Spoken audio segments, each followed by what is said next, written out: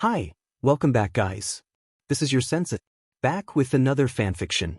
This is the first part of What If Naruto Was Raised by the Aburame Clan. Now before starting, please give this video a like and subscribe to the channel if you want more videos like this. Now let's get into the fanfic. Sarutobi was sitting patiently in a chair, waiting for the rest of the clan heads to file into the conference room. Next to him stood his former student, the legendary Sannin, Jiraiya, holding what appeared to be a small bundle of blankets. A few minutes later, every seat had been occupied, and they were ready to begin their meeting. The room was filled with the sound of muffled chatter, obviously about the events that had just taken place. Sarutobi cleared his throat to silence the bickering crowd. Once they settled down, he began, "As you all know, our village has suffered great losses to the demon known as the Nine-Tailed Fox. I'd like to inform you all that the threat has passed, and the demon has been defeated." There was a sound of applause and cheers from the less formal clan heads. The people who held their tongues were deep in thought. Something was amiss. How could a beast with such terrible power be suddenly defeated? Then it dawned on them. Why was Sarutobi informing them and not the fourth? A tall man with long dark brown hair and pale, pupilless eyes was the first to ask the question, "Where is the fourth? Has he sustained injury during the fight?" Sarutobi looked down with a defeated expression on his face. "I'm sorry to inform you, Hayashi-sama, that the fourth lost his life during the battle." There were gasps heard throughout the meeting room and shocked faces on everyone. Surely their beloved Hokage couldn't be gone. Hayashi managed to keep a straight face, but he too was in pure shock. After composing himself, he addressed Sarutobi once more. "How was the demon defeated?" he asked, trying to keep his voice as calm and collected as possible. Sarutobi took a minute to think of how he ought to tell them. "The demon was defeated by the fourth," he finally explained. "He used a forbidden sealing jutsu.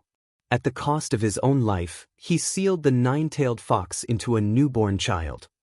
He nodded to the bundle in Jiraiya's arms. There was another round of gasping from the clans, with everyone throwing questions at the third Hokage as though they were in a game of dodgeball. Sarutobi could only hear bits and pieces of what everyone was saying due to everyone trying to speak all at once. But one voice was heard above all others. Everyone turned to the man who had just shouted, "We must kill it." Sarutobi glared at the rest of the council and answered, "No. Besides the fact that you suggest we kill an innocent child, if we kill the child, the demon will almost surely be released. The odds of the demon dying when the child does will increase over time, but even so, we will not kill him either when that time arrives. This is insane. You actually wish to protect that monster? Nevertheless, you do not have the power to overrule me. I am the head of the Uchiha clan, which has more power than the Sarutobi clan. That may be true, Fugaku, but since the fourth never chose a successor, I must take back the role as Hokage. Furthermore, the fourth left it in his will that we honor this child as a hero for what he holds. I don't think assassinating him is very honorable, do you?" Fugaku just snorted and sat back down in his seat. "Now, there is still the matter of the child. His parents have died and I haven't quite figured out what to do with him. But I have decided to inform the village of exactly what happened today. I can only hope the village will honor the fourth's wish and view him as a hero for keeping the demon at bay.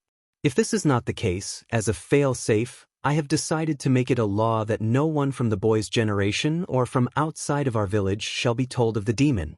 Anyone who breaks these rules will be severely punished.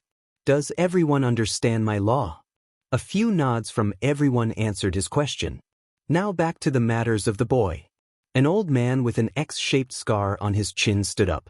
"I would more than willingly place him in my ANBU root division. The boy carries a great power within him and could become the Leaf Village's secret weapon if molded right." Then Hayashi Hyuga stood up. He was not about to let an opportunity like this pass him up. That boy was valuable and he had to have him for his own clan. "If I may interject, but maybe it would be more wise to hand the boy over to me. I'm sure the boy could become quite powerful if he was placed in root, but he might be easily influenced by the demon if he becomes void of any emotion. I do not mean to insult your methods of teaching, Danzo-sama, but it could prove dangerous in the boy's case." The Hokage thought this over.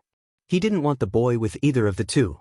He did want the boy to be brought in by someone, though it appeared no one else was going to offer to take the child in. So he would have to decide between Hayashi and Danzo. His decision landed on Hayashi.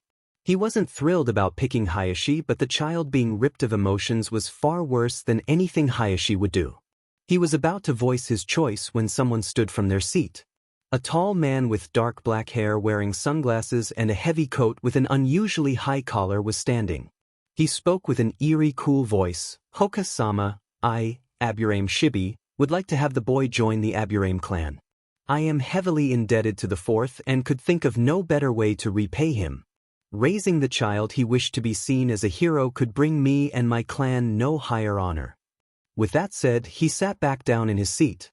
Sarutobi thought this over, and it didn't take him long to realize that Shibi was the best choice. The Aburame clan had no interest in more power or being the best. They would treat him well. Sarutobi cleared his throat and spoke. "Seeing that it would be in Naruto's best interest, I've decided to let Aburame Shibi have custody of the child. Are there any stipulations for you taking the boy?" Shibi adjusted his glasses and said with no emotion, "Yes, for the boy to truly become part of my clan he must become a host." Sarutobi shivered at that comment along with everyone else. They all knew what he meant by that. "I have already sent a messenger insect to inform my clan to get things ready for the procedure. It is fortunate for us that the boy was born only a few hours ago. The Kikai insects can only join with a host on the very day they're born, due to obvious reasons. I must get the boy to my compound as soon as possible, so if this meeting is adjourned, I would like to take my leave." Sarutobi nodded and signaled for Jiraiya to hand the baby over to Shibi. Jiraiya walked up and handed the bundle to Shibi, who carefully held it. "Please take good care of Naruto," Jiraiya said, almost sad. Shibi looked at Jiraiya with a pet eyebrow and said, "Naruto?" Jiraiya looked sheepishly at Shibi. "Yeah, that's the kid's name, but if you would like to change it, feel free to do so." "No, Naruto will be fine." He bowed to Jiraiya and then to Sarutobi. "Good day," and he poofed away in a cloud of smoke. Hayashi and Danzo were both furious with the Hokage. They didn't show it when they offered to take Naruto. But both of them wanted Naruto, and badly. To think that he would give Naruto to a clan that would keep him from what he was truly capable of. What a waste, Hayashi spat before going out the door with the rest of the clan heads. Only Jiraiya and Sarutobi were left. "Do you think I made the right decision?" Sarutobi asked his former student. "Yes, I do. The Aburames wouldn't have been my first choice. Hell, they wouldn't have been my third. But they are good people. Maybe weird and creepy, but still good people. A much better choice than the Hyuga or the Root," Jiraiya assured Sarutobi. "Let's just hope that's true," the Hokage said, slumping into his chair in exhaustion. Back to Shibi and Naruto. Shibi had just made it to the Aburame compound when Naruto began to stir from his slumber. The compound was a huge mansion, not as big as the Hyugas but huge nonetheless. The Aburames were the third most wealthy and powerful clan in the village, only trailing by the Hyuga and Uchiha. The Aburame used to stay in a district, with everyone living in their own separate houses, 20 years ago. But their clan had decided that living in one hive, so to speak, would logically be more proficient. There were only about a little over 30 Aburames, so most of the rooms were used for Kikai insect breeding, study, and experiments. The home also consisted of a huge library with books on about every known insect, jutsu scrolls, and any other book that would be found in a clan library. Shibi had entered with the now crying Naruto and was greeted by his wife. She looked similar to Shibi.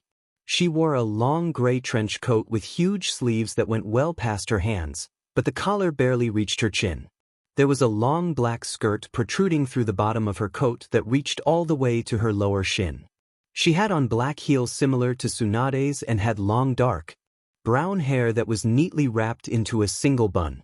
Finally, she wore the Aburame clan's trademark dark sunglasses. "Greetings," she spoke, with far more emotion in her voice than her male counterpart. She walked up to Shibi, who simply gave her a nod in reply. She eyed the crying baby and took him from Shibi's arms. "His name is Naruto. I'm sure my messenger relayed the details." She nodded to her husband and lifted her one free arm, the long sleeve sliding off to reveal an already prepared baby bottle with formulated milk in her hand. Naruto managed to finish half the bottle before passing out. Now that he's out, she said, we should get started. I have already selected a nice colony and his room should be prepped by now. Your assistance is most appreciated, Hina. She smiled happily, something only a female Aburame was capable of. Well, he is my son, correct? Shibi nodded, that is correct. Just then, a woman walked down a staircase and confronted the two. His room is prepped and ready for procedure. She spoke almost as warmly as Hina. They both nodded and proceeded to follow the woman upstairs. They arrived into a room that looked like a hospital room prepped for surgery.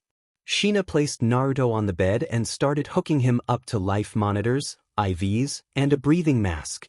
She pulled a bag of type O blood from a cooler that had been there, connected the blood to a vein in Naruto's arm and stepped away. A man soon walked in holding a cage with hundreds of the Kikai insects crawling around. He handed it to Shibi and walked back out of the room without muttering a word. Shibi walked up to Naruto, opened the Kikai cage, then placed his hand on Naruto's chest. His hand began to glow green and the insects began to file out of the cage. It wasn't long before Naruto was covered in the insects, except for his face, which was covered in the breathing mask. The cage was virtually empty except for one last insect, the apparent queen. Shibi removed his hand and then let the Kikai finish their work. The Kikai were marking him with pheromones as a way of familiarizing their new home. A moment later, blood began to seep through, underneath Naruto. It became impossible to see what was happening due to all the insects covering Naruto. A few minutes later the bed was soaked with blood and the amount of insects on Naruto had decreased by half. Hina had already replaced the blood bag twice, but this was a good sign. He was leaking less blood than normal. About 3/4 of the insects had burrowed their way into Naruto. The queen had also receded into his body by this point. Another 2 hours passed and the process was completed. Now that the insects had all gone into his body, his skin was revealed to have dozens of small holes all over his body from the neck all the way down to his shins. He was breathing peacefully like nothing had even happened.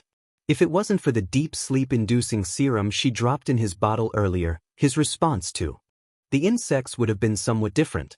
Hina walked up to Naruto and picked him up and took him to a recovery room. Shibi followed. She placed him in a crib and wrapped him up in some blankets.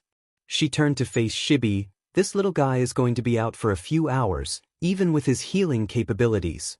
So you noticed as well. It must be the chakra of the nine-tailed fox. Hina nodded. Do you think the fox's chakra will close his entrance holes? No, I do not believe so. The Kikai secrete a special liquid that heal the flesh around the holes. The fox will not heal where there is no need to. Think of how your ear heals when you get your ears pierced. Your ear has a hole but it's still healed at the same time. Same principle here. Hina nodded in agreement. Well, we should leave him so he can rest. Why don't we go check on Shino? I'm sure he will be delighted to hear he has a brother. 7 years had passed since that fateful day Naruto was adopted into the Aburame clan. The sun was shining, the birds were chirping, and there wasn't a cloud in sight. It was a perfect spring day. Virtually every child was out playing, with the exception of 2 boys. One had dark brown bushy hair, a beige long-sleeve shirt with dark brown pants, and wore pitch-black sunglasses. The other boy had spiky blonde hair. He wore a long-sleeved orange shirt with dark brown pants that stopped at his lower calf. He topped that off with sunglasses with a dark blue tint as opposed to jet black ones. They were lying on the floor inside their clan's training room, breathing hard. Hey Shino, what do ya say we go one more round? The blonde one asked rather loudly.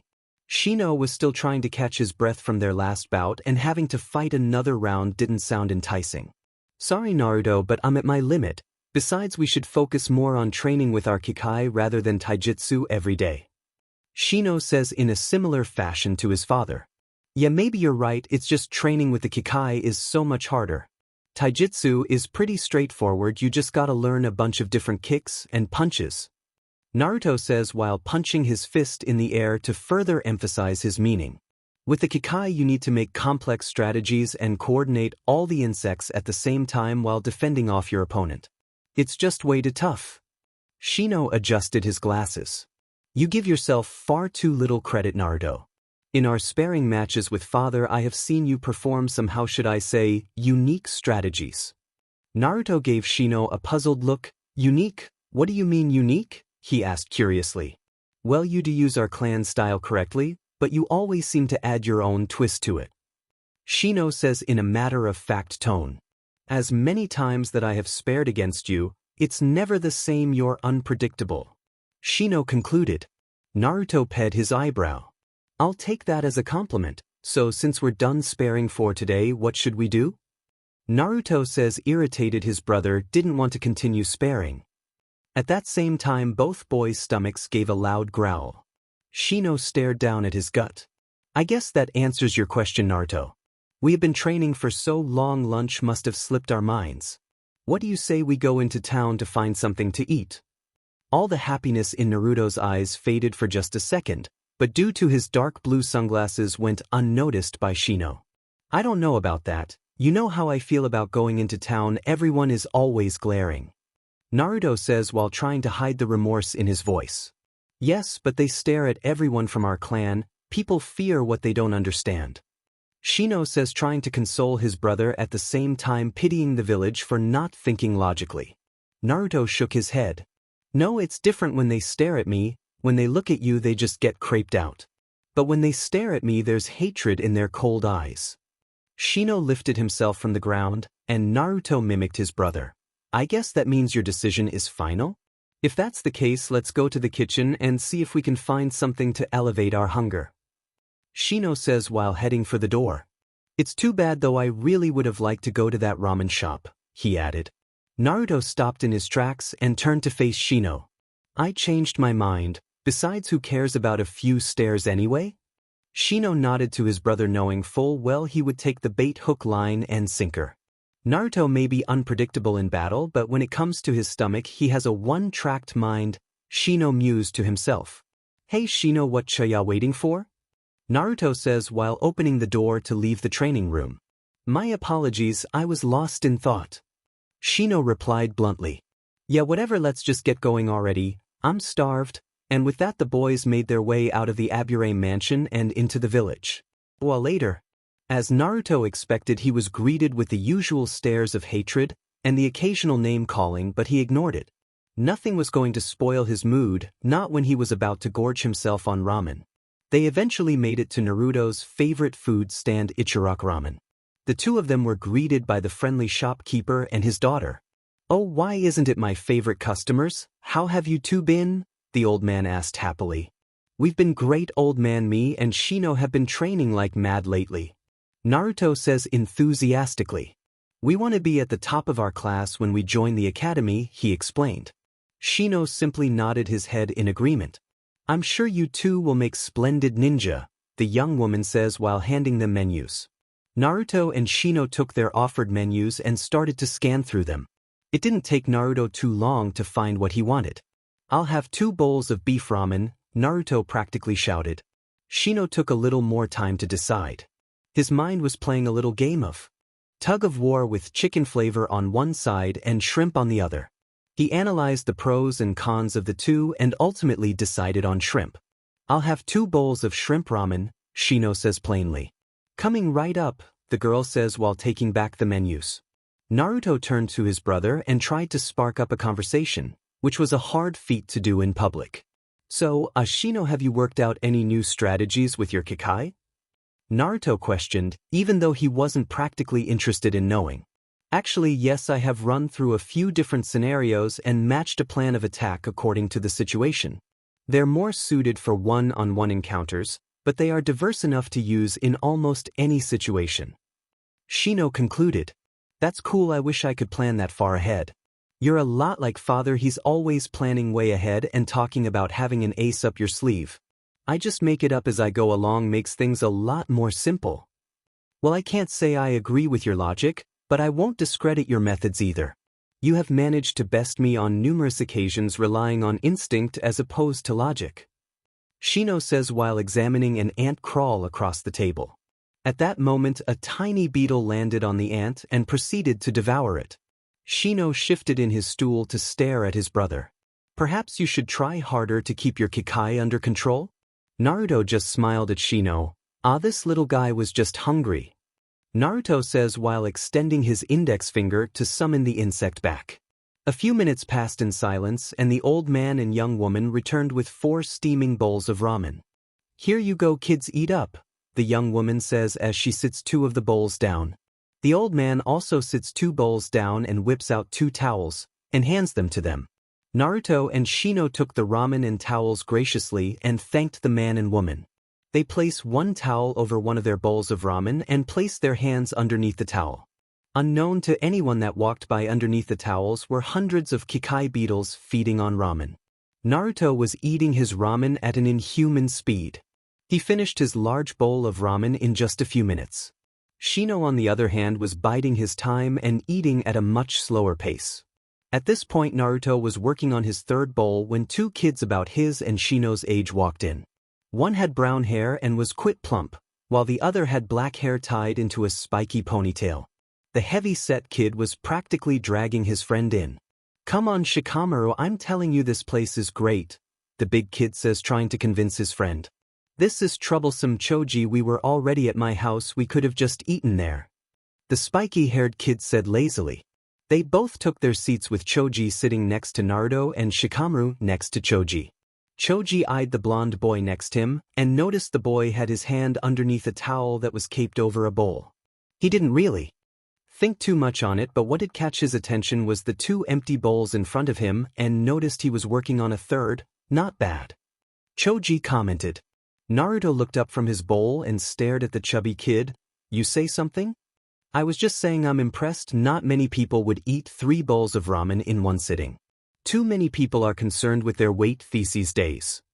Naruto looked the boy up and down. Well, I can see that you're not concerned with your weight. Choji's eyes twitched. And just what do you mean by that? He asked while leveling Naruto a dangerous glare. Naruto saw the anger in the boy's eyes and knew what he said came out wrong.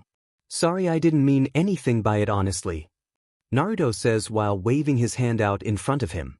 Choji calmed down. Forgive me, it's just I lose my temper when people call me fat. I'm Choji, by the way, Choji Akimichi, and this is my best friend Shikamaru Nara. Naruto looked over past Choji to look at the spiky-haired kid whom was now sleeping with his head on the counter. Naruto quirked his eyebrow. He didn't quite know what to make of the kid. Who falls asleep that fast, he thought. Looks like your friend is tired, Naruto says while pointing to the sleeping boy. Choji turned to face his now sleeping friend. Choji sighed before he slapped his hand on his forehead. Sorry, he does that sometimes. Choji then proceeded to shake Shikamaru to wake him up.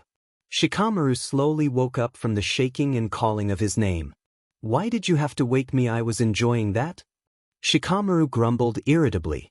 I wanted you to meet. Choji turns to Naruto. Actually, I didn't catch your name. Naruto Aburame, and this is my brother Shino. Naruto gestures to the boy next to him.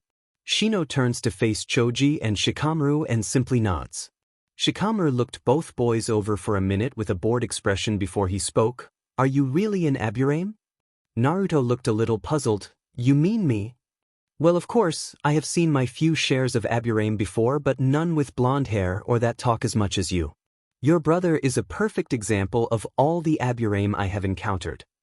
Shikamaru says in a droning tone. Naruto looked offended. So what? I guess I'm a little different. Do you need proof or something?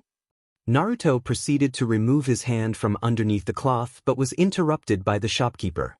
So what can I get you and your friend Choji?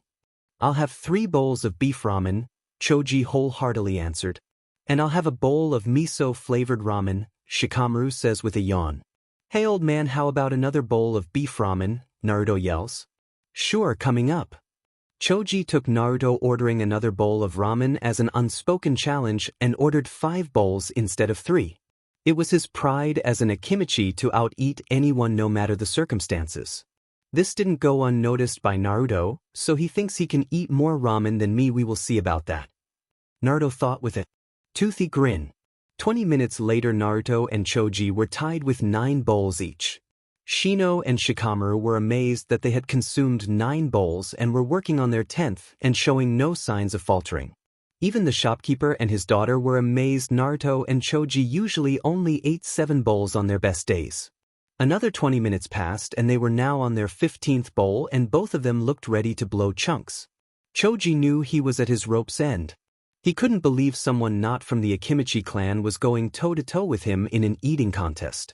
Stealing his resolve, Choji readied himself for another bite. Then he saw what he didn't expect. Naruto's eyes rolled to the back of his head and he passed out face first into his bowl of ramen. Shino merely shook his head before he pulled his brother's head out of the ramen to keep him from drowning in it. Shikamaru just looked at the unconscious boy and shook his head, troublesome. At that moment Choji gripped his stomach and ran to a trash bin and hurled. After his barfing round he too passed out. The shopkeeper sighed before he turned to his daughter. Would you mind looking after the shop? I need to get these two to the hospital. Tucci took off his apron and hat, walked around the counter and picked Naruto up fireman style, and held Choji the same way on his opposite shoulder. Let's get going you two, he says, motioning to Shino and Shikamaru. They nodded and followed the man. A few minutes later, they were standing in front of a nurse in the emergency room. Tucci had laid the unconscious boys in chairs and was speaking to the nurse. She had to hold back a bit of laughter when she heard the story but knew the situation was a bit serious. She walked to where the boys were seated to see their condition for herself. When her eyes met Naruto, her blood began to boil and she thought about refusing the boy treatment, but decided being on the bad side of the Aburame clan wasn't worth it. She called for 2 stretchers and 2 nurses came with the stretchers and wheeled the boys off. Tucci told the boys he needed to get back to the shop and wished Naruto and Choji the best of luck. Shino and Shikamaru made their way to the waiting room and waited for any news on their friend and brother. Shino had decided his parents should know what happened to Naruto and sent a messenger insect to find them. Shina had arrived about 20 minutes after Shino sent his messenger and demanded to know everything that happened. She was shocked to find Naruto could be so reckless, and that Shino did not stop him from consuming half his weight in ramen. Shibi was away on a mission and would find out the details later on. Shikamaru had left when Shina arrived to retrieve the Akimichis. The Akimichis arrived just as a nurse came out to tell them the news. She looked at her clipboard and said, "Who are the parents of Akimichi Choji?" The 2 Akimichis stood up. I am Choza.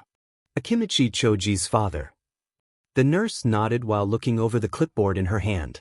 Very well, your son is awake and in stable condition and can receive visitors if you would like to see him. Choji had suffered from a mild case of hyperphagia and will not be able to eat solid foods for about a week and a half. He will be held in the hospital for 2 days. His room is on the 3rd floor, room 3D. The Akimichis and Shikamaru nodded and proceeded to the room where Choji was. Next we have Aburame Naruto. He is also awake and in stable condition. And seems he too suffered from a slightly more severe case of hyperphagia. He has the okay to have visitors, but it looks like he's going to be in the hospital for a few days. You're welcome to go see him if you like. He's on the 3rd floor, room 3F. Shina and Shino nodded and walked in the direction of Naruto's room. Meanwhile, Naruto was lying on a bed bored out of his mind. He never quit, had the patience the rest of his clan seemed to have, and couldn't stand not doing anything for more than 5 minutes at a time. He soon started planning how he would escape when his eyes fell upon his window and he grinned like an idiot. I guess that will do, he thought as he got up from his bed and opened the window. Looking down, he started to second-guess jumping from a 3-story building, but shrugged the thought when he spied a nearby tree. Naruto cracked his knuckles and prepared to lounge for the tree but stopped when he heard the sound of someone clearing their throat. He turned around to face a glaring Shina. Well, at least he thought she was glaring behind her dark shades. Hey mother, I was just getting a little fresh air is all, Naruto says sheepishly. Shina merely raised her eyebrow. That's a relief, and here I was under the impression you were attempting to escape. Shina says with obvious sarcasm in her voice. Naruto gave his mother a huge grin. You know me too well. I suppose I do, and the last thing I want to hear about are more escape attempts, is that clear? Shina says while narrowing her eyes on Naruto. Naruto nodded to his mother. One of the few things he would want would be to upset her. As nice as she was, she could also be scary at times when provoked. Good, I'm glad we have an understanding. Furthermore, I have been informed you will stay here for a few days. Naruto groaned and crossed his arms, and was about to protest. But his mother raised a hand to silence him. No arguments, Naruto, you have gotten yourself into this predicament and you must face the consequences. But try not to be so disappointed. You can use this time to build your patience. You will find soon enough that not every mission you receive will be entertaining. Naruto didn't argue with that logic. If he couldn't become more patient, he would die of boredom on long, uneventful missions. He would devote himself to becoming more patient, more like an Aburame for that matter. Naruto had always known he was different. From his family, he never questioned why. There was usually at least one oddball in a family, and it just so happened that he was that oddball. No Aburame in their right mind would ever end up in a hospital from merely not knowing when to stop eating. Naruto came to the conclusion that he needed to change. It was time to use brain over brawn. Naruto looked to his mother with determination in his eyes. You're right, mother, I should look at this as an opportunity to improve myself. I have made a lot of dumb mistakes because I didn't think logically and assess the situation correctly. But no more. I promise I will change and make our clan proud. Shina stared at her son for a minute before walking to his bed and sitting down. Naruto, I'm proud you want to better yourself, but you do not have to change who you are to do so. We are who we are and you have nothing to be ashamed of. So you make a few mistakes here and there, but everyone does. It's what makes us human. If you never make a mistake, you will never learn anything. Naruto cast his head down, not daring to look at his mother. Today a kid accused me of not being an Aburame. I don't know why, but it hurt. It made me feel like I truly didn't belong. Shina had expected this but didn't think he would take it this hard. Her son was ready to completely change the person he was simply from one comment. She could tell Naruto truly loved his clan if being told he wasn't one of them affected him so much. But nonetheless she had to nip his doubt in the bud. Naruto, try not to dwell on what was said to you. Believe me when I say you are as much an Aburame as Shino, your father, and myself. So you may not be quite sheltered and mysterious, but as much as people seem to think, that's not what defines being an Aburame. Naruto looked back to his mother. Then what does define being an Aburame? Shina gave her son a small smile. I will leave that for you to find for yourself. Shina kissed Naruto on the cheek and stood to leave. Rest well, Naruto, as soon as you get out of here your training will commence, she added. Naruto gave Shina a nod, and then turned to Shino, who had said nothing the entire time. Shino simply said, see you soon, and exited from the room, and their mother followed after him. Naruto was about to doze off to sleep, seeing there was nothing better to do, when he heard a knock on his door. Come in, he yelled. A nurse walked into his room. Ah, good, I caught you awake. I have come to inform you that you have been assigned a roommate. I hope this doesn't inconvenience you, the nurse said a bit apologetically. Naruto shrugged. Nah, at least I'll have someone to talk to. Good to see you're not upset. I was told Aburame members liked their privacy. Don't worry about that, you'll find I'm different than most Aburames. Naruto replied dryly. I can see that. I'll be back in a few minutes with your roommate. The nurse left and closed the door behind her. Naruto wondered what his roommate would be. Would they be young or old, civilian or ninja? Numerous probabilities were racing through his head until his door opened. His nurse came in pushing a gurney with a young girl on it. The girl had short, dark midnight blue hair with pale skin and seemed to be sleeping peacefully. The nurse placed her in the second bed occupying the room. She then walked over to Naruto. Her name is Hyuga Hinata. She was suffering from a severe case of chakra exhaustion, but she should be awake sometime tomorrow. Do try and be nice to her. I was told she was the heir to the Hyuga clan. And getting on the bad side of the Hyuga is not something I would advise. With that said, the nurse left the room, leaving Naruto to his thoughts. Naruto looked over to the sleeping Hyuga and wondered what she would be like. He had never met a Hyuga personally but had heard plenty about them. Supposedly they were a bunch of snot-nosed pricks. But he couldn't picture this girl being anything like that. He decided he would just have to wait and find out tomorrow and finally let the long-awaited sleep take over him. This food is this. Naruto yelled in protest. Oh, come on, it's not that bad, a nurse countered. Okay, then you eat it if it's not that bad. Naruto challenged. I don't have to eat it. You're the one in the hospital, not me, the nurse retorted. I'm not eating it, and that's final. Naruto says while crossing his arms. Okay, then your body will remain weak and you will never get out of here. The nurse stated. Naruto perked his head up with interest. You're telling me if I eat this slop I will recover faster? The nurse nodded. That's exactly what I'm saying. You should have told me that before. Naruto then proceeded to devour the food on his tray. Now that's better, I will return in a few minutes to collect your tray. The nurse says as she turned on her heels and walked towards the door. Done, Naruto shouts, stopping the nurse in her tracks. Done? That's not possible, she says while turning around and gawking when she saw the completely empty tray. How did you finish so fast? Naruto shrugged. I'm a fast eater. That was a little more than fast. Now it makes sense how you ended up in the hospital, she says as she takes his tray from him. I'll return in a few hours to bring you lunch. Take it easy until then, she added. Sure thing, but one question. The nurse raised her eyebrow. What is it? When will she be awake? Naruto says while pointing to the still sleeping Hinata. Well, we expected her to be awake this morning, but it looks like she was far more exhausted than we thought. But she should surely be awake by noon. Wow, she must have been training pretty hard to end up in the hospital. Naruto's eyes were gleaming at the thought of training that hard. Maybe so, but don't you go getting any ideas. The nurse scolded. The last thing you should want is to end up back in the hospital. Besides, chakra exhaustion is a serious matter, some have died from it, so don't take it lightly. Do you have kids? Naruto says out of the blue, because you would make a good mother? The nurse had a small blush. What makes you think I would be a good mother? Well, because you sound like my mother when she's scolding me or my brother. Mostly me though, cause Shino doesn't really do anything wrong. Naruto replied casually. The nurse's eyebrow ticked. Is that a fact? The nurse says as she storms out of the room. What did I do wrong? Naruto asked aloud, honestly confused. He lied back down, contemplating what to do. Man, I'm bored, let's see what can I do to keep myself occupied. I got it, now's the perfect time to practice my info gathering. Naruto lifted his arm and one beetle crawled from a hole in his arm and walked to his index finger.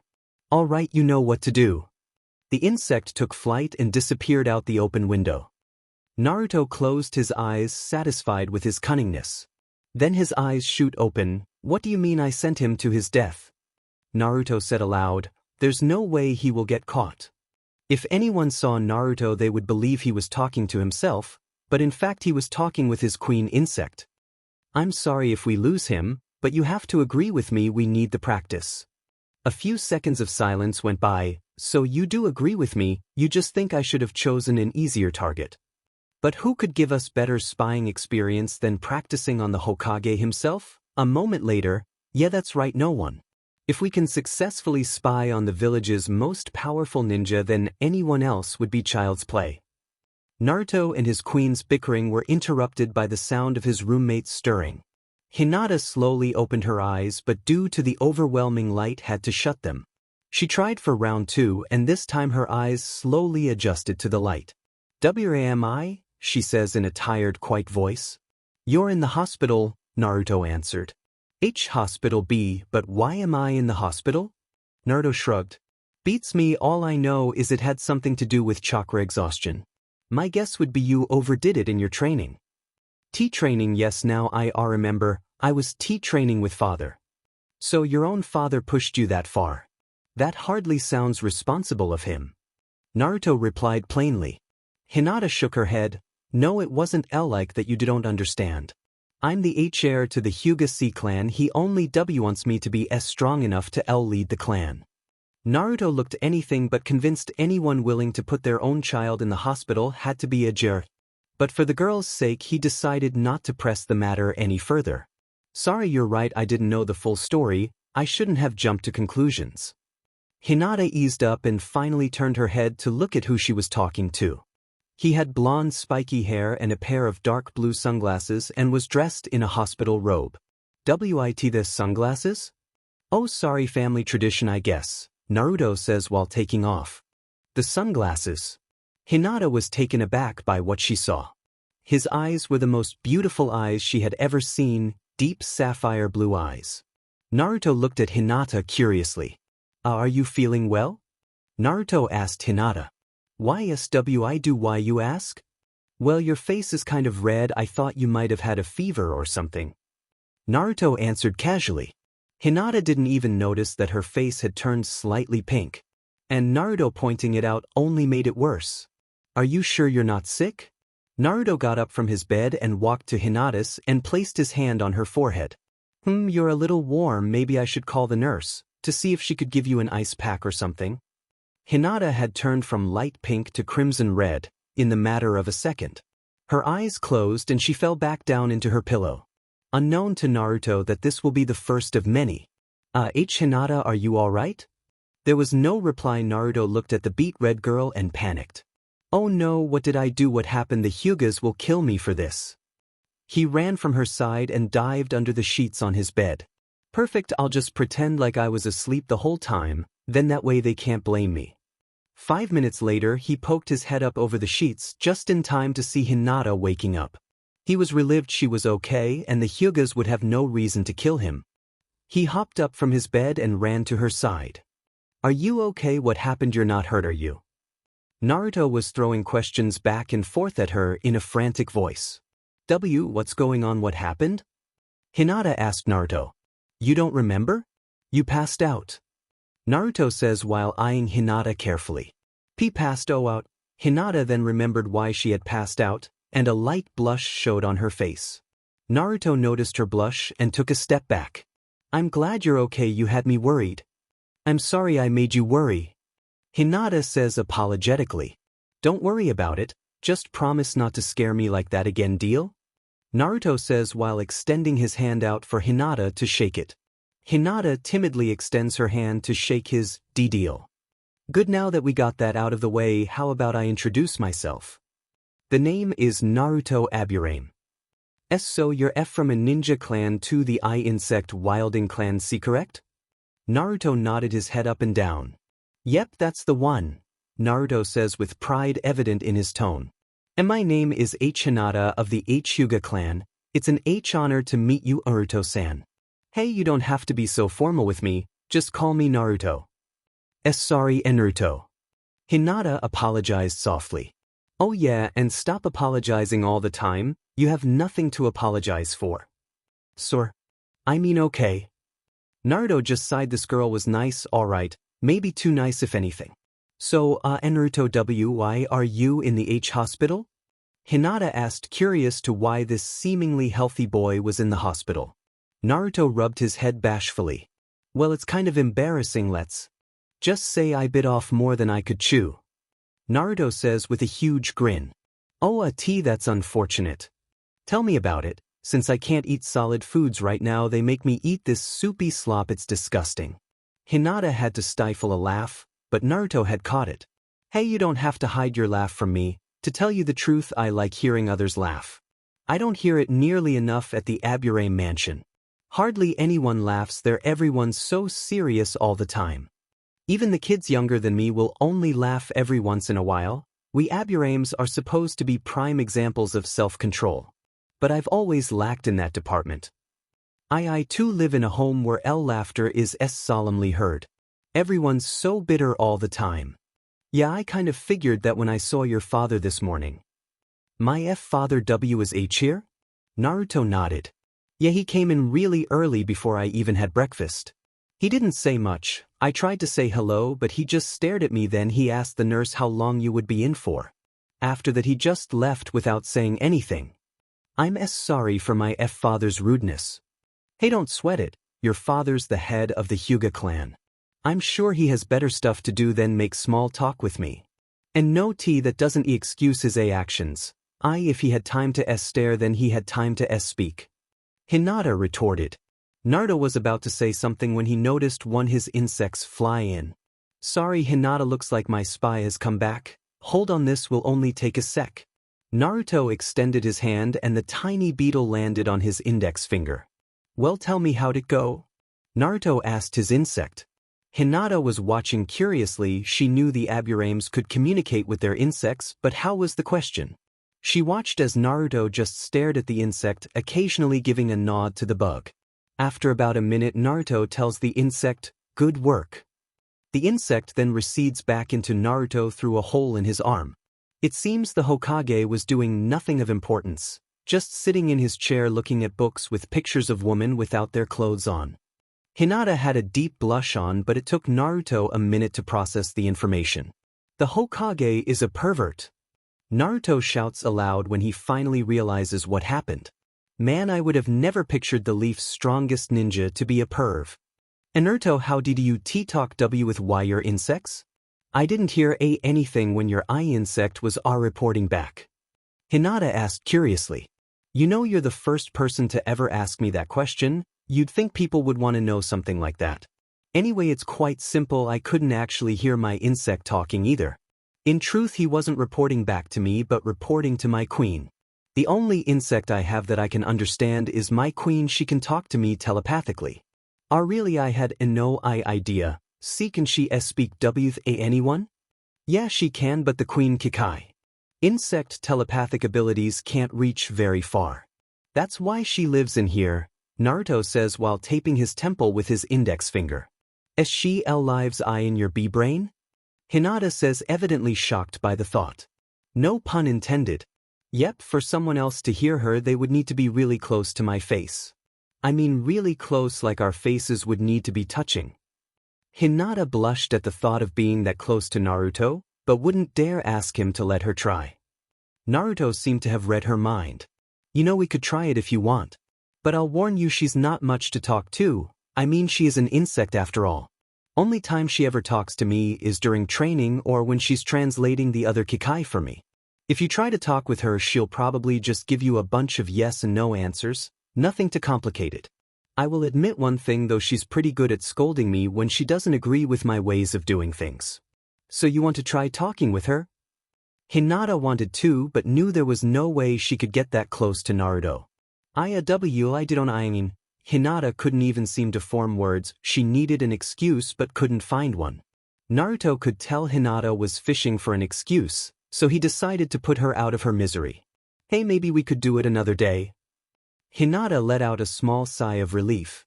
Weiss, another day sounds good. So you learned a few things about me, so what about you? Naruto says, trying to move on to a new subject.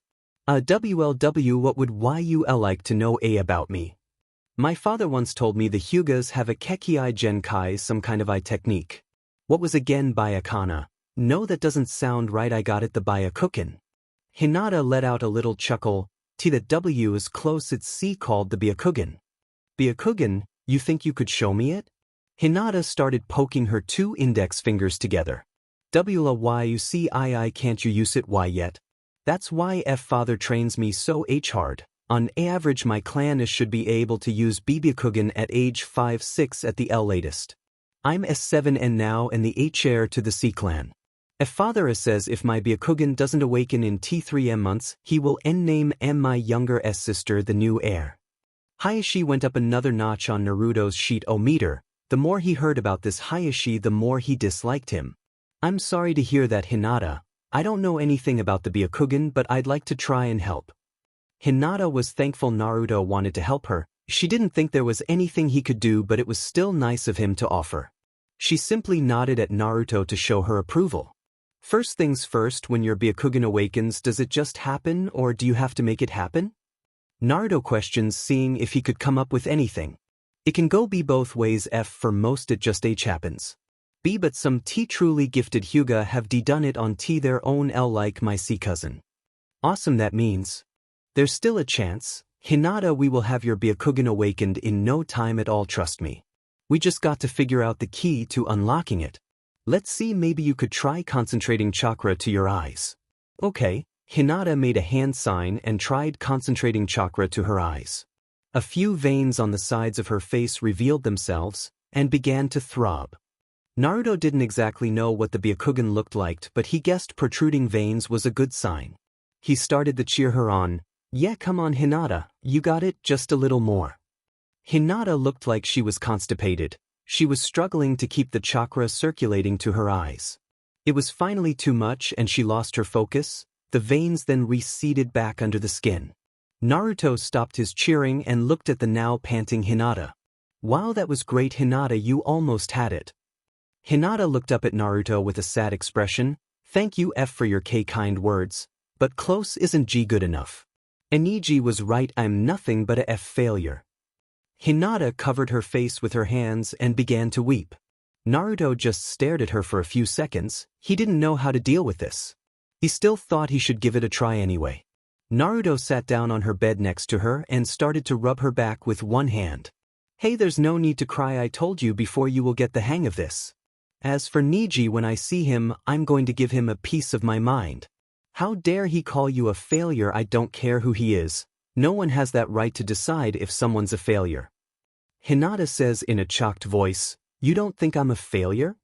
Naruto didn't even give it a second thought. Of course not, and shame on anyone who does think that about you. Hinata finally managed to stop her crying after hearing those words from Naruto. She looked up to see he was now just staring out the window, still sitting next to her. Thank you Naruto-kun, she stifled out.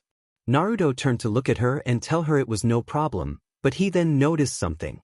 Hinata, your eyes, was all he managed to say. Hinata, why your eyes? Naruto stuttered out. Hinata didn't even need to question him.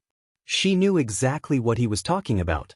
Her vision was completely different than a moment ago. Everything now appeared white. She also could see everything around her. It was completely bizarre. Being a Hyuga, she had known plenty about the Byakugan, how it worked, what it was like, but experiencing it for herself was overwhelming. Hey Hinata, what's it like? I mean, how does everything look? Naruto asked while staring at Hinata curiously. Hinata focused her sight on Naruto and was shocked at how he now looked. Naruto now appeared transparent. She could see directly into his body. She marveled at the numerous blue cords running through him. Also, the thousands of insects in his body became vividly clear. I can see everything around me.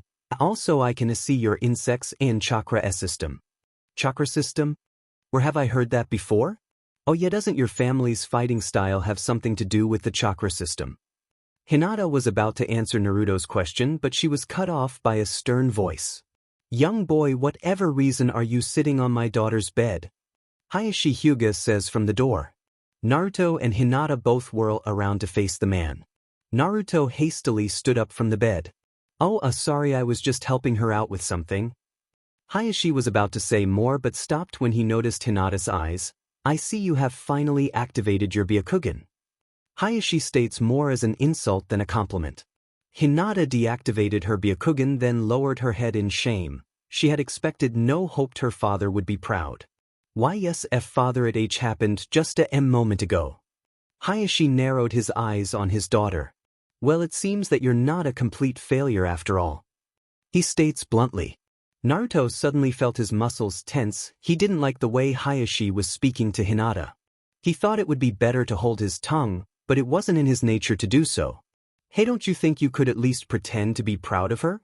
Naruto challenged Hayashi. Quiet boy, this matter does not concern you. Hayashi countered. Naruto glared at Hayashi. The hell it does, Hinata's a friend of mine, and no one treats my friends like that. I don't give a damn who they are, and that includes you. Hinata was speechless. She couldn't thank Naruto enough for helping her activate her Byakugan. But now he was standing up to her father on her behalf. Hayashi was also struck speechless. No one had ever spoken to him like this, and he didn't like it. Hayashi's voice soon came back and he used it. How dare you raise your voice to me, you insolent little brat? Do you have any idea who you are speaking to? Naruto shrugged. I think I might have an idea.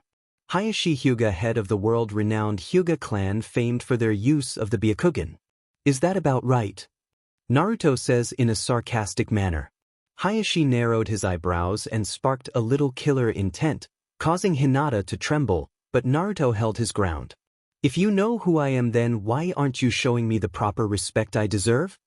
I am showing you the proper respect you deserve, and that's none. Naruto spat venomously.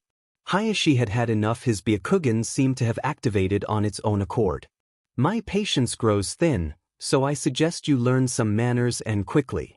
Hayashi says in an icy tone. Naruto felt a bit nervous when he heard Hayashi's cold tone.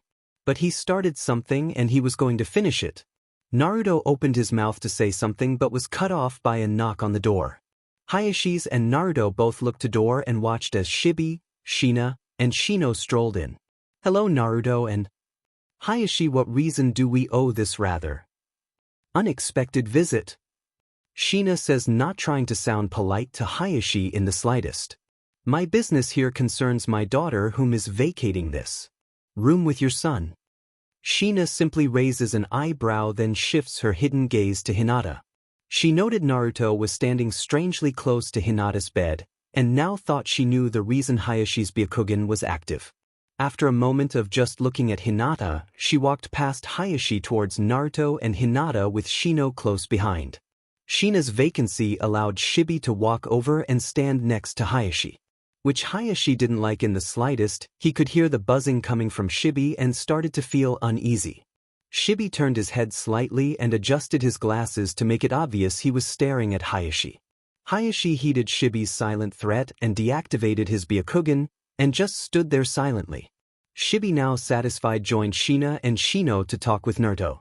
Now Hayashi may have been the head of the Hyuga clan, but getting into a confrontation with an Aburame, let alone the head Aburame, wasn't a good idea. If not for the Hyuga outnumbering the Aburame 3-1, there would be no question as to which clan was stronger.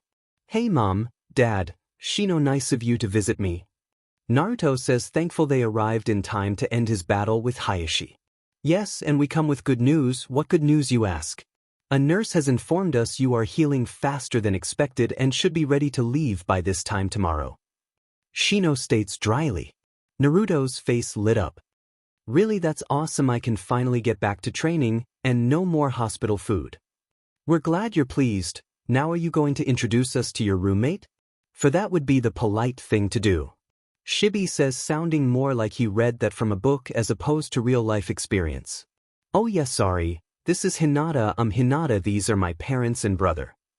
It's a very nice to meet wa. Hinata says, even more nervous with her father watching. As you, was Shina's simple reply. Hayashi's eyebrow twitched. He hated taking the back seat to anyone, and taking it to his own daughter is where he would draw the line. So he cleared his throat to get everyone's attention. Forgive me for intruding, but I have other business to attend to.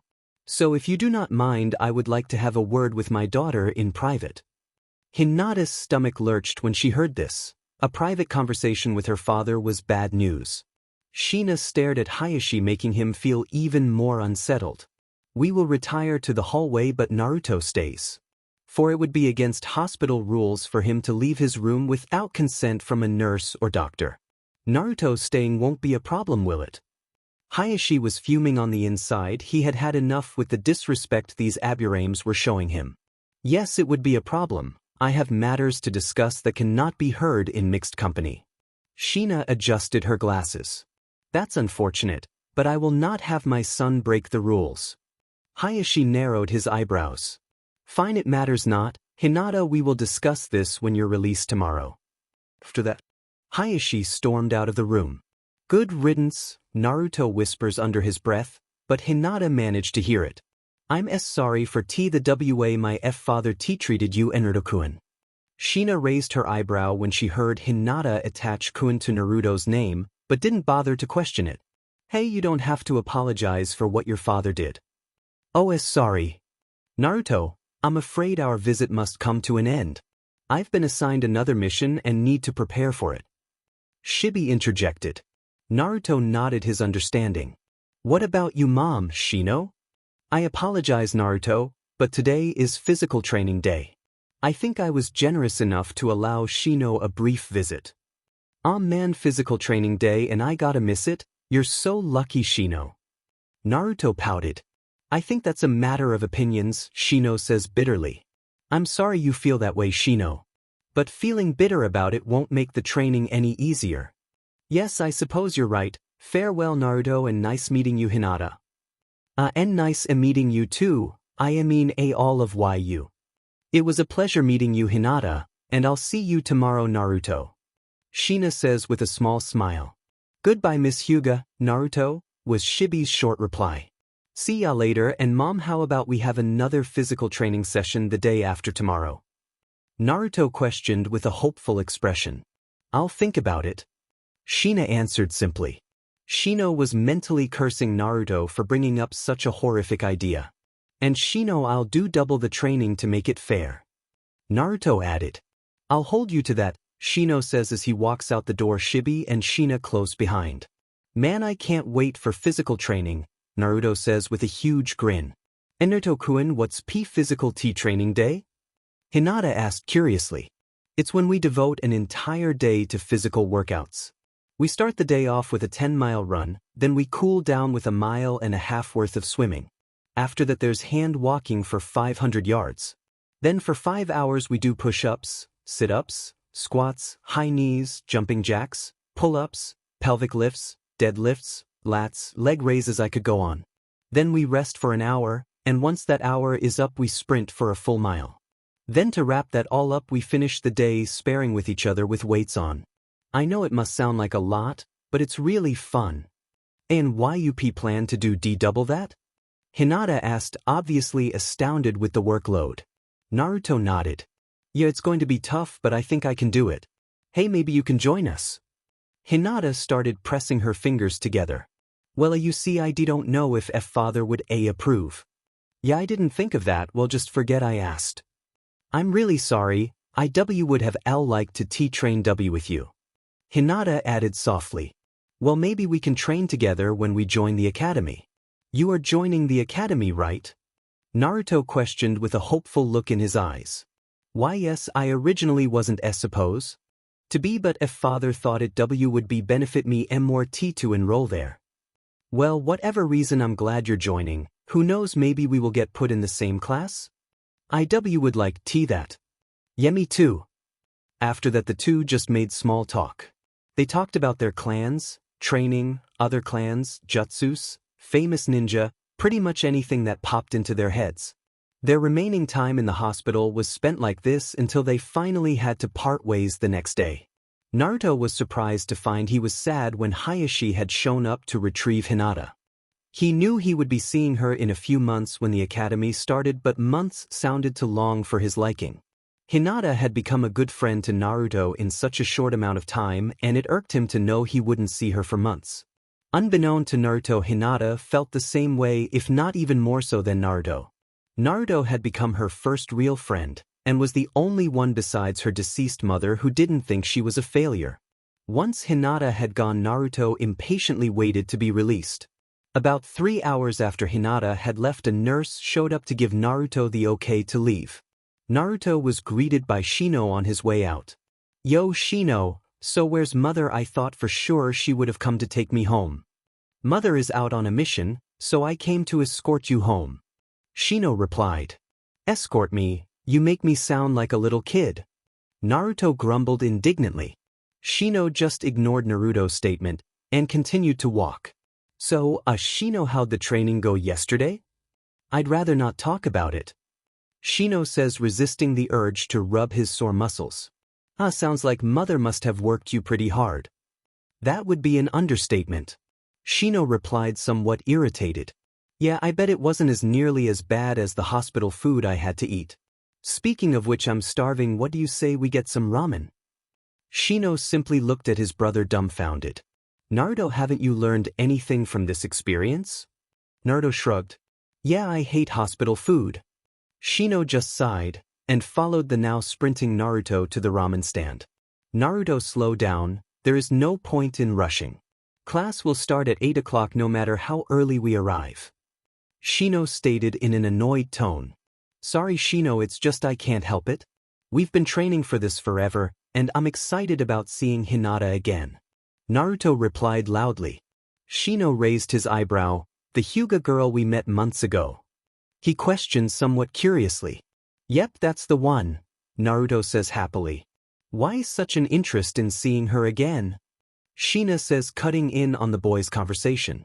'Cause she's the only friend I have outside the clan. Naruto answered simply. Is that so? I thought it might have been for another reason. Another reason, like what? Naruto questions with a puzzled look on his face. Nothing you need concern yourself with. Naruto was about to press the matter further until he noticed the academy building in the distance. Yes, there it is, Naruto says while picking up his speed. Shino simply shook his head and continued to walk at the same pace while Naruto sprinted ahead. A moment later Shina and Shino arrived at the academy building about a minute after Naruto. When they got there they saw Naruto staring at a sheet of paper posted on the door. "What exactly are you looking at, Naruto?" Shina says while adjusting her shades. "It's the class schedule, and it looks like me and Shino are in the same class." Naruto answered while still looking over the paper. "And your friend?" "Let me see." Naruto scanned over the paper with his index finger. "Hagain, Haruno, Hyuga. Here it is, Hyuga Hinata, room 402. Yep, she's in the same class as me and Shino." "Room 402 you say? Well then let's get going so that I may meet with your teacher," Shina advised. Shino and Naruto nodded and followed their mother into the building. Once they arrived in the classroom they weren't surprised to see they were the only students present, considering they were 40 minutes early thanks to Naruto. There were two men in the classroom talking to each other but turned around once they heard the door open. Looks like we have our first students," a man with tan skin and sporting a ponytail says warmly. "Hello, my name is Irika Yumino and this here is my assistant Mizuki." All three Aburames give a slight bow. "My name is Shina Aburame, and these two are my sons." Naruto Aburame, Naruto says a bit more calmly than most would have expected. Shino Aburame, Shino says well exactly how you would expect him to say it. Mizuki looked over his clipboard making sure they were in the right classroom. "Seems you two are a bit early. You're welcome to explore the facility until class starts." Naruto looked to Shina for the okay, and she gave him a nod to signal her approval. "Come on, let's go, Shino," Naruto says, barely able to control his excitement. Shino would have preferred to just sit and wait in the classroom, but decided getting into an argument with Naruto wasn't worth it. So he subjected to following Naruto out of the room, leaving Shina to talk with their two teachers. "So Aburame-san, did you wish to speak with us about something?" Irika says the moment Naruto and Shino were out of sight. Shina removed her glasses and Irika and Mizuki shrunk under her piercing gaze. "Yes, I would. I'm sure you two have recognized who Naruto is by now. And I would like to discuss some matters pertaining to him." Irika and Mizuki simply nodded and listened to what Shina had to say. Meanwhile, Naruto and Shino were standing before a building directory, trying to decide where to go. "So Naruto, where should we visit first?" "The library, historical room, wildlife studies," Shino says while eyeing the directory critically. "No way, we have all that at home," Naruto stated bluntly. "Let's go to the Ninja Hall of Fame. I want to see all the cool ninja that came from this school." "Fine, that could prove beneficial, I suppose." A few minutes later Naruto and Shino found themselves in a room full of hundreds of pictures and bios on various ninja. Naruto realized he was quickly growing bored. Looking at a bunch of pictures with ninja that had graduated years ago wasn't as entertaining as he would have liked. He was about to suggest they leave until he spotted one that caught his eye. "Hey Shino, check this one out," Naruto says, signaling for Shino to come have a look. "This guy right here graduated only 5 years ago," it says. Uchiha Itachi, heir to the Uchiha clan. Born June 9, graduated at age 8. Highest rank NBU captain. Uchiha Itachi, since his first and only year during the academy, revealed astounding talent. He was a well-rounded student showing equal talent in genjutsu, taijutsu, and ninjutsu. His strategic and weapons use also were far above normal. "Quite a resume," Shino says, adjusting his glasses while staring at the picture. "Yeah, this guy looks like the real deal. I mean, just look at how serious he looks. I feel sorry for any enemy ninja that has to fight with this guy." Agreed. Naruto then spotted another picture that caught his interest. "Whoa, check this one out, Shino. This guy kind of looks like me," it says. Namikaze Minato, deceased. Head to the Namikaze clan. Born January 25. Graduated at age 12. Highest rank Kage. Namikaze Minato was one, if not the most brilliant ninja to ever derive from the academy. He expelled formidable talent in ninjutsu, taijutsu, and genjutsu but prevailed mostly in ninjutsu. Minato's talent became obvious in his first year attending the academy. Minato had been offered the opportunity to graduate his first year, but decided to stay and graduate at the traditional time. Naruto nodded his head approvingly. "Kage, so that means he was a Hokage?" Shino quirked his eyebrow. Do you really not know who that is? For that would be insulting to his memory. Naruto put his hand to his chin and scrunched his face, signifying his thinking face. He tried hard but kept drawing blanks. Sorry, but I have no idea who this is. It's the fourth Hokage, a rather lazy-sounding voice says from the entrance. Naruto and Shino both turn around and were greeted with the sight of two boys. One was holding a bag of chips in his hand while the other had his hands in his pockets with a look of boredom on his face. Wait a minute, haven't I seen you guys before? Naruto says while pointing an accusing finger at the two boys. Well, nice to see you haven't completely forgotten us, the boy holding the bag of chips says. So I have seen you before, but I can't remember where. That's not very polite, we recognized you too even with the trench coats on. The tired-looking boy says. We've met them at Ichiro ramen stand, Shino interjected. The day you were admitted into the hospital, he added. Oh yeah, now I remember, you're that kid I had an eating contest with. What were your names? Again. He's Shikamaru Nara, and that's Chojiya Kimichi. Shino answered for the two boys. Wow, Shino, I'm surprised you remembered their names. Shino sighed. That's because I make an effort to remember those who have introduced themselves to me. Why you ask, for I will not hurt the feelings to whom that have called out to me. I guess I didn't think of it that way. Hey, Shikamaru Choji, sorry about forgetting your names. Naruto says apologetically. It's no problem, Choji says through a mouthful of chips. This whole situation's a drag, but to more pressing matters like getting to class on time. Shikamaru says while pointing to a clock on the far wall. 7 minutes should be more than enough time to make it to class. Shino says while heading for the exit. Wait up, Shino, Naruto says catching up with Shino. Shikamaru, we should probably just walk with them. Choji advised his lazy friend. Yeah, since we're all first-year students, our class is probably in the same direction as theirs anyway. Hey Naruto, Shino, wait up. So, Shikamaru, what class you and Choji in? Naruto questioned. That paper at the entrance said room 402, so I guess that's it. Shikamaru replied dryly. Naruto grinned. That's awesome, you Shino, Choji and me are all in the same class. Shikamaru let out a sigh. Troublesome, he whispered. Naruto quirked his eyebrow. You say something, Shikamaru? Just that I hope our class isn't full of troublesome people. I guess you're about to find out right now, 'cause there's the classroom up there. The four boys enter the classroom and are greeted by numerous stares, well more like Naruto and Shino. The students found it weird to see two kids dressed in trench coats with collars that reached practically to their noses. And the dark sunglasses they were sporting only added more to the students' curiosity. Hey Shino, Naruto, good you're on time, why don't you and your friends go find a seat? Irika says, obviously nervous. Yes, sit anywhere you'd like, Mizuki says, equally nervous as Irika. Naruto scanned over all the students and noted a pink-haired girl that looked kind of cute. But he dismissed the thought as soon as he spotted Hinata sitting in the top row staring at him with a blush on her face. And as luck would have it, there were two empty seats next to her. Hey Shino, Hinata's in the top row, let's go sit up there. Naruto whispered to Shino.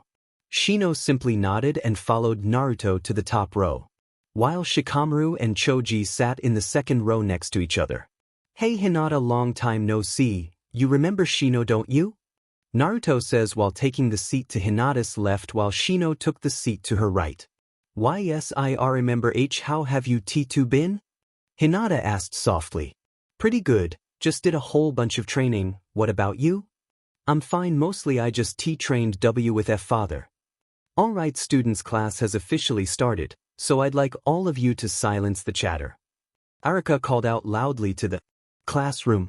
All the students did what they were told. Thank you. Now first off I would like to start by introducing myself. My name is Irika Yumino, but you will call me Irika-sensei, is that understood?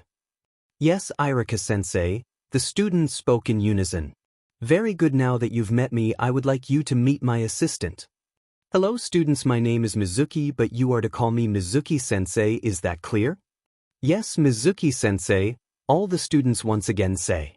Okay, I'll be taking roll call now. And when I call your name I would like you to say a little something about yourself. Irika says while looking over his clipboard. First up, Aburame Naruto. Naruto stood up and every kid turned to face the trench coat-wearing mystery. He spoke in a loud, clear voice. As you've already heard, my name is Naruto Aburame. I come from the Aburame clan and we specialize in insect taming. As for a little about myself, I like eating ramen, training, my clan and friends.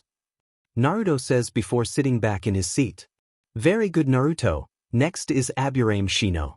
Shino stood up and gave his speech in a noticeably quicker voice than Naruto. You've already heard my name and Naruto explained our clan, so there is no point in repeating those things. As for about myself, I enjoy observing insects, training with my partners and spending time with my clan members. Irika nodded. Alright, thank you Shino, and next we have.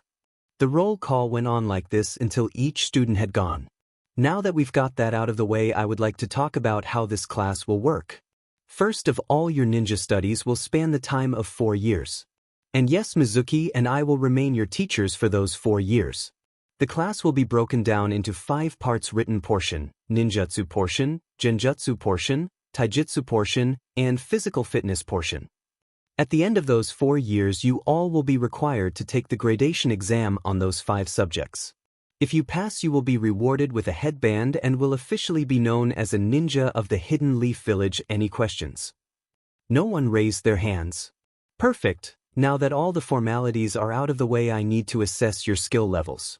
I'll take you outside in a minute to do so, but first I need to know if any of you already know any jutsu. Raise your hand if you do. 5 students did so. Wow, 5 this year. Alright, you 5 come down here to the front of the classroom. The 5 students proceed to the front of the class and lined up. So we have Naruto, Shino, Hinata, Shikamaru, and Sasuke. How about you go first, Shikamaru? Man, this is such a drag. Shikamaru says as he positions himself in front of Irika. Shikamaru made a hand seal and shouted, "Shadow Possession Jutsu." Shikamaru's shadow stretched until it connected with Irika's. Irika suddenly felt paralyzed. He couldn't move his own body. So this is the Nara clan's famous shadow paralysis jutsu. Well done, Shikamaru, and thank you for the demonstration. But if it's not too much trouble, you think you could release me now? Sure. Shikamaru then releases his hand sign ending his jutsu. Irika marked a few things on his clipboard, then proceeded to the next student. Okay, Hinata, you're up next. Hinata timidly walked up in front of Irika and made a hand sign. Byakugan! She cried. The veins around Hinata's eyes became vividly clear to everyone, giving her a rather bizarre appearance. Each student seemed to have had a different reaction to what they had seen.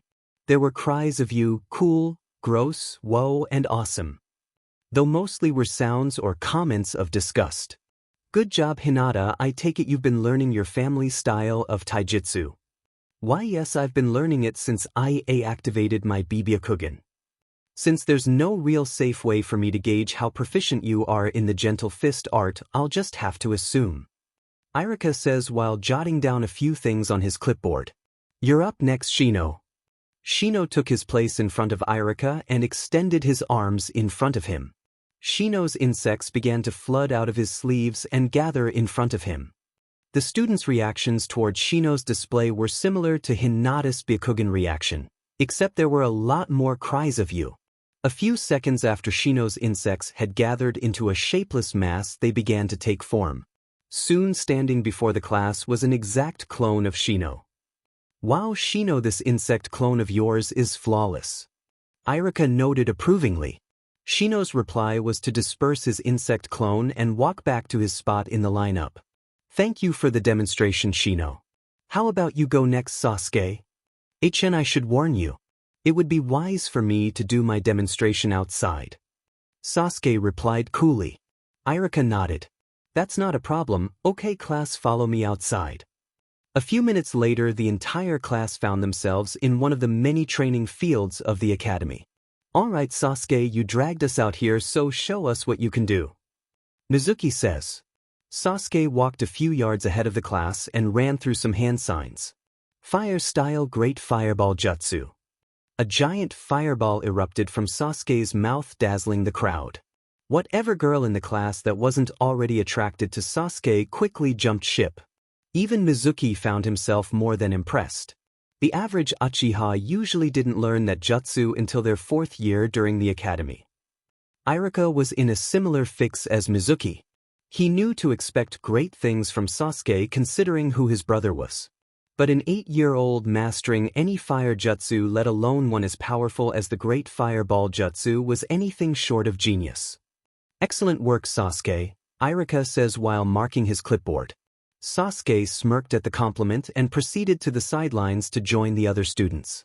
All right, Naruto, you're the last one. Show me what you can do. Mizuki smirked as he watched Naruto walk towards Iruka. Okay, nine-tailed brat, let's see what you're made of. Mizuki thought while eyeing Naruto carefully. Naruto cracked his knuckles as he headed for the clearing next to Iruka. He stood there for a moment, then made a hand sign. Shadow Clone Jutsu. The clearing was instantly covered in what had to be about 50 blonde-haired clones of Naruto. Impressive, Naruto, I've never seen anyone make so many clones before. Iruka was about to mark something on his clipboard but stopped when something dawned on him. Naruto, did you say shadow clones? Naruto could barely control the huge grin threatening to engulf his face. That's impossible, Mizuki cut in.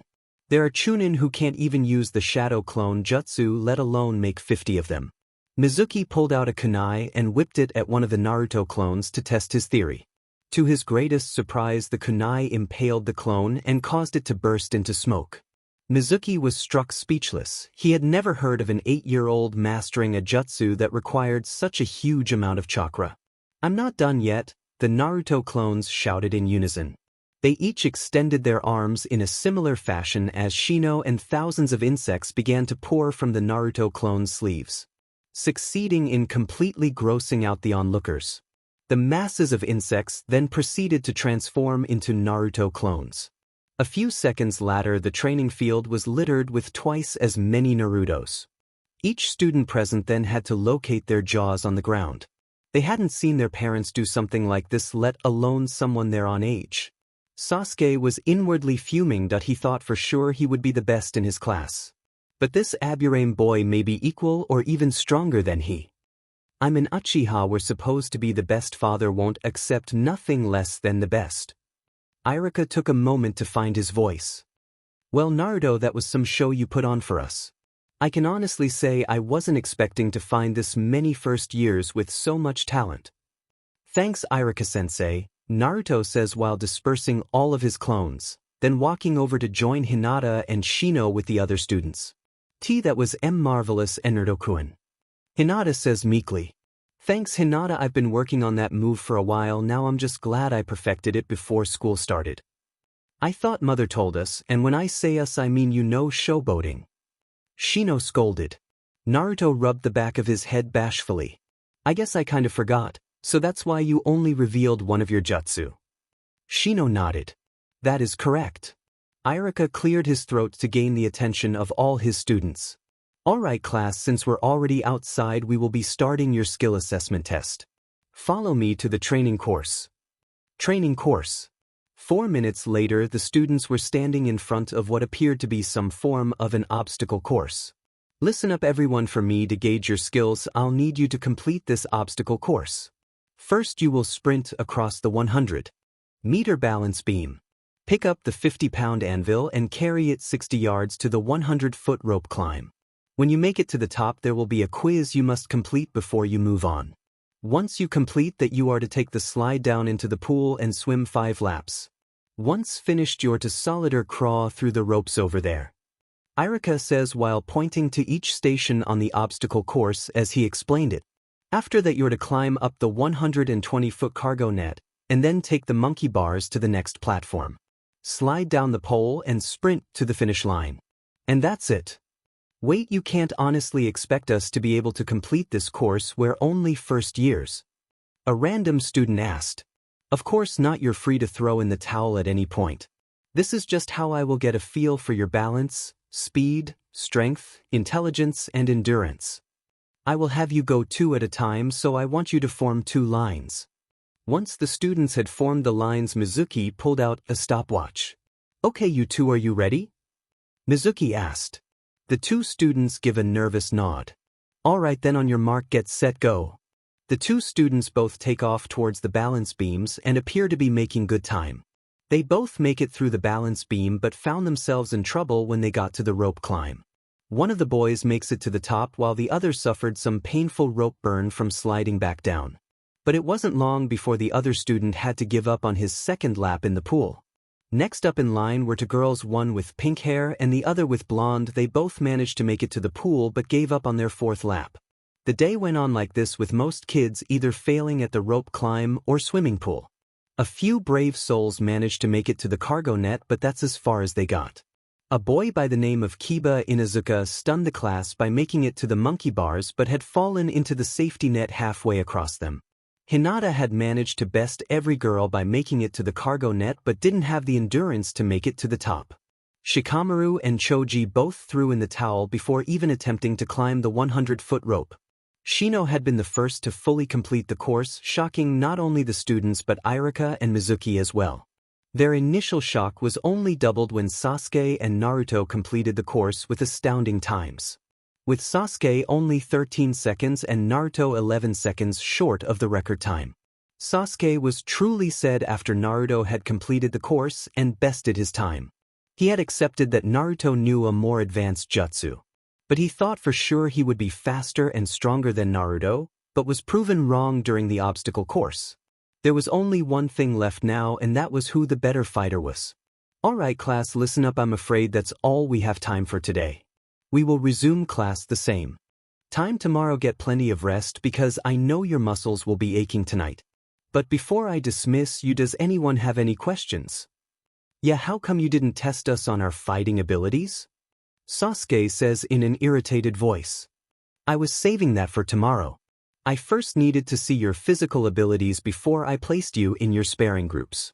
That way I won't pit anyone against an opponent that would completely outclass them. Irika answered. Makes sense, I guess, Sasuke says before shooting Naruto a cynical smirk. Naruto noticed the smirk, but decided it would be more Aburame-like of him to simply not acknowledge it. So he adjusted his glasses and turned his back to Sasuke. Sasuke was infuriated. How dare he turn his back on me? You'll pay for this tomorrow, Aburame, Sasuke thought to himself. So was your first day in lightning? Shibi asked his two sons sitting across the dinner table from him. More or less, Shino's replied casually. What are you talking about, more or less? It was awesome, Naruto cut in as he started going through his first day's events. First we got to demonstrate some of our jutsu, then we had to run this cool obstacle course. You had to demonstrate jutsu? Shina interjected. And what jutsu did you reveal, Naruto? Shina asked curiously. Naruto became a little nervous. Well, you see, I kind of demonstrated my mass insect clone jutsu. Naruto answered hesitantly. Shina raised an eyebrow. You kind of demonstrated it. How do you kind of demonstrate it? Naruto grinned. I only summoned half the clones I was capable of creating. Shina sighed. Naruto, I recall telling you to keep your most powerful jutsus a secret. Naruto looked dejected. I know I didn't plan on showing that jutsu, it's just. You wanted to prove you were the best. Shibi says, finishing Naruto's statement for him. Come on, you can't think that's what I was trying to accomplish. Shibi, Shina, and Shino gave Naruto a knowing stare. Okay, I was. But you should have seen that Uchiha. He thought he was such hot stuff when he used that fire jutsu. I just had to shut him up. No excuses, Naruto, you know showing off isn't our way. Leave that reckless way of behavior to the Uchihas. Shina says with obvious disapproval in her voice. But how am I supposed to build a reputation for myself? Naruto countered. Shina narrowed Naruto a stern gaze. So becoming famous is the goal you set for yourself as a ninja? I'm disappointed. I thought you were above such trivial temptation. It's not like that, I have other goals too. Naruto replied indignantly. Is that so? Mind sharing with the rest of us? Shina challenged. Naruto took a moment to think about it. I have been thinking about what I wanted to accomplish as a ninja for a long time. The problem was I kept drawing blanks until recently. I finally figured it out the day I met Hinata at the hospital. Naruto continued. Her father was really ticking me off by the way he was treating her. So I stood up and told him exactly what was on my mind. I couldn't believe how good it felt, and I don't mean telling off Hayashi, I mean standing up for Hinata. I've never had the opportunity to protect someone before. And you know what, I liked the feeling so much I've decided to go for the occupation that gets to do it on a daily basis. Shibi's eyebrows shot way above his shades. You mean you wish to become Hokage? He asked, more than surprised. That's exactly what I mean, Naruto responded proudly. Fitting, I suppose, Shibi says, looking toward Shina. Agreed, was her only reply. How you find it fitting I would want to become Hokage? Why is that? Naruto asked while eyeing both Shina and Shibi carefully. No reason, Shina says before returning to her meal, leaving Naruto to his own thoughts. The next day. Good morning, class, Irika says cheerfully to his drowsy-looking students. Good morning, Irika-sensei, the class respond in unison. Okay, the first thing we're going to do today is assign you all to your respective sparring groups. Now the way this will work is you will each be given a number ranging from 1 through 10, with 1 being the highest rank and 10 being the lowest. After we finish with that, you all will be going outside to meet with the other first years in your group. The students became deathly quiet. No one wanted to face the embarrassment of being stuck in a lower group. Irika seemed to have sensed the tension in the room. For anyone that is worried about being sent to a lower group, you shouldn't worry that much about it. I only have your physical scores to go off of. If you prove a better fighter, I'll move you up. Besides, if you are sent to a lower group, you will have motivation for moving up in the ranks. Now I guess I will start in alphabetical order.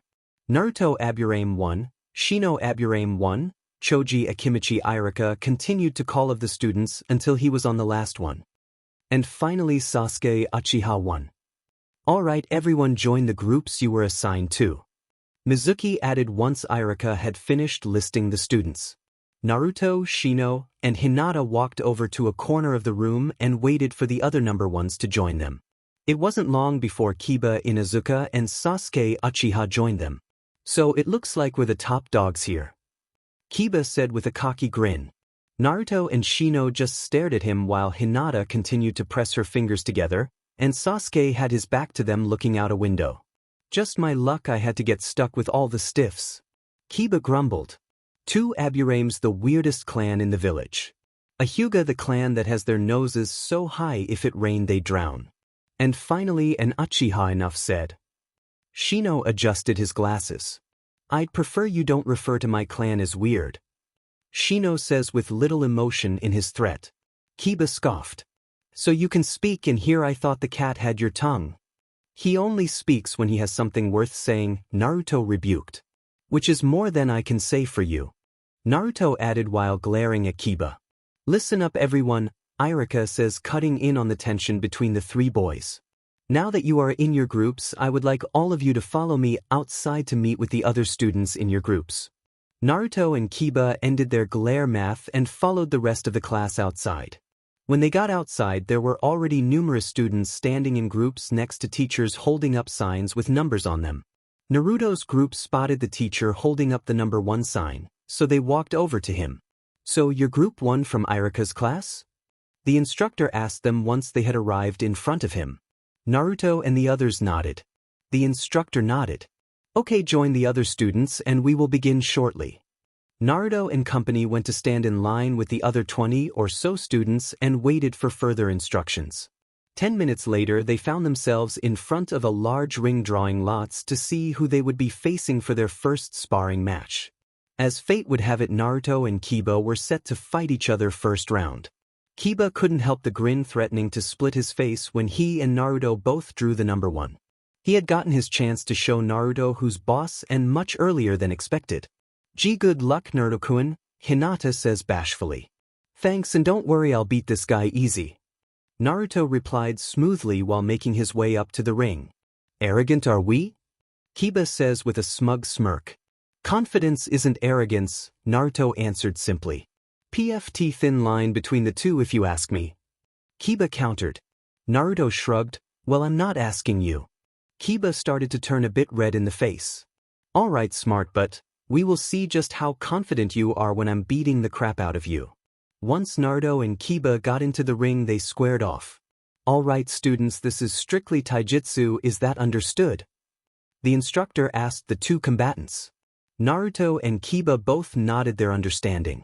I'll call the match if either someone is knocked out of the ring, gives up, knocked unconscious, time runs out, or I see there is no point in continuing the match. Is that understood? Both Naruto and Kiba nod again. Good, you are free to start in 3, 2, 1, go. Kiba charged Naruto in the most bizarre fashion Naruto had ever seen. Kiba was down on all fours, slashing wildly at Naruto. What's wrong, not whining as easily as you thought? Kiba goaded as he continued to slash wildly at Naruto. Naruto didn't answer, he just continued to dodge. So, is dodging the only thing you can do? Fight back? Kiba demanded, his anger rising every time Naruto managed to dodge another blow. Naruto allowed a small smile to grace his lips. Sorry, I just wanted the match to last for at least a minute, but since you insist I stop dodging, I guess it won't last that long. There's that cocky Ada. Kiba wasn't even able to finish talking before a fist firmly planted itself into his. Kiba was sent hurtling back by the hit but managed to catch himself before falling out of the ring, only to be kicked in the gut a second after composing himself, and landed with a thump outside the ring. Kiba could only stare speechlessly at Naruto for a moment before he picked himself up from the ground, and walked away muttering something under his breath. Very impressive, Naruto, that was quite a performance. The instructor congratulated. Thank you, sensei, Naruto says happily. Alright, can I get the two people who drew the number 2 slips? Hinata gulped and nervously made her way up to the ring, but not before passing Naruto, whom whispered good luck to her. Hinata and her opponent made it to the ring at the same time and squared off once they got there. Her opponent was about the same height she was and had short black messy hair. Okay, you two have already heard the rules, so there's no point in repeating them. But in your case, Miss Hyuga, if you're going to use the gentle fist style, don't actually use chakra with your hits, understood? Yes, you understand. Hinata replied meekly. Good, you two are free to start in 3, 2, 1, go. The boy charged at Hinata, swinging and kicking like a madman. Hinata could tell by his lack of fighting style that he had had no previous training before then and could easily block his hits. The boy found himself quickly getting tired from his onslaught but kept up his barrage anyway. After about a minute of kicking and punching, the kid decided to back off to catch his breath. When he did so, Hinata saw the opening and charged in and struck him in the middle of the chest with a palm strike, effectively knocking out what little breath he had left in him. The kid dropped to his knees and started taking in massive gulps of air in a futile attempt to catch his breath. Hinata was about to strike him to send him outside the ring but stopped when the teacher called for the match to end. Naruto congratulated her when she joined him and Shino. Afterwards, the matches continued to go until everyone had gone. Shino and Sasuke had won their matches seemingly effortless. Listen up, everyone, that's just about it for sparring for today, but I would like for 2 more students to spar once more. Most of the kids looked confused, but some actually looked eager to get back into the ring. Now I know everyone has already gone, but I feel I didn't get a proper assessment of these 2 students' skills. So I'd like Aburame Naruto and Uchiha Sasuke to report back to the ring. Sasuke couldn't help the smirk that appeared on his face as he walked towards the stage. Naruto simply kept a passive look on his face as he walked towards the stage. I'm sorry about making you fight twice on your first sparring day, but you two beat your opponents so fast I couldn't assess your skills accurately. But a match between the 2 of you will be sure to last a bit longer than 30 seconds. I understand, Naruto said, shifting himself into a fighting stance. Got it, was Sasuke's reply as he readied himself. Alright, in 3, 2, 1, go. Naruto charged Sasuke and showered down a flurry of punches at him. Sasuke avoided Naruto's attacks, then countered with a leg sweep, effectively knocking Naruto on his back. He tried to follow it up with a knee to Naruto's gut, but in one swift motion Naruto rolled out of the way and delivered a kick to Sasuke's shoulder. Sasuke was sent hurtling a few feet but made a swift recovery just in time to block a punch that would have knocked him out of the ring. You're pretty good, Sasuke, I thought for sure I had you there. Naruto says while grinning the whole time. You really thought you could defeat me so easily? Not on your life. Sasuke says at the same time, connecting his fist with the side of Naruto's face. Then continued his onslaught with a barrage of punches to Naruto's stomach. Naruto performed a few backwards flips to put some distance between the two of them, then dropped to one knee. Sasuke looked at Naruto with a smug smirk on his face. "Don't tell me that's all you got," Sasuke challenged, letting his Uchiha arrogance show. Naruto picked himself up and wiped away the blood from his lip. "Of course not," he replied bluntly. Sasuke cracked his knuckles, then took off at full speed towards Naruto. Naruto stood there patiently, then sidestepped Sasuke and sent a devastating kick to the back of his head. Sasuke crashed hard into the ground and lay there motionlessly. "It's over," Naruto says as he makes his way towards the edge of the ring. "It's not over yet," Sasuke says while struggling to get to his feet. Naruto just ignored him and continued to walk towards the edge of the ring. "Did you hear me? I said it's not over," Sasuke shouts. Naruto stopped in his tracks. "Can't you tell when you're beaten? I purposely held back with that kick. I could have easily knocked you unconscious if I wanted," Naruto replied casually. Sasuke was fuming now. "No, I can't lose. Father won't accept anything but the best. I have to be better. I have to," Sasuke thought. Naruto was just about out of the ring when he heard, "Fire style, great fireball jutsu." Naruto didn't even have time to turn around before he was hit square in the back. The students along with the teacher looked mortified by what had happened. "Naruto!" Hinata screamed. She tried to run for the ring but was grabbed on the shoulder by Shino. She looked at Shino, who looked back at her with no expression on his face. "He's fine," was all Shino said. Sasuke looked on at the burning corner of the ring in horror. "Oh no, what have I done? I couldn't have." The teacher landed next to the fire, then performed a few hand signs, and the fire began to recede. Once it cleared, nothing was left but what appeared to be a burning stump. "Substitution?" the teacher said aloud. "Yep, it's a good thing I worked out all the KNKS with that jutsu," Naruto says, letting his presence be known. Everyone turned to face the voice they just heard. And to their surprise, Naruto was standing just outside of the ring, seemingly unharmed. "Well, most of the KNKs, I only lost my shades and trench coat that time," Naruto says in a joking manner. The crowd looked on speechless. Sasuke didn't know how to feel. He was relieved Naruto was unharmed, but angry Naruto trumped his best attack. "I guess it was a good thing there was an old log laying outside the ring. And by the way, Sasuke, what's the deal? You could have killed me," Naruto says while leveling the Uchiha a dangerous glare. "Aichin," was Sasuke's simple reply. Just then Irika landed in the middle of the ring. "What happened here? Why did I see a fire jutsu coming from this ring?" Irika questioned, anger obvious in his tone of voice. "Sorry about that, Irika. It would seem one of your students didn't fully understand our rules in sparring." "Is that right? Then tell me, who was it?" Irika says while eyeing his students.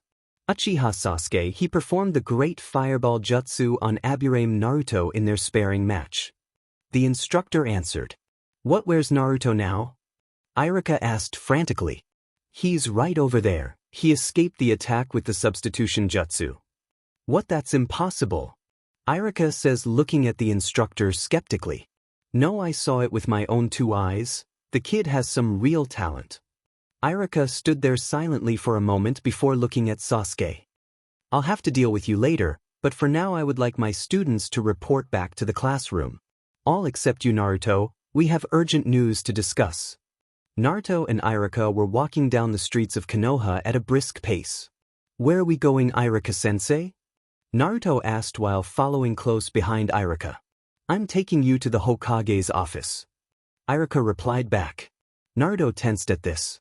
"What? Did I do something wrong?" Naruto asked nervously. Irika shook his head. "Of course not, I just need to discuss something with him." Naruto looked confused. "About me?" "Yes, Naruto, but you needn't worry, I promise it's for good reason. So please try to hold off any more questions until we get there." "All right," Naruto stated simply. A few minutes later, Irika and Naruto were standing outside of the Hokage's office. Irika knocked on the door. There was a moment of silence before a voice bid them to enter. Irika and Naruto stepped into the office and bowed. The room was somewhat plain, just a desk, a couple of bookshelves, 2 guest seats, and mounds of paper staked on the Hokage's desk. Naruto noted the Hokage looked much older than he expected. He was dressed in the traditional Hokage robes with the matching trademark hat. "Ah, Irika, Naruto, what a pleasant surprise." He spoke with a kind voice. Naruto looked taken aback. "You know my name, Hokage-sama?" Sarutobi smiled. "Well, of course, I've just heard so much about you." "Really, that's awesome." Naruto says ecstatically. Sarutobi chuckled. "I'm glad you think so. Now what is it you wish to see me for?" Sarutobi questioned curiously. Irika stepped forward. "Well, Hokage-sama, it's about Naruto's ninja abilities." Sarutobi raised his eyebrow. "What about them?" Irika paused for a moment before answering. "You see, they're far above average. He's already learned the substitution jutsu and shadow clone jutsu." Sarutobi's eyes widened at the news. Shadow clone? That's unheard of for his age. Sarutobi says with a bit of skepticism in his voice. Irika nodded. "My thoughts exactly, Hokage-sama. His jutsu abilities and physical abilities have led me to the decision to request he be moved to a higher class." Sarutobi pondered this for a moment. "How high are you suggesting?" he questioned while eyeing Naruto thoughtfully. "Well, first I wanted to see if he had any more abilities he's keeping a secret. Depending on what I learn, could be a 1-year skip or even 2. Irika stated in a matter-of-fact tone. Sarutobi took a drag of the pipe sitting on his desk. "Well, if you truly believe this is the best course of action to take, I will grant Naruto permission to be reassigned to the appropriate grade level. But first you will need to see what his parents think and more importantly what Naruto thinks." Sarutobi says while turning his gaze on Naruto. Irika looked to Naruto as well. "So how would you feel about moving up a grade or 2? Naruto just looked on silently for a moment. "It's a nice offer, but I'd rather stay with the rest of the first years." Sarutobi smiled. "You know, the 4th said the same thing when he was offered to move up a couple grade levels." "Really?" Naruto says, intrigued with the prospect of having something in common with the 4th. Sarutobi nodded. "He sure did. Regardless, you should still put more thought into this." Irika cut in. "I can pretty much guarantee everything you will learn in year 1 you have already learned. Besides, if you find you don't like it, we could always move you back to year 1. Naruto shrugged. "Okay, Irika-sensei, I'll give it some thought before I make my final decision." Irika nodded approvingly. "Very well, we will discuss more about this later. As for right now, we need to get back to class. So if you would excuse us, Hokage-sama, we will leave you to your work." Sarutobi nodded his head in approval and Naruto and Irika stood up and bowed before leaving his office. When Irika and Naruto were gone from the room, Sarutobi looked to the 4 pictures hanging on the wall, but focused all his attention on the last of the 4. "I know you would have been proud, Minato, you got one heck of a kid." And with that final thought, he went back to stamping the seemingly endless pile of papers. 10 minutes later, once they returned to the classroom, Naruto took his seat next to Hinata and Shino. "So, Naruto-kun, what did Irika-sensei want to see you for?" Hinata asked as casually as she could. "He wanted to talk to me about moving up a grade or so." Naruto says as if he were discussing the weather. Hinata looked shocked at the statement while Shino managed to hold a straight face. "Why, you're not going to go through with it, are you?" Hinata says, now pressing her index fingers together. "Of course not. I'd never leave you 2 behind for a little recognition," Naruto stated indignantly. Hinata looked more than pleased with Naruto's answer, as did Shino. "But I have to admit it would have been pretty cool to move up a grade. Usually the greatest shinobi graduate early," Naruto says with a glimmer in his eyes that was hidden behind his blue shades. "That's true, graduating ahead of schedule does show signs of a prodigy," Shino says with a hint of interest in their conversation. "Your talent would have surely been recognized if you had made the decision to take Irika-sensei's offer." "Yeah, I know what you mean. To tell you the truth, I really started to think about it when Irika offered. But I changed my mind when the 3rd told me himself that the 4th Hokage was given the same offer as me but chose to stay the course. So if the 4th could become such a great ninja without graduating early, then why not me?" Hinata and Shino stared dumbfounded at Naruto. "Why got to meet the T3rd and he told you about the F4th? Hinata asked, obviously shocked with what Naruto had just said. "Oh yeah, I guess I forgot to mention it. But that's where Irika-sensei took me." I guess the teachers have to discuss matters like this with the Hokage first. Then after that they can give permission to the student to move up a grade. That makes sense considering the Hokage is the overseer of all ninja affairs in the village. I guess academy students fall under that jurisdiction as well. Shino says before turning his attention back to Irika's lecture. After class ended, Naruto and Hinata decided to do some training together while Shino went out to do some insect research. Hinata was reluctant to go at first, but remembered her family probably wouldn't notice her absence for days. She was practically invisible to her family, or at least that's the way they made it seem. Naruto had taken her to what he called his secret spot. It was an area in the woods next to a lake with plenty of open space. In other words, perfect for training. When they got there, Naruto started them off with a bit of stretching, then a light jog. Well, light by Naruto standards. After their warm-up, their sparring had begun. Even though Hinata wasn't bad in her family's style of taijutsu, her reluctance to actually hurt Naruto meant Naruto was easily dominating the fight. This didn't go unnoticed by Naruto, and he was starting to get fed up with it. "Hey Hinata-chan, what's the deal? I know you can do better than this," Naruto says in mid-punch, giving Hinata just enough time to avoid it. "WLUSC, I don't want to hurt you, that's all," Hinata says, turning the usual red. "But where is the fun if you hold back?" Naruto challenged. "Now show me that Byakugan of yours already," Naruto says, attacking a bit more roughly to try and get Hinata to take it more seriously. Hinata could tell she would be overwhelmed quickly if she didn't step up her game, so she activated her Byakugan. Naruto grinned. "Now that's more like it." About 40 minutes later, Naruto and Hinata both lay panting on the ground, Hinata more so than Naruto. "I got to admit you're pretty good. I haven't had a workout like that in quite a while," Naruto says before getting up and dusting himself clean. He extended his hand to help Hinata from the ground. She hesitantly took it. "Thank you, Naruto-kun." "No problem, in fact we should do this more often," Naruto offered. "Why you mean training?" Hinata asked meekly. "Yeah, training with Shino is okay and all, but he really hates taijutsu training. And frankly he's not near as good at as you." Hinata blushed a deep red. "Naruto-kun thinks I'm good." "Hey Hinata-chan, you're turning a bit red. You're not getting sick, are you?"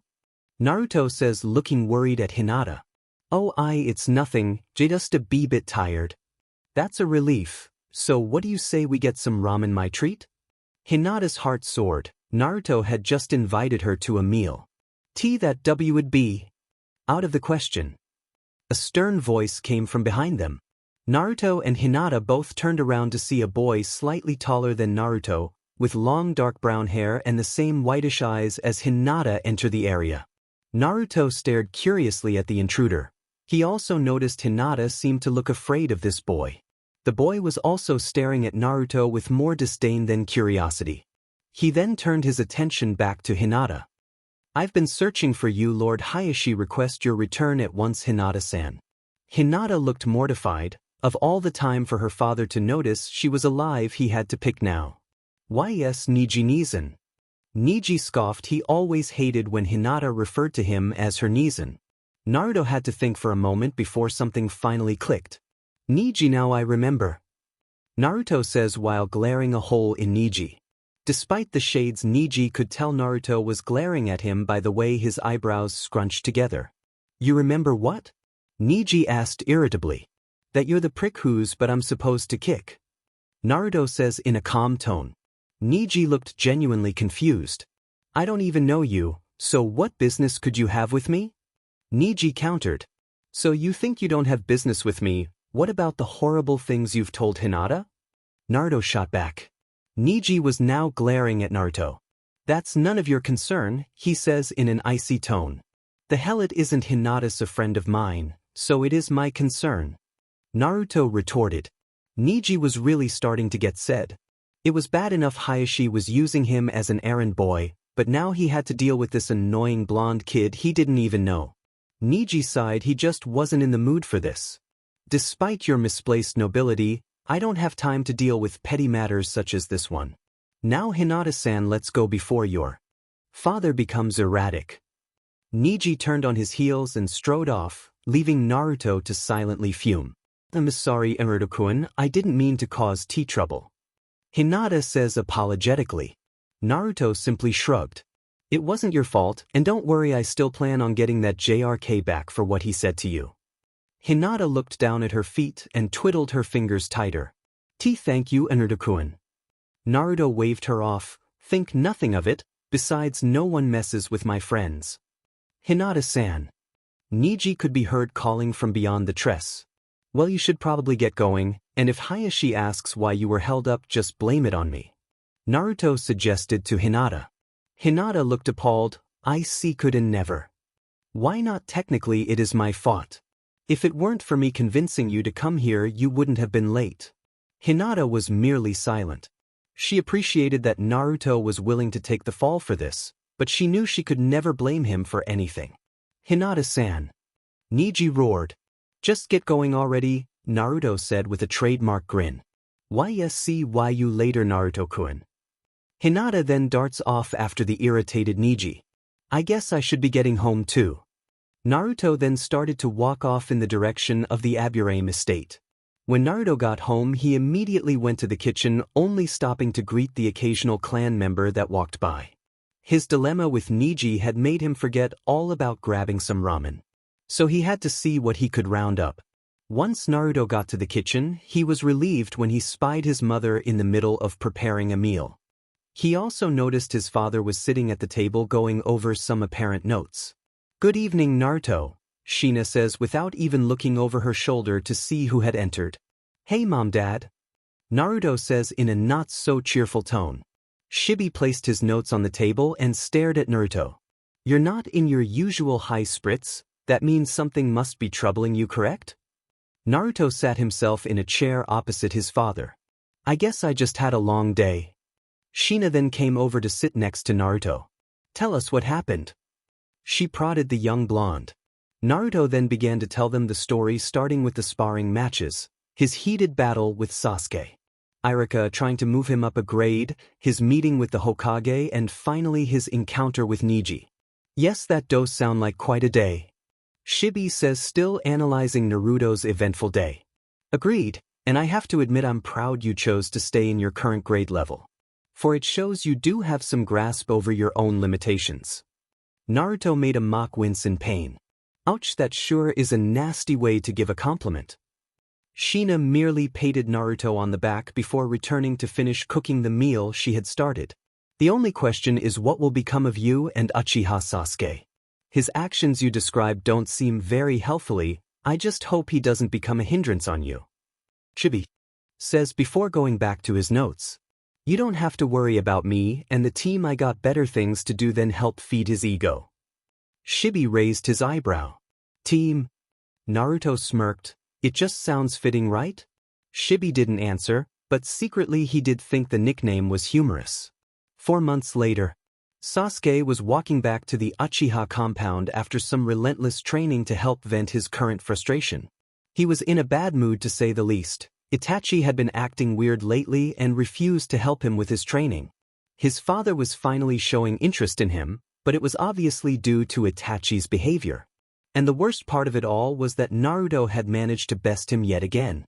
The worst part about being beat by Naruto was that he could always tell Naruto was holding back. It infuriated him. He was an Uchiha son of the head of the clan. It was his birthright to be the best. So why couldn't he take what was rightfully his? Sasuke was so engrossed in his own thoughts that he didn't even notice how quiet the Uchiha compound was. Sasuke was brought out his thoughts when her tripped over something. And to his greatest surprise and horror, he was staring at the lifeless bodies of his aunt and uncle. Sasuke let out a deafening cry. Sasuke cried out in a petrified scream while tears poured down his face. He hastily lifted himself up from his dead aunt and uncle and took off at a full sprint. To his horror, he passed many dead clans, man, woman, and children alike. His mind was spinning. Only thing he could do now was seek sanctuary at his home.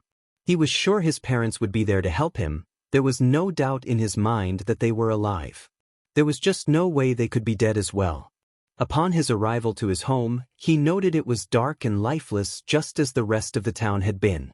It was a bad sign to Sasuke, to say the least. Regardless, he had to know for sure. He forcefully opened the door and barraged in.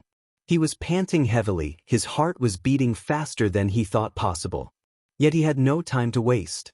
He began to call out to his mother and father, but there was no reply, just an eerie silence that adorned the rest of the district. He walked cautiously around the house, desperately calling out to his parents.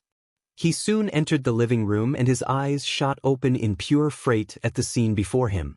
His parents were lying in a heap on the floor, lying in a pool of their own blood. His mother's throat was slit, and blood was still slowly pouring from the fatal wound. Her eyes were still open, forever capturing the terror before her final moments. His father was badly maimed, indicating he put up a struggle before he was killed. His body had many cuts and gashes, while his stomach had a deep gash mark, and his innards could visibly be seen through the wound. Sasuke had to resist the urge to throw up, but failed in his plight to do so. He released all the contents that had been in his stomach onto the floor before him. After his fit, Sasuke slowly crawled over to his parents. He was crying profoundly. He couldn't understand what was going on. Please, this C can't be. Sasuke says through sobs. Mother, father. Sasuke screamed to the heavens. His scream fell on deaf ears. Or so it seemed. Sasuke then pulled himself into a ball and began to sob on the floor. He was content with just crying there, releasing as much of the pain he felt as he could. He then heard a familiar voice call from seemingly nowhere. Little brother, the voice said in tone that was oddly calm for the situation. Sasuke instantly shot up from his position upon hearing the voice.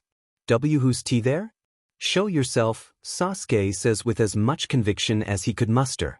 Sasuke then watched as a figure came walking out of the shadows. Sasuke's eyes widened at the figure that had emerged from the shadows. Itachi Nizan. Itachi stood before Sasuke fully dressed in his ANBU attire, while holding an emotionless look on his face. Itachi Nizan's mother and father, they've been killed. What's going on? Who could have done this? Sasuke asked, desperation evident in his voice. Itachi continued to stare at Sasuke with emotionless eyes. He then pulled out a kunai and threw it directly at Sasuke. The kunai grazed Sasuke's cheek and embedded itself in the wall behind him. Sasuke couldn't move, he was too stunned by what Itachi had just done. Realization then dawned on him. It was you, how could you? How could you kill mother and father? Foolish little brother, Itachi says without a hint of emotion in his voice. Sasuke at that moment didn't know what to think. There were so many emotions coursing through his mind at the moment. He felt fear, grief, confusion, and most of all anger. His adrenaline was coursing through his body at dangerously high levels. So he did the only thing he could think of at that moment. He charged Itachi in a blind rage. I'll kill you! Sasuke shouted in pure hatred. To his dismay, he was met with the end of Itachi's foot. Itachi had kicked Sasuke hard in the gut. The kick had sent Sasuke crashing into the far wall. Sasuke coughed up some blood. He then looked up into the cold, merciless eyes of his older brother. All the hatred he was feeling for Itachi was replaced with an overwhelming fear. Sasuke was now shaking violently, he was afraid beyond words. I don't want to die, Sasuke wordlessly muttered. I don't want to die. Sasuke shouts before picking himself up from the ground and darting out of house as fast as he could. Sasuke was running at speeds he didn't know he was capable of. He knew he had to get out of the Uchiha district and fast. During his mad dash for safety, he soon noticed someone up ahead on the road. Once he got close enough, he realized it was Itachi. He then turned around and tried to head in the opposite direction but bumped into someone. Sasuke fell to the ground and looked up to see Itachi looming above him. Sasuke's eyes were as wide as saucers. Please don't kill me, Sasuke pleaded. Itachi just continued to look down at his pleading brother. You're too pathetic to kill. It would be beneath me to slay someone as pathetic as yourself. Itachi replied in an icy tone. Sasuke just continued to look up at Itachi, too shocked to say anything. Your blood isn't deserving of my blade. But maybe in time you will become worthy enough to taste my steel. That's why I'm going to allow you to cling on to your wretched existence. Use the hatred you feel to gain power. Itachi advised while staring passively at Sasuke. Itachi then proceeded to activate his Mangekyo Sharingan. Sasuke looked into Itachi pen-wheel-shaped Sharingan. This is the Mangekyo Sharingan. It's the pinnacle of an Uchiha's power. Without it you can never hope to defeat me. To acquire this power you have to take the life of your closest friend. Itachi then grabbed Sasuke by the collar and hoisted him up to eye level. Sasuke was now staring his brother dead in the eyes. His overwhelming fear kept him from resisting his brother's hold on him. "Tsukuyami," Itachi muttered. Sasuke's eyes then shot open. He was cast into a world where he was forced to watch Itachi savagely murder the Uchiha clan.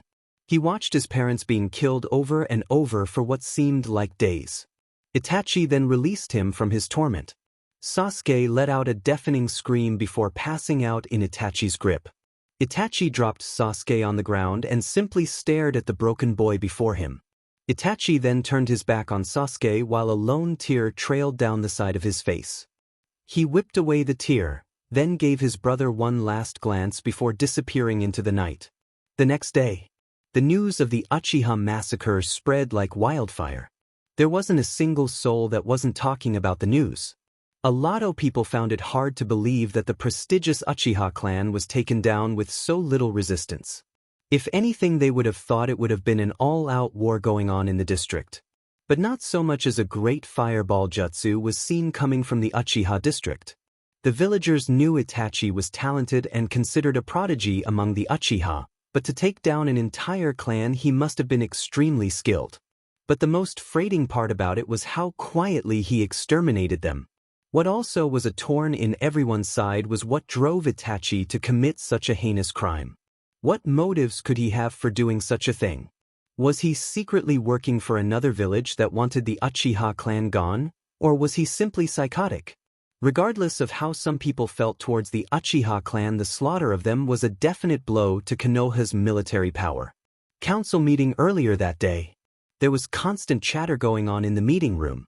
Apparently there was a ridiculous rumor going on that the Uchiha clan had been attacked late last night. But strangely enough, Fugaku wasn't among the council, which questioned how accurate the rumor was. Sarutobi then entered the council room, and before he could even take his seat he was already being bombarded with questions. Sarutobi raised his hand to silence the bickering clan heads and civilian representatives. The loud murmuring in the council chambers soon died down. Once the room had become quiet enough, Sarutobi began his speech. As I'm sure you have all been hearing rumors that the Uchiha clan were attacked late last night. As far-fetched as that rumor sounds, it pains me to inform you that it's true. The room instantly erupted back into sound of a mixture of questions and chatter amongst themselves. "Silence," Sarutobi says, instantly regaining the silence. "Now I'll answer your questions if they're presented not all at once." Hayashi stood up. He would be the first to get his questions answered, whether the rest of the council liked it or not. What was the nature of the attack and what were the total amount of losses? Sarutobi sighed. This would be the hard part.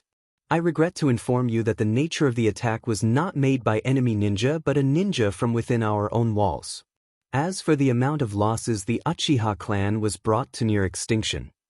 That's impossible, a civilian rep interjected. There's no way one ninja could single-handedly bring the Uchiha clan down to near extinction. The council once again erupted into chattering about what the Hokage had just informed them. Enough! Sarutobi retorted, I'll have no more interruption. The room became deathly quiet. Some Inuzuka took this opportunity to ask what was on everyone's mind. So who was the traitor that attacked the Uchiha clan? Sarutobi took a minute to answer the question.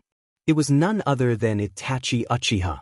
To say the council was shocked would be an understatement. Everyone had shocked expressions plastered on their faces. Sarutobi continued after a moment to let everyone process the information that had just been given to them. Itachi not only attacked and killed every ninja of his clan. He also murdered the civilians of his clan as well, women and children alike. There was only one survivor, Itachi's younger brother Uchiha Sasuke. He's currently resting in the hospital. As we speak, Itachi is being pursued by a platoon of 2 hunter squads, a team of ANBU and 2 Jounin. This was a lie on Sarutobi's behalf, of course. The room once again erupted into a bustle of chatter. Sarutobi simply sighed and tried to ignore the bickering council members. 2 weeks later, Naruto and Shino were making their way from the academy. Naruto had a lot on his mind. He couldn't deny the Uchiha weren't his favorite people, and neither was Sasuke for that matter. But he couldn't help but still feel sympathy for the sole survivor of their clan. He couldn't imagine what it would be like to have your entire family and clan's man killed all in one night. He knew Sasuke would be severely traumatized by the event, so he sought to do what he could to repent for his behavior towards Sasuke. Naruto looked over to Shino, whom was currently mulling over his own thoughts. "Hey Shino, I think I'm going to take a visit to the hospital." Shino eyed Naruto suspiciously. "You intend to visit Sasuke?" Naruto kept a placid look on his face. "Yeah, I heard he awoke about a week ago, so I thought I'd drop by and see him." Shino shook his head. "I hope you know what you're getting yourself into." Naruto didn't answer. In truth, he knew his visit could go either way, but decided it was worth the risk no matter the outcome. "I'll catch you later," and with that Naruto turned and headed off in the direction of the hospital. 10 minutes later Naruto was standing outside the hospital. He simply stood there for a moment, still debating with himself if this was the best course of action to take. In the middle of his thoughts, he never noticed a pink-haired, green-eyed girl exiting from the hospital. She had a look of sadness on her face. She then noticed Naruto standing there apparently lost in his own thoughts. Now Sakura was anything but a fan of Naruto. She hated the fact that Naruto would always anger Sasuke by beating him in matches or simply outperform him in pretty much everything they did. It pained her to see her crush upset, and she blamed it solely on that baka as she referred to him. Curiosity getting the best of her, she eventually decided to see what he was there for, so she approached him cautiously. "Hey Naruto," she called over to him, knocking him from his thoughts.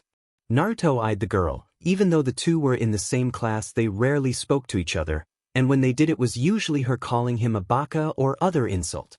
This, accompanied with other things, made Naruto not think too highly of her. Sure, she had book smarts, but her physical abilities were average at best. But that wasn't his problem with her. He simply found it distasteful that she spent most of her time fawning over Sasuke, when she could be using her time to better her current ninja abilities, something that Naruto was sure would cost her in the long run. "Hello Sakura," Naruto said as politely as he could. Sakura had to admit she was a bit nervous about approaching Naruto. "Oh hey, I was just wondering what you were here for," she questioned curiously. Naruto adjusted his shades. "I came to visit Sasuke," Naruto replied plainly.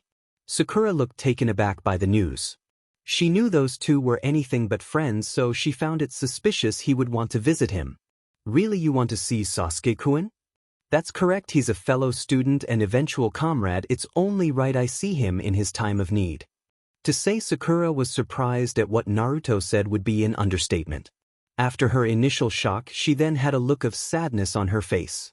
Naruto made no indication that he noticed her change in demeanor. He just continued to stare at her. Sakura then looked up at Naruto. "I'm sorry, but Sasuke hasn't been the same since the incident. I doubt he'll talk to you. He hasn't spoken to anyone who comes to visit. I've came to visit him every day since he awoke from his coma. Everything I try to do to confront him, he simply sees as annoying." Naruto didn't give Sakura a response right away. After contemplating the situation, Naruto decided he had to see Sasuke's behavior for himself. "Thank you for the heads up, Sakura," Naruto says before walking past Sakura. A few moments later, Naruto was standing at the information desk. He informed the nurse he was there to visit Sasuke. The nurse gave Naruto directions to Sasuke's room. Naruto thanked her and headed to his destination. Once Naruto got there, he reached for handle of the door, but paused. "I'm probably going to regret this," he thought before entering the room. Naruto slowly opened the door and took in the sight. Sasuke's room was adorned with many gifts, from balloons to dozens of wrapped presents. Also, there was what seemed like hundreds of get-well cards on his bedside table.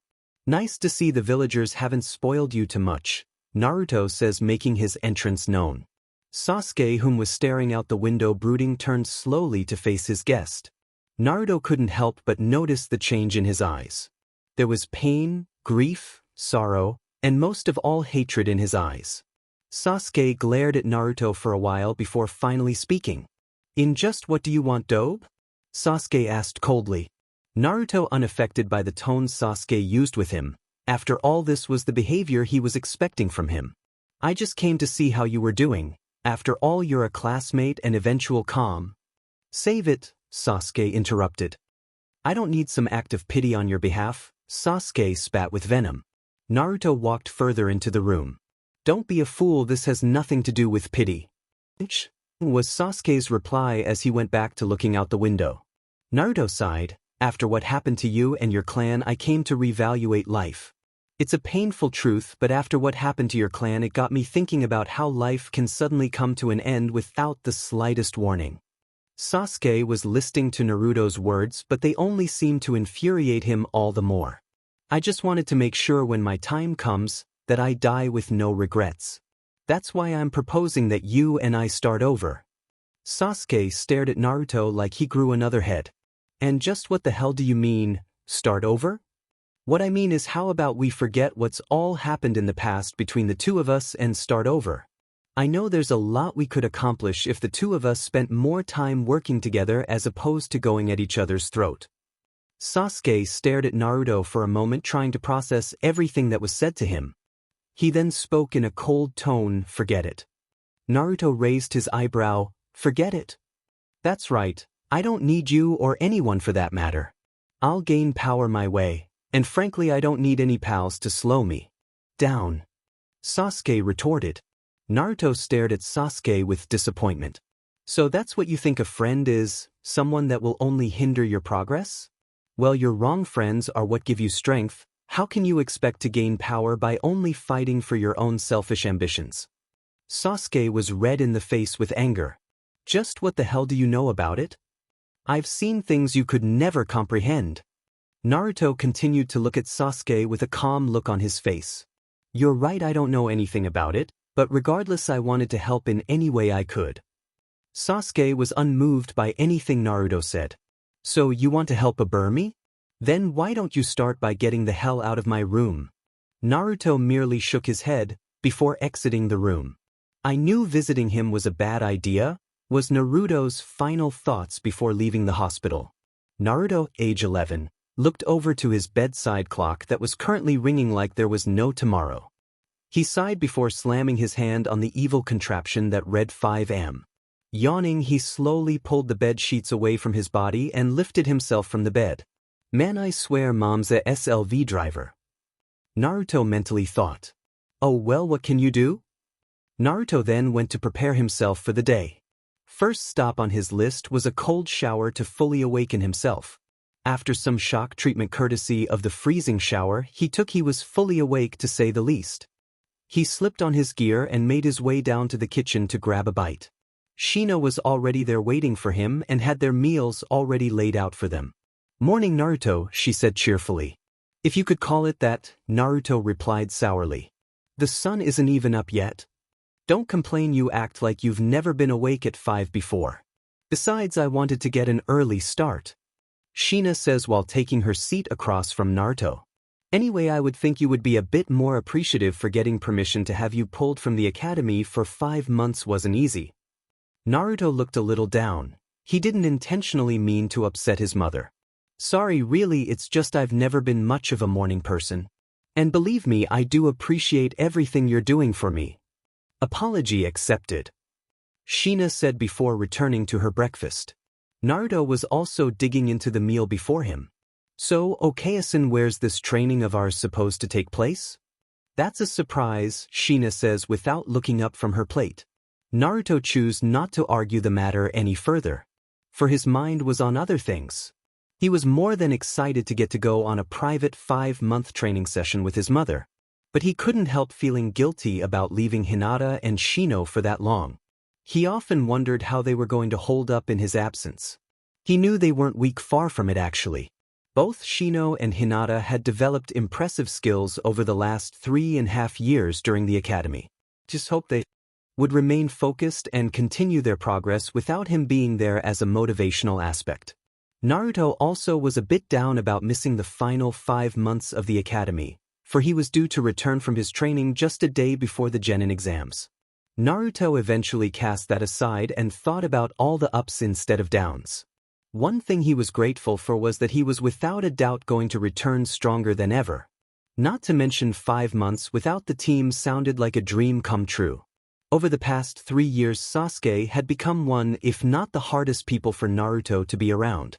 He was so cold and arrogant it was sickening to Naruto. Sasuke constantly challenged Naruto to spars and insulted him any chance he got. To Naruto, Sasuke's acts were childish and plainly put immature. How could someone ever expect to be taken serious when he acts like a spoiled little kid? Naruto eventually decided to get Sasuke out of his mind, for the mere thought of him was putting him in a bad mood. Hina noticed Naruto's sudden change in demeanor, so she decided to pry. "Is there something wrong? Are you having second thoughts about leaving?" Naruto snapped out of his daze and looked to Hina. "No, it's nothing like that. I was just wondering how things are going to be without me." "I see you're worried about your brother and Hinata, I presume?" Hina asked, already knowing the answer. Naruto cast his vision downward. "Yeah, I guess I am. I'm not surprised. 5 months is a long time. I'm sure it's hard for them just as it is for you. But I promise they will be just fine, so try not to worry about it too much, understood?" Naruto nodded, feeling much better after hearing his mother's reasoning. "Well then, what are we waiting for?" Naruto says with vigor. Hina gave Naruto a small smile of approval. "You are absolutely correct. Time is wasting, so let's get a move on." Both Naruto and Hina went to retrieve their already packed bags and slipped them on. "You ready for this?"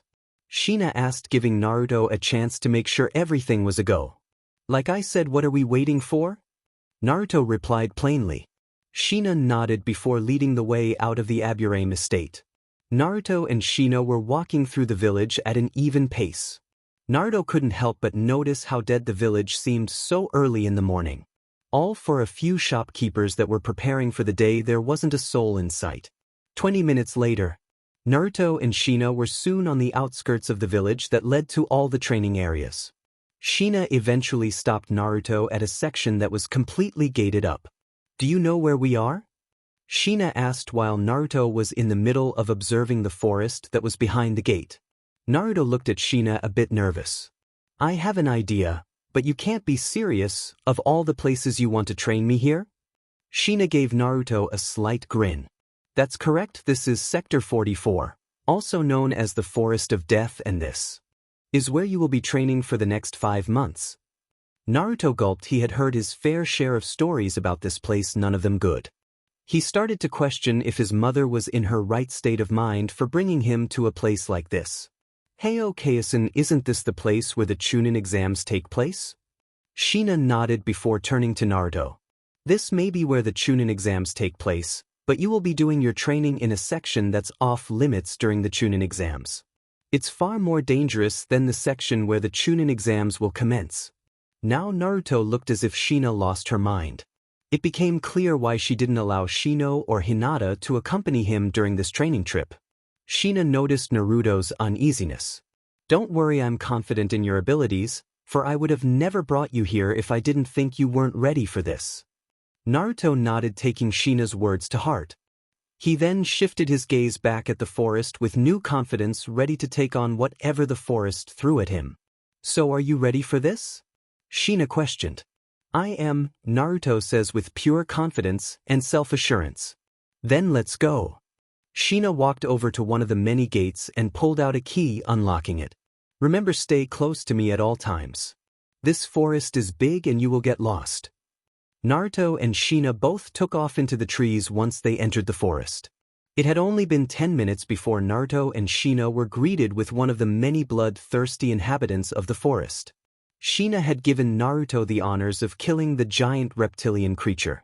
About 2 hours later, and many sore muscles on Naruto's behalf from dueling with every creature that got in their way, they had finally arrived at their destination. It was another fenced-off area that was located deep in the forest. Only the fence was made of thick black bars as opposed to the thin grid-designed ones on the outside of the forest. "So this is it?" Naruto says, a bit winded. "That's correct," Hina says while observing the terrain. "Well, why are we just standing here? Are we going in or what?" Naruto questioned. "We will enter soon enough. For now we must wait." Sheena says while taking a seat on a nearby log. Naruto looked confused. Wait for what? Just then a kunai whizzed by Naruto's face, grazing his cheek, while a figure wrapped their arm around his neck. Naruto was completely caught off guard by what happened next, as the figure actually began to lick the small blood trail on his face. What the hell are you doing? Naruto shouted in disgust. He then attempted to elbow the person off him, but said person caught his elbow. The person began to snicker. So Sheena, this is the gaki you're taking into the forbidden section? Naruto noticed that figure had to be in fact female by the sound of her voice. He turned his gaze in her direction to get a look. The woman had purple hair that was tied into a spiky ponytail and almond-color eyes.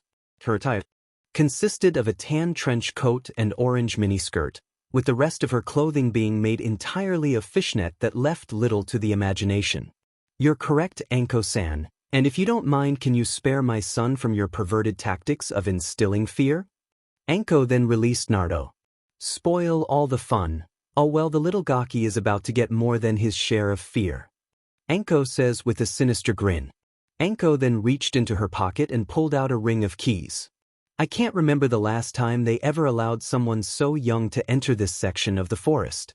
I've known jounin that shat themselves after spending a day in here. Naruto grimaced. Is it really that bad in there? Anko looked at Naruto with a twisted smile. You better believe it, gaki, you're going to meet creatures you thought only existed in nightmares. Hell, that place is a nightmare. Don't take her words to heart, Naruto. Anko-san is merely trying to frighten you. Anko shrugged. Believe what you want to, but I'll give you a day before you come running out of there crying your butt off. I don't run away from any challenge, Naruto says with conviction. But you do cry? Anko says while unlocking one of the few locks on the gate. If the occasion calls for it, Naruto says with no shame. Well, gaki, I can tell you now the situation will call for it. Just then Anko finished unlocking the gate and stepped aside. Have fun, Anko says in a playful tone. Sheena sighed before lifting herself from the log. You will never change, Anko-san. You DMN right. Sheena stepped next to Naruto. Now Naruto, if you have any doubts, this is the time to speak up. I have none, let's just do this. Naruto says with vigor. You got ball, gaki, I give you that much, but we will see just how long you last. Anko says before shutting the fence behind Sheena and Naruto. Naruto looked at Anko from behind the fence. Care to make a wager then? Naruto asked coolly. Anko grinned at this. And just what did you have in mind? Well, I'm purposing that if I can stay in here for the entire 5 months that you have to treat me to all I can eat at the Ichiraku ramen stand. I'll take you up on that, but if I win then you have to treat me to all I can eat at any dango shop of my choosing. Anko says, grinning mischievously. Naruto walked over to the fence and outstretched his hand. Anko then took his hand in hers. I hope you got deep pockets, gaki. Likewise, was Naruto's reply. Sheena only nodded her head. It's almost scary how similar those two are, Sheena thought to herself. Let's get going, Naruto, we don't want to be the welcoming committee for any of the blood-thirsty creatures here. Naruto simply nodded and followed Sheena up into the trees, and they soon disappeared from Anko's view. Anko took off into the trees as well, heading for the exit of the forest. Aburame, Naruto, he's an interesting gaki to say the least. 3 hours later, deep into the forbidden section. Naruto was exhausted. He couldn't believe some of the creatures he had to face off against. Not to mention he had to do it alone, considering Sheena was content with just watching, much to Naruto's protest. Naruto also found that Anko had some truth to her words. For the wildlife in the forest was defiantly the stuff nightmares were made of. His first encounter upon entering the forest was against a centipede roughly the size of 2 city buses. Not to mention it was desperately trying to make a meal out of him and Sheena. He eventually managed to bring the brute down, but not without receiving some injuries of his own. Now Naruto was lying on his back panting hard. He had just got done decapitating a giant snake that wouldn't take no for an answer. I hate this place, Naruto shouted. Just then an elephant-sized tiger emerged from the brush content on making Naruto his lunch. Naruto sighed, did I mention I hate this place? A few hours later, Naruto and Shina came upon a clearing that was next to a beautiful lake. Shina dropped her backpack, while Naruto dropped his entire body onto the ground. "We're here, this is where we will set up camp." Shina then took note of Naruto. "So you ready to throw in the towel?" Naruto glared at Shina in annoyance. "Hey, if you would have helped me with those battles, I wouldn't be in this shape in the first place." Shina shrugged. "Sorry, I was under the impression that we came here to train you, not me." Naruto couldn't deny that it was his training to endure after all. "Fair enough," Naruto says while lifting himself up from the ground. Shina surveyed the surrounding area for a moment. "All right, first I'm going to set up a perimeter that will keep out any unwanted guest. In the meantime, I want you to start setting up camp." Shina then shunshed away before Naruto could protest. Naruto muttered something about SLV drivers before getting to the task at hand. Sometime later. It was an hour later and Naruto's injuries had been completely healed courtesy of the fox chakra he was unaware of. Shina soon appeared hauling a dead boar over her shoulder. She was happy to see Naruto had set up everything, from their tents to a well-made fire. "You did that fairly well, I'm impressed. Now why don't you help me skin this boar and prepare it for dinner?" Naruto nodded and pulled out a kunai and began to help Shina skin and gut the boar. They completed their task in silence, and soon later they had the boar rotating over a spit over the fire. Shina took the time for the boar to cook to go over the training regime she had set up for him. Naruto almost lost his lunch after hearing the workload he would have to endure for the next 4 months. Plus, learning that his Okasan planned on leaving him after the 4 months had passed did not sit well with him. "You want me to spend an entire month in here alone? You can't be serious," Naruto said in disbelief. Shina waved her hand at him to silence him. "I promise you have nothing to worry about after. I'm done with you. A month in here alone will seem like a picnic." Naruto crossed his arms in an irritated fashion. "Yeah, that's until I have to leave past your protective seals to find food." Shina smiled mischievously. "You don't have to worry about that, for I plan to remove the seals once I leave. That way all your meals, or should I say potential meals, will come to you." Naruto looked anything but amused by this statement. "Okay, someone must really hate me up there," Naruto says in a defeated tone. "Hey, strength doesn't come easy. You must be willing to face the hardships to acquire it. If you truly plan to become Hokage, you need to become much more powerful and do what you must to reach your goal. But on a lighter note, I have something for you," Shina says while reaching into her backpack. Naruto instantly became interested for what his mother had in store for him. When she retracted her hand, she had a scroll in it. She released a bit of chakra into it and out sprang a small black bar about 12 inches long. Naruto looked confused at what his mother just pulled from the scroll. "What's that?" Naruto says while examining the item in question. She then tossed it to Naruto. "It's a staff, of course." Naruto looked skeptical while he continued to inspect the item.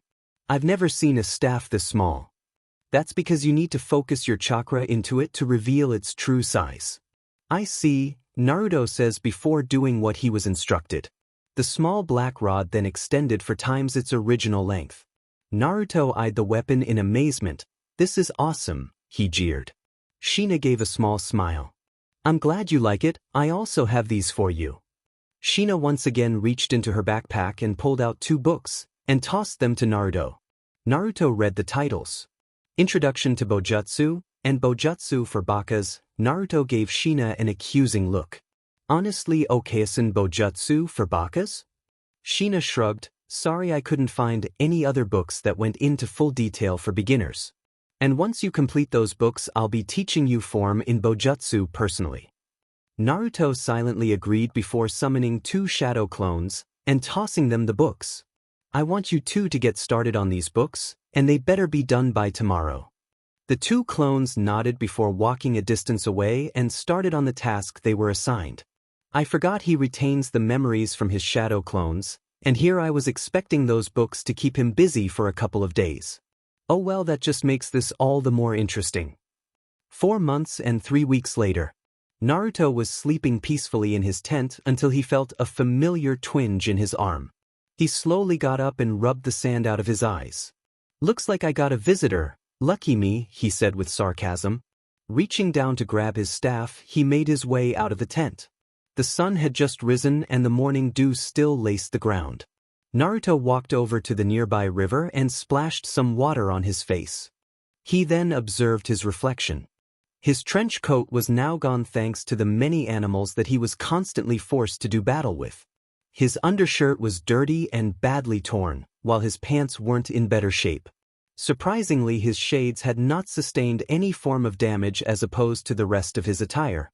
Naruto then channeled some chakra into his staff and extended it to its full length. Observing the forest, he waited patiently for his guest to make its appearance. Soon enough, an elephant-sized tarantula slowly emerged from the forest and locked eyes with Naruto. Naruto merely sighed. Not another one of these things, and here I was hoping for a decent breakfast. Oh well, beggars can't be choosers. Readying himself into a fighting stance, he prepared to take on the behemoth of a creature. Naruto then caught a glimpse of another tarantula crawling out of the forest from behind him. Then, two of them, this might get tricky. The tarantula in front of Naruto reared onto its hind legs and shot a stream of thick silk towards Naruto. Naruto for his part grinned before twirling his staff like a windmill and effectively knocked away the sticky web. The other tarantula took this opportunity to lunge onto Naruto. Naruto did a backwards somersault over the spider and dug his staff into the ground and used his momentum to springboard himself back at the spider. He kicked the spider hard in the abdomen, sending it crashing into his apparent partner. Naruto didn't waste any time as he summoned his beetles to attach themselves to the joints of one of the spider's legs, rendering the arachnid immobile. The spider that was still capable of movement charged Naruto, hell-bent on ensnaring him and draining him dry. Naruto dropped his staff and ran off a series of hand signs. Shadow Clone Jutsu. Naruto was now standing next to two identical copies of himself. Naruto then picked up his staff and charged the spider along with his clones. You know what to do, Naruto shouted to his clones. They nodded before running in a zigzag pattern to confuse the charging spider. The spider lashed out at the incoming Narutos but couldn't keep up with their speed. One of the clones managed to slip under the spider and kicked with all his might. The spider was sent into the air and the second clone followed up with another kick to the spider's soft underbelly, sending it further into the air.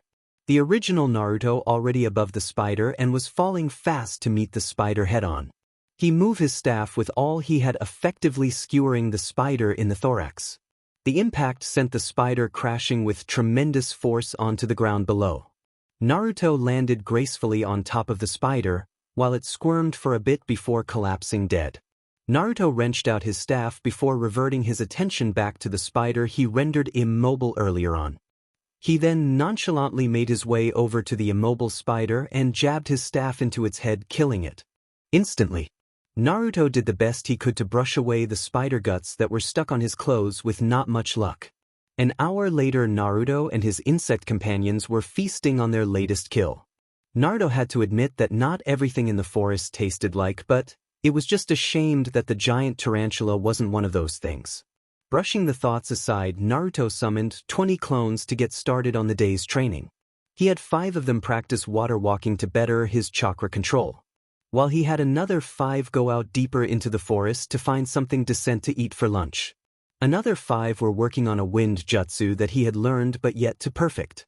The last of his clones all had separate books on sealing that his mother was gracious enough to leave for him, and Naruto himself was left with the physical portion of his training. 3 hours later, Naruto felt the familiar twinge in his arm and he instantly became fully alert. To his relief, his clones had been the ones to activate the seals he strategically placed around his campsite. They came into the area hauling some fruit and a freshly killed deer. Naruto thanked the clones before giving them an order to prepare the deer. One of the clones muttered something about SLV drivers before he was hit over the head by another clone and dispelled. Sorry about that, guy. The clone apologized to Naruto. But he's been complaining since the moment you sent us into the forest. Naruto nodded his head in understanding, considering he had just gotten back all the clones' memories.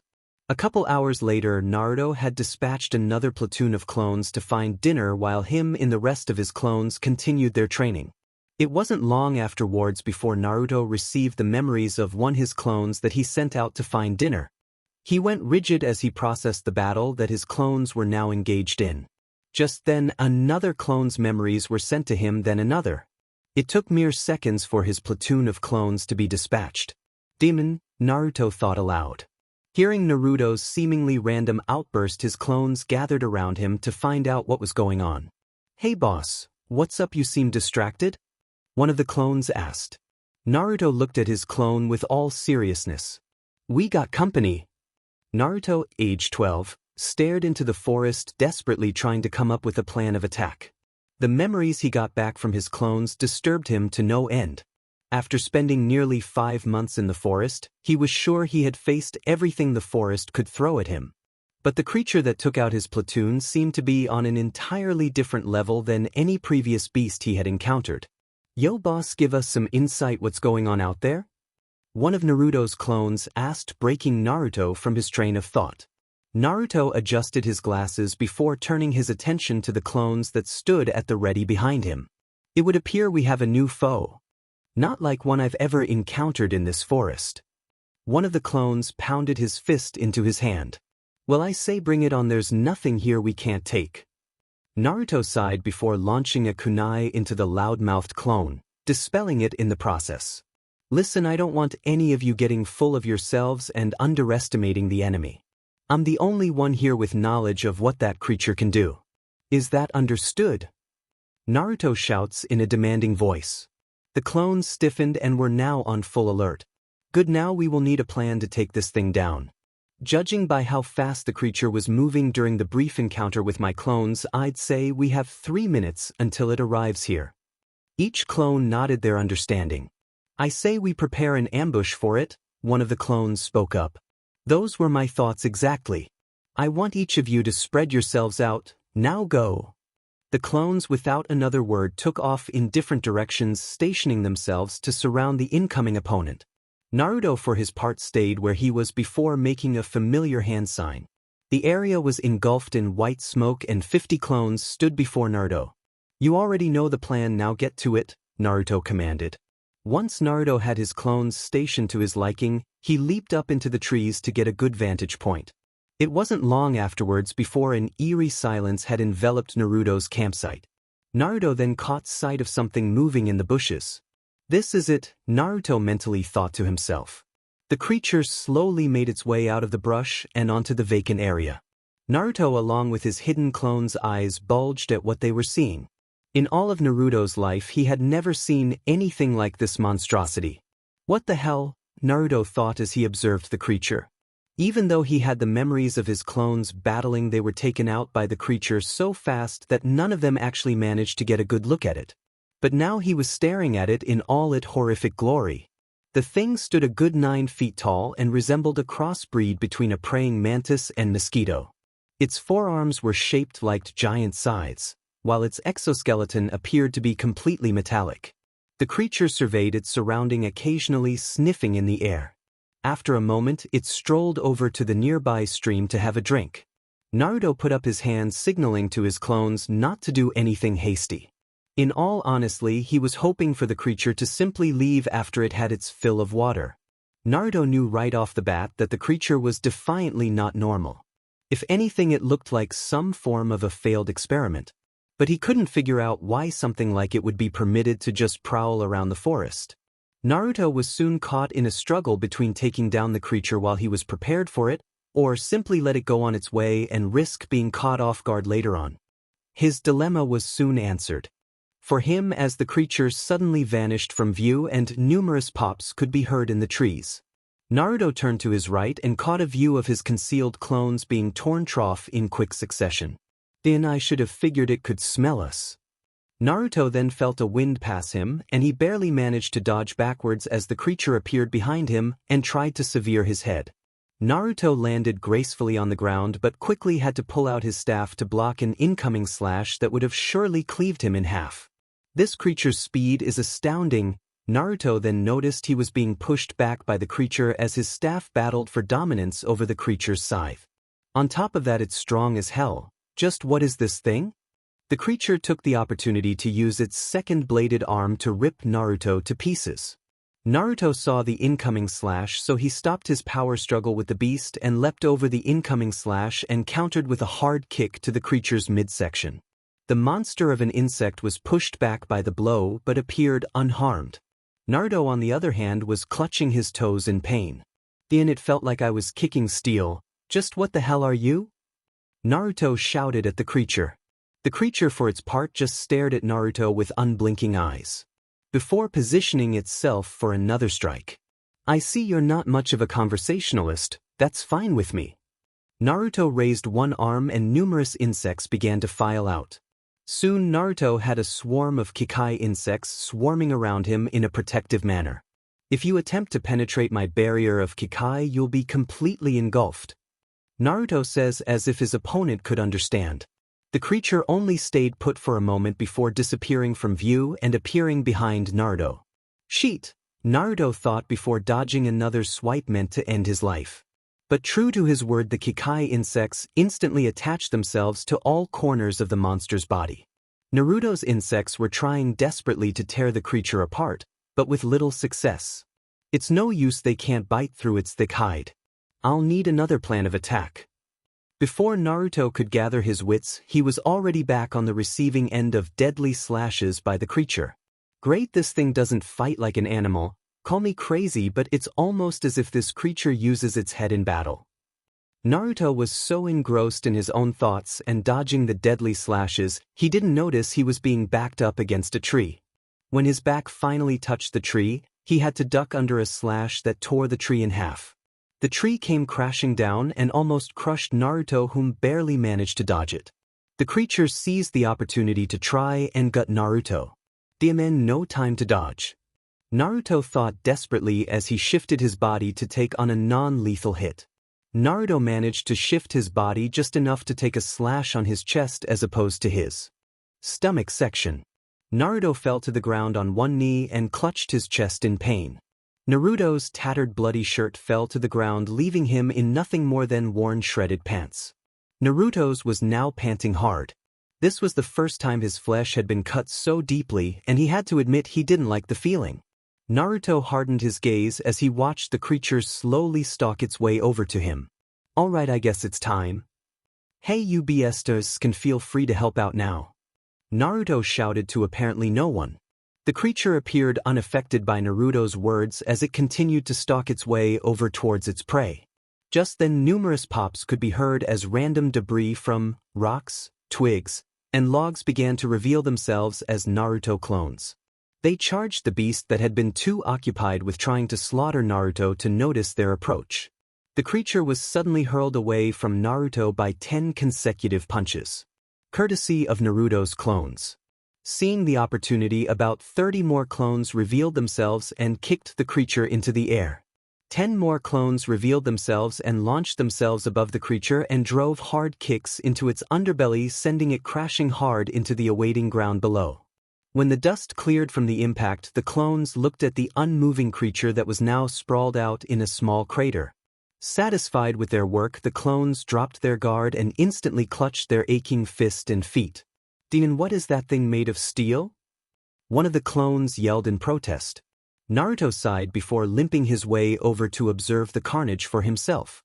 The creature was laying there motionlessly. Satisfied with the outcome, Naruto summoned his insects back into his body. Good work, guys, but I still think we need to dispose of the body just to be sure. Naruto's clones nodded their heads in agreement, but before any of them could make a move, the creature sprang from the crater and impaled Naruto through the chest. Naruto's eyes went wide along with his clones that started to pop out of existence. Naruto observed the scythe that tore cleanly through his chest and straight out his back. "I got see Carlos," Naruto says through gritted teeth. The creature then wrenched its bladed arm out of Naruto, causing blood to splatter in the process. Naruto coughed up some blood before falling to his back. So this is it, huh? This is how I die. No dying to protect my loved ones or village. No fighting an evil villain in an epic clash to the finish. Please forgive me, Okayasan, Otusan, Niken, Hinata-chan, I'm sorry. And with those final thoughts, Naruto faded into darkness. Konoha, Hinata and Shino were currently dining at Naruto's favorite ramen stand. You know, it's hard to believe Naruto has been gone for nearly 5 months. I wonder how isolation for that long has served to strengthen him. Shino says while taking interest in a wasp that was constructing a home in the corner of the ramen. I'm not sure Naruto-kun has always enjoyed the company of others. He's probably very lonely, Hinata says with a sullen look on her face. Shino gave Hinata a court nod. You're correct, but Naruto has never been one to back down from any challenge. I'm sure no matter what happens he will find a way to persevere. Shino offered. Hinata brightened up a bit. Yes, Naruto-kun's determination is what inspires me the most. I owe a lot to him for he helped me become who I am today. Hinata was only given another nod from Shino before their attention was reverted to a new customer entering the shop. Hinata had a small scowl on her face while Shino looked impassively at the newcomer. Greeted the new customer, but got no response from him. Spotting his targets, he strolled up to them and sat on the side of Hinata. All right, where's the dobe? He says without bothering for greetings. Hinata frowned before addressing the boy. I'm sorry, Sasuke, but I do not know of this dobe you speak of. Hinata countered. Sasuke's eye twitched in aggravation. Don't play coy with me, the dobe has been gone for nearly 5 months, and I demand to know why. Forgive us, but it's not our place to divulge that information. Nor should it be any concern of yours. Shino says, doing his best to keep his own aggravation in check. Ichin, the loser, must have dropped out. It took him long enough to realize he was in over his head. Sasuke says with a cocky smirk on his face. If I recall, I remember him mentioning something about becoming Hokage. What a hopeless dream for a hopeless loser. Shino's insects were buzzing around furiously in his body, reacting off Shino's own anger. Hinata was clenching her chopsticks so hard her knuckles were becoming pale. Sasuke for his part took no notice in his classmates' apparent aggravation towards his verbal treatment towards Naruto, or he simply didn't care. Well, thank you for wasting my time, I should have known you two would prove useless. Sasuke then proceeded to leave his 2 fuming classmates behind. Shino merely shook his head once Sasuke was out of view. You know, I just don't understand Sasuke's logic. Why does he refer to Naruto as dobe or loser, when Naruto's ability and skill apparently outmatch his own? It's just jealousy, Hinata spat. Shino looked at Hinata curiously. Sasuke refuses to admit and change his own shortcomings. So he vents out all his anger on the person he knows is superior to him. He wants Naruto-kun's strength, but he's too lazy to work for it. He believes everything should be handed out to him on a silver platter.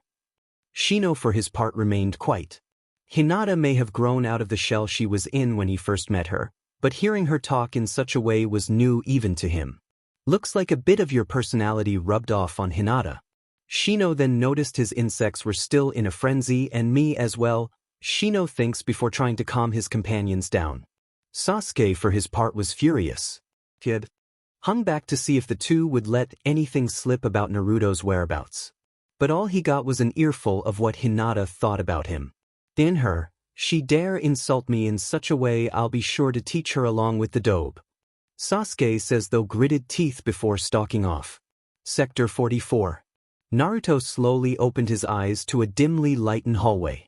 The first thing he noticed was his pants were soaking wet. Without another thought, he hurriedly lifted himself from the ground. Naruto observed his surrounding before him. So this is my afterlife, some dank sewer? Come on, was I really that bad? Naruto complained to no one in particular. I swear Kami must have had it out for me since day one. Naruto says while trudging through the wet hallway. He didn't know where he was headed, but he couldn't fight against the feeling that beckoned him like a moth to the flame. After rounding a corner, he appeared standing before what appeared to be a giant prison cell. Strangely enough, the cell had no locks, all except for a thin strip of paper that had the kanji for seal inscribed on it. What the hell is this? Naruto says while examining the cell before him. Naruto's body then went cold as he was met with 2 glowing red eyes and a menacing chuckle from behind the cage. So child, we finally meet, a cold dark voice full of bloodlust calls from behind the bars.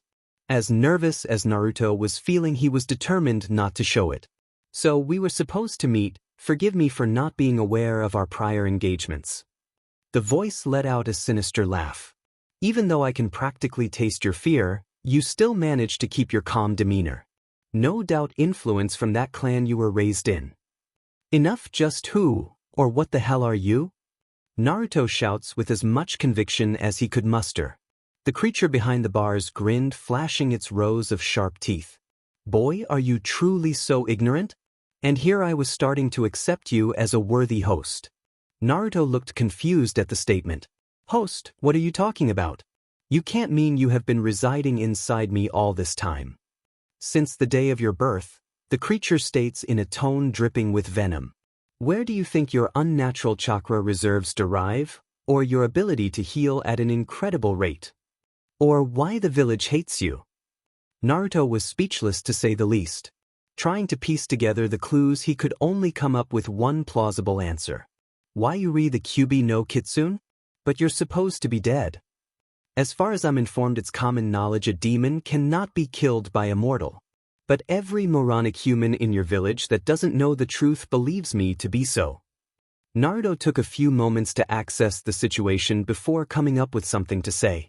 Okay, a lot has been made clear by this brief meeting, but something I don't understand is why me? Kyuubi simply stared at Naruto with impassive eyes. Why the hell should I know? Asked that accursed fourth Hokage. When you see him in the afterlife. Naruto was upset about not getting his answer but decided to move on to another question. Alright, then I'll be sure to question him when I see him in the afterlife. But answer this for me, why are we meeting face to face now? The Kyuubi bared his teeth into what had to be a menacing smile. Simple child, you're dying. Naruto paled at those words. Shit, I forgot about what was going on in the real world. I guess I'll get to ask the fourth why he sealed your butt in me in the first place sooner than I thought. Don't be a fool, child, I have no intentions on letting you die. For if your life ends, you will drag B to the grave along with you. And I will not allow that to happen until I escape this prison. Once that day arrives, I will personally reunite you with the fourth. Naruto took a step back, not liking the tone the fox used with him. Hey, you big stupid son of a bitch, if you hadn't noticed I was impaled before coming here, I'm already as good as dead. The Kyuubi only snickered. I'll see to that problem. As for now, I'll grant you a portion of my chakra. But I want you to remember something. I do this for my own well-being, not yours.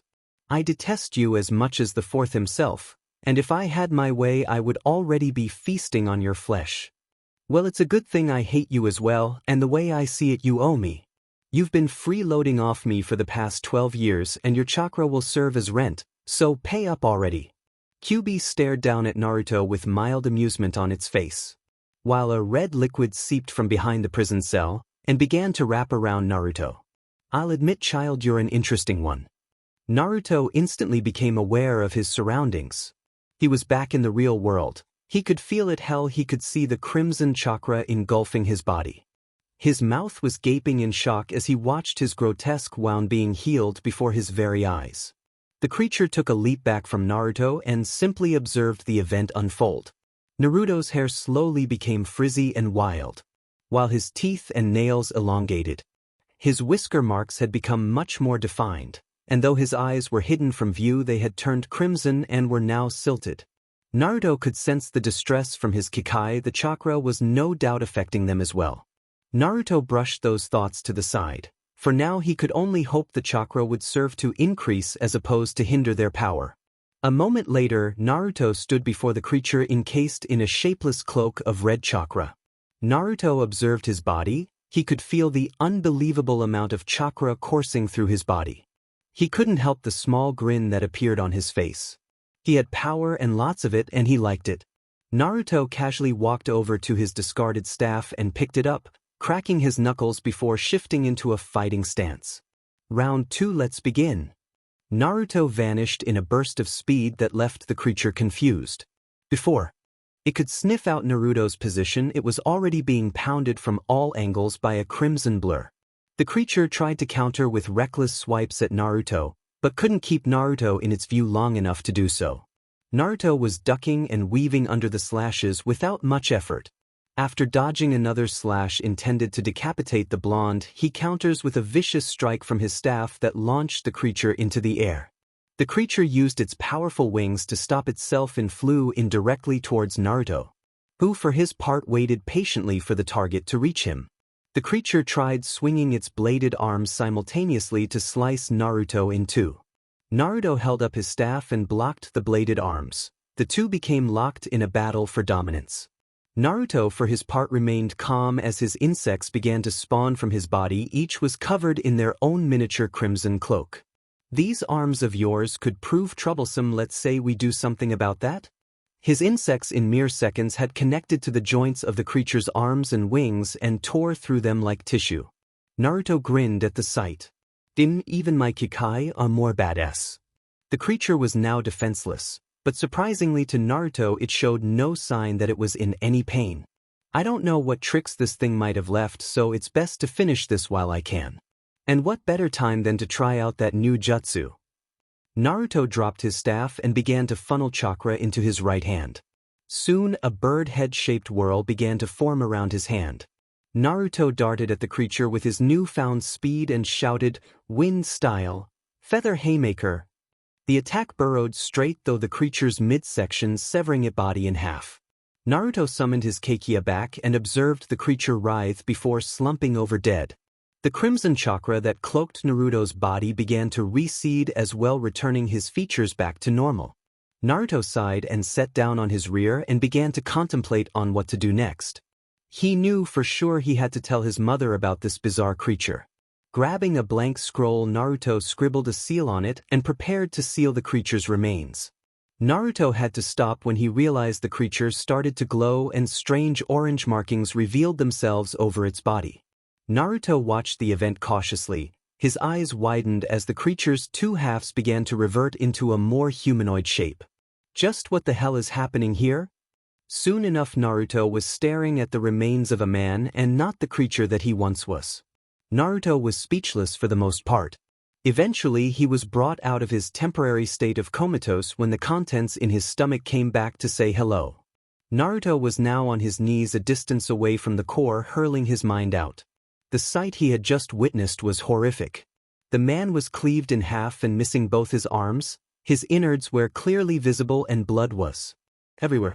Naruto had trouble coming to grips with the situation. None of it made sense, all for one thing, and that was the fact he had killed a man. Sheena glided gracefully through the trees of the forbidden section. Though her face had a look of indifference, her emotions were going full force. She had to admit a month without Naruto was harder than she would have expected. Naruto was the element that gave livelihood to their normally quiet and reserved way of living. And without him everything simply felt out of place. Casting the thoughts aside, for the moment she continued to her destination. An hour later she landed gracefully on the campsite she had left Naruto to fend for himself for a month. Surveying the campsite she could instantly tell there had been a recent battle there. Not one unlike two ninja would have. Adjusting her glasses, she spotted the person she had come to retrieve. Naruto was sitting on a stump a distance away with his staff leaning over his shoulder. He of course was wearing his trademark grin. "Long time no see, Okasan," he says cheerfully. Sheena gave an uncharacteristically wide smile, which caught her by surprise. Naruto only grinned wider. "I haven't seen you smile like that in a long time. You must have really missed me," Naruto says before racing over to Sheena and embracing her in a tight hug. "Yes, it's been far too quiet without you around." Naruto frowned. "So that's all I'm good for?" Sheena smiled before ruffling Naruto's hair. "That among other things." Naruto released Sheena from his brace, just in time to deflect a kunai with his staff that was aimed for his cheek. Naruto groaned. "Did she really have to tag along with you?" Anko leapt from the trees and landed smoothly in the campsite. "So I see the Gaki's gotten a little better. I guess next time I'll have to try a little harder." "Well, if it isn't Anko-san, it's been a while, not that I missed you," Naruto states with annoyance. Anko had a mock look of pain on her face. "Ah, Gaki, you're going to hurt my feelings. And after I was kind enough to escort your mother here, that's how you repay me? Give me a break. You only came here in hopes of catching a glimpse at my mangled body. But unfortunate for you, I'm alive, and it's been 5 months, and trust me, I haven't forgotten about our little wager." "Demon little Gaki, I was hoping he'd forget about that." Oh well, how much can the shrimp eat? Anko snorted. Whatever, it's only some ramen. And though I would have enjoyed seeing your mangled body remains, but by your clothes or lack of them I can see the wildlife put you through hell. So it's still consolation knowing you went through some hellish pain in the time you spent here. Aren't you charming? I bet the men line up to have shot with you. Naruto says with obvious sarcasm. Anko's eye twitched. You'd mean right, they do. If you hadn't noticed, I'm drop-dead secretary. Anko says, pumping out her chest to add further conviction. Sheena took that moment to step in. Alright. You too, that's enough. Now if you don't mind, how about we leave this place? That fine with me, I've had about all I can stand of this place. But before we go, there's something I have to show you. Naruto says while grabbing a scroll from his pocket. Before I show you what I'm about to, it's probably best I tell you the story behind it first. Sheena's along with Anko's interest were piqued at this point. Naruto began a recap of his confrontation with the strange creature that had attacked him a week ago. Sheena and Anko would give an occasional nod or shocked look, but for the most part remained silent. Once Naruto reached the section where he was impaled by the beast, Anko started to believe the story was a bunch of BS. While Sheena's palms became sweaty and she was doing her best to hide the nervous look on her face. Naruto had paused for a while once he got to that part of the story. After a while he turned to Sheena with a forlorn look plastered on his face. "Okesan, I know what's sealed within me," Naruto states in a sullen tone. Sheena's eyes went wide, though it was hard to tell due to her shades. "Oh Naruto, I'm so sorry you had to find out in this manner," Sheena says while pulling Naruto into a tight hug. Anko's eyes were wide as well, so the Gaki knows about the demon, that must be rough. "Naruto, is there any way you could ever forgive me and your Otusan? I swear we only hid the truth to protect you." Naruto gave Sheena a reassuring smile. "I already have. I know you and Otusan wouldn't do what you did without the best intentions in mind. And besides, I'm not ready to know the darker truths of the whole story just yet." Sheena smiled at Naruto and placed a kiss on his cheek, before motioning for him to continue his story. After explaining how his tenant granted him the power to destroy the creature, Naruto had only one thing left to do. He unrolled the scroll and laid it on the ground. Placing his hand in the proper hand seal, he muttered, "Release." A cloud of smoke appeared, and when it settled, the remains of the man lay before them. Sheena's eyes narrowed at what she was seeing while Anko's face never faltered. Naruto took a step back to let the two kunoichi examine the body. Anko bent down and eyed the body until she spotted what she was looking for. The man had a seal on the back of his neck. As I suspected, this is one of the BSTRDS prototype curse seals. As I recall, there was an A-rank assignment that warranted the disposal of this man. But no one was ever able to locate it. Disposal? Why not capture Surly? There had to have been some way to help him. Sheena questioned, still observing the man's remains. Anko shook her head. Not in this case. The first curse seal, Old Snake Face, created only succeeded in transforming the user into random beast. Needless to say, the only way for the user to revert back to their human forms were by death and death alone. Naruto listened intently to the conversation, not knowing if he should pester Anko for answers or not, but curiosity soon got the best of him. Who's Old Snake Face and what's a curse seal? Anko scowled. She hated saying the BSTRDS name. Swallowing her pride, she answered nonetheless. His name was Orochimaru, and as for the curse seal, I don't think a Gaki like yourself needs to know anything about it. Naruto furrowed his brow, but said nothing else. It would be wise to report this to the Hokage as soon as possible, wouldn't you agree, Anko-san? Sheena says while preparing to reseal the body. Yeah, he'll want to know all about this. Anko says while observing Naruto. I still can't believe this Academy Gaki managed to kill this man. Even without the curse seal, this man was Chunin rank. The fox must have given him a hell of amount of chakra for him to do this kind of damage. Naruto noticed Anko blankly staring at him. Is there something wrong, Anko-san? Anko grinned. Not at all, I was just toying with the idea of taking you under my wing. By the looks of this body, I can see you don't mind getting your hands dirty. Naruto paled. I'm flattered, but I think I'll take a pass. Anko only shrugged. Suit it yourself, Gaki. I could have made you the most badass ninja in the Leaf Village. Shina had finished sealing away the body by the time Naruto and Anko finished their brief conversation. Tucking away the scroll in her trench coat, she addressed them. "It's time we head out." Naruto and Anko nodded and followed Shina into the trees. 2 hours later, Naruto, Shina, and Anko stood at the entrance to the Leaf Village. Naruto couldn't help the grin that threatened to split his face in two. It had been 5 long months since he'd seen the place, and he couldn't be happier. As fate would have it, the walk to the Hokage's tower was bearable. People for the most part were staring with looks of bewilderment at Naruto as opposed to hatred. Some people snickered, thinking he took a well-deserved beating, while others couldn't understand how one could look so happy after looking like they'd just been through hell and back. Once they arrived at the tower, Anko demanded to see the Hokage, stating it was urgent. The assistant reluctantly escorted the three towards the Hokage's office before knocking on the door. "You may enter," Sarutobi says from behind the door. "Hoka-sama, you have 3 visitors that say they have urgent news. Shall I allow them entry?" Sarutobi looked curiously at his assistant. "Of course, I'll see them right away." The woman bowed before leaving the room. A few seconds later, Anko, Shina, and Naruto came walking into the office. Sarutobi had a look of mild surprise from the 3 visitors. Catching sight of Naruto, he noticed his trench coat was missing. He was shirtless and his pants were so tattered they looked more like shorts. "By the looks of it, I take it your training went well, Naruto?" Naruto gave a half-hearted smile. "Well, for the most part." "Really? So I assume that's what this meeting is about," Sarutobi says, taking a drag from his pipe. "Look, how about we cut straight to the chase?" Anko says while stretching her hand toward Shina. Immediately getting the gesture, Shina pulled out the scroll and handed it to Anko. Sarutobi raised his eyebrow. "And what's in the scroll?"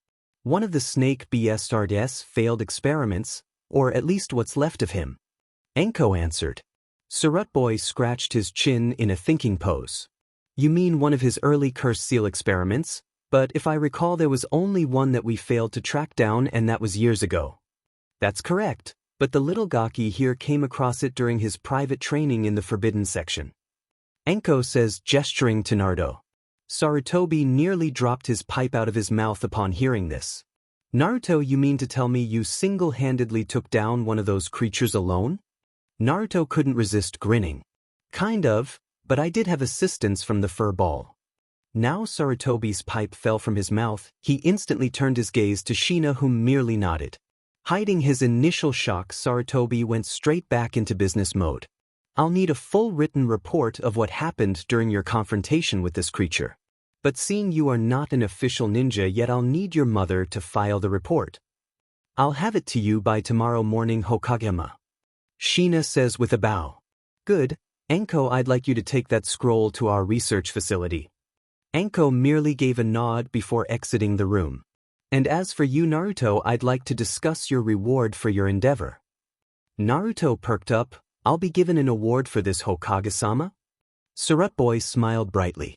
"Of course. Besides that fact, you will be paid for an A-rank mission. I think a little something extra should be given to the first academy student in history to complete an A-rank assignment." Naruto looked eager as he watched Sarutobi shuffle through the stacks of scrolls that were hidden in a concealed compartment behind a bookshelf. Finding what he was searching for, Sarutobi turned around with a rather thick scroll in his hands. "I see you favor Bojutsu, am I right in that assumption?" "Yes, though I've only been learning the art for 5 months, I've really taken a liking to the style." Sarutobi smiled. "Then I'm sure you will appreciate what I'm about to give you. For you see, Bojutsu is a specialty of mine, and in this scroll is a style of Bojutsu of my own creation," Sarutobi says while handing the thick scroll over to Naruto. Naruto looked shocked that the Hokage would grant him such a gift. "Hokage-sama, thank you. I promise to have this style down in no time at all." Slinging the scroll over his shoulder, he gave a respectful bow. "Think nothing of it, you deserve it. Just make sure to take good care of that scroll. I don't want just anyone having a look at it." Naruto nodded his understanding before following Shina out of the office. Once they were out of the Hokage tower, Shina moved a wallet into Naruto's hand. "I'd like you to go shopping for some new clothing and ninja equipment. In the meantime, I'll inform your father of all the recent events." Sure, I'm sick of walking in these tattered remains anyway. I'm sure you are. I'll see you at home in an hour. Shina says before changing course towards the Aburame Manor, while Naruto headed off towards the shopping district. Naruto waded through the busy streets of Konoha until he came across a ninja supply shop with the name Perfect 10. Shrugging, Naruto walked into the shop. He noticed the girl behind the counter looked to be about the same age he was. Her hair was styled into 2 buns while she was dressed in traditional Chinese clothing. "Welcome to Perfect 10, she says without looking up from the magazine in her hand. "If there's anything I can help you with, please ask. I'm looking for some new clothes along with some basic ninja equipment." The girl for the first time peeled her eyes away from the magazine to look at the customer. She took a moment to examine him. What happened to you?" "Just got back from a training trip." Naruto replies, starting to feel a bit self-conscious about the girl examining his half-naked body. "Must have been brutal for you to be looking like that. Anyway, you'll probably want to find some clothes first. They're to your right towards the back of the shop. And if you want, you can write down a quick list of what ninja supplies you need and I'll have them ready for you by the time you find some clothing." Naruto nodded before pulling out a scrap of paper and scribbling down what he needed. He handed the list to the girl and proceeded to the clothing section. Scanning over the numerous items, he decided to change up his look a bit. He grabbed a set of dark orange plain t-shirts and a couple sets of baggy black pants. He also picked out a new pair of black ninja sandals and grabbed a roll of cloth to wrap the bottom of his pants with. The last thing on his list was a new trench coat. He walked over to where all the coats were hanging and scanned over them. He decided to go with a trench coat that didn't have the traditional high collar that most of his clan favored. Instead, he picked out a long black trench coat similar to Anko's but had oversized sleeves like his mother's. Also, the coat had a huge hood on it instead of a high collar. Satisfied with his selection, Naruto strolled into the dressing room and got geared up. Looking himself over in the mirror, he grinned something wicked. "I look pretty sharp in this new getup. All I need now is a leaf ninja headband." Slinging the thick scroll back over his shoulder, he headed to the clerk to pay for the clothing. On his way towards the counter to pay for his belongings, he picked up a sheath for his staff. When he got to the counter, the girl had already had his ninja equipment in bags for him. She gasped when she saw the sudden change in Naruto. "Wow, you look like the real deal in that outfit." "Thanks, that's what I was going for. I want to be taken serious when I pass the genin test tomorrow." The clerk began ringing up the total. "So you have the genin test tomorrow? Well, I'm sure you'll pass easy." Naruto grinned, "Believe it." After Naruto paid for everything, he pulled out a small scroll from his pocket. "Hey, this shop specializes in weapon forging, doesn't it?" The girl nodded. "Yeah, my father's quite good at it. Is there something you wanted specially made?" "Well, I wanted to have something modified if that's not too much trouble." "Okay, that's easy enough. Show me what you need modified." Naruto placed the scroll on the counter and muttered release. After the small cloud of smoke dissipated, 2 scythe-like arms were lying on the counter. The girl's eyes bulged. "What are these?" she says while examining the strange-looking weapons before her. Naruto didn't exactly know what to say. They were arms of this pretty big insect that I killed. I just thought I could make a cool weapon out of them." The girl eyed Naruto suspiciously. "I've never seen an insect with arms like this. It's as hard as steel and sharp as any well-made blade." Naruto only shrugged. "Well, that's the truth. I came across this giant mantis creature during my training, and I killed it and kept its arms for a souvenir." The girl had decided to buy the story, and pressed on. "Well, since my father is out on business, you'll have to tell me what you wish for these to be turned into." Naruto pulled out a rolled-up piece of parchment and handed it to the girl. "Here, it's all on that parchment. Feel free to read over it if you'd like."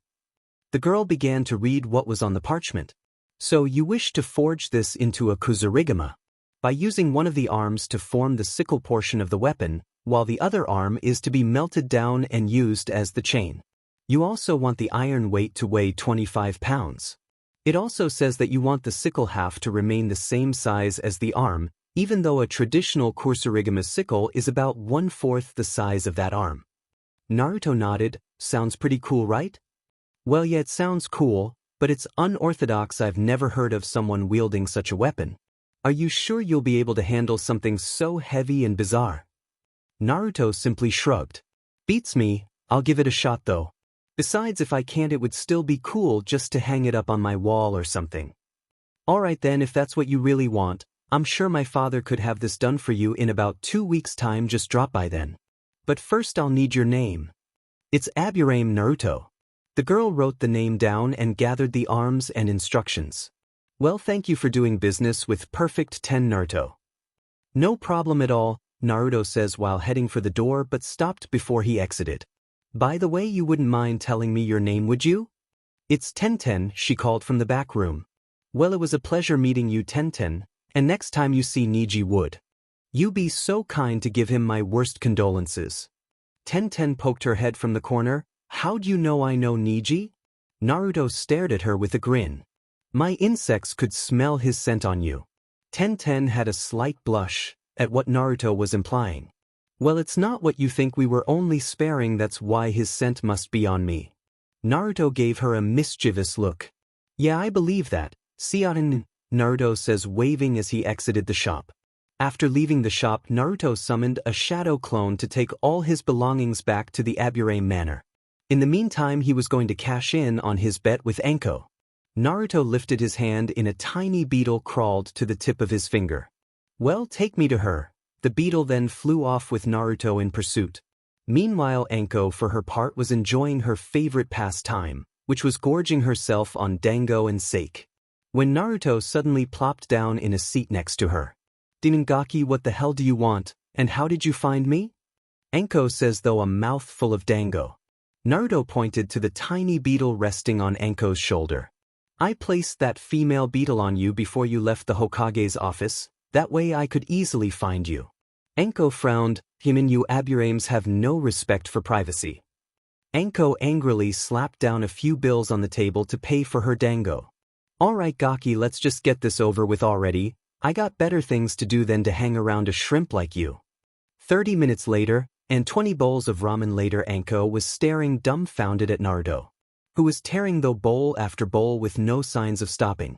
How the hell can he eat so much? I'm gonna be flat broke after this. After Naruto finished his 27th bowl of ramen, he decided he had had enough. Ah, that was great. I swear 5 months without this stuff makes you appreciate it all the more. And not paying for it yourself makes it all the sweeter. Naruto says while casting Anko an evil smirk. Anko's face was red in anger. But Naruto paid her no mind. Hey old man Tuchi, I am Chan, thanks for the meal. And especially you Anko-san. Naruto says while getting up and leaving a fuming Anko behind to pay the bill. Demen that Gaki. I'll kill him for this. Anko shouted. Naruto only snickered as he heard Anko screaming promises of pain and death in his immediate future. Feeling quite content with himself for successfully pissing off Anko, he made his way to the Aburame Manor. Upon his arrival, Naruto noticed someone was already waiting for him outside the front gates. Naruto grinned when he noticed it was Shino. Shino observed Naruto's new appearance. He could tell Naruto's had grown physically and he was about 2 inches taller than when he last saw him. I see a strict no ramen diet has done wonders for your physical growth. Shino says nonchalantly. Naruto chuckled a bit. Figures that's the first thing you would say to me after 5 months. You've been talking about how eating so much ramen was bad for my health for years. And your current growth only adds proof to my assumption. Naruto groaned. You know, why couldn't we have a more heartfelt reunion, like a hug? You do remember those, don't you? Naruto says while pulling out his arms to give Shino a hug. Shino adjusted his glasses and turned his head to not show his embarrassment. Come on, you want to, Naruto pouted. But before Shino could protest, he was already being wrapped in a bear hug by Naruto. Naruto, you're crushing me, Shino says in shocked voice. Naruto released Shino from his death grip. Sorry about that, Naruto says bashfully. Shino took a moment to catch his breath. I see your strength has increased tenfold. You have to tell me all about your training regime. Naruto nodded. Sure thing, but I'll be wanting to hear all about the last 5 months of the academy I missed in exchange. Shino nodded before ushering Naruto inside the house, and already giving his recap of the last 5 months in vivid detail. Following day. At the sound of his alarm clock, Naruto yawned and stretched his muscles. Today was the day after 4 long years at the academy. It was finally time to show his medal.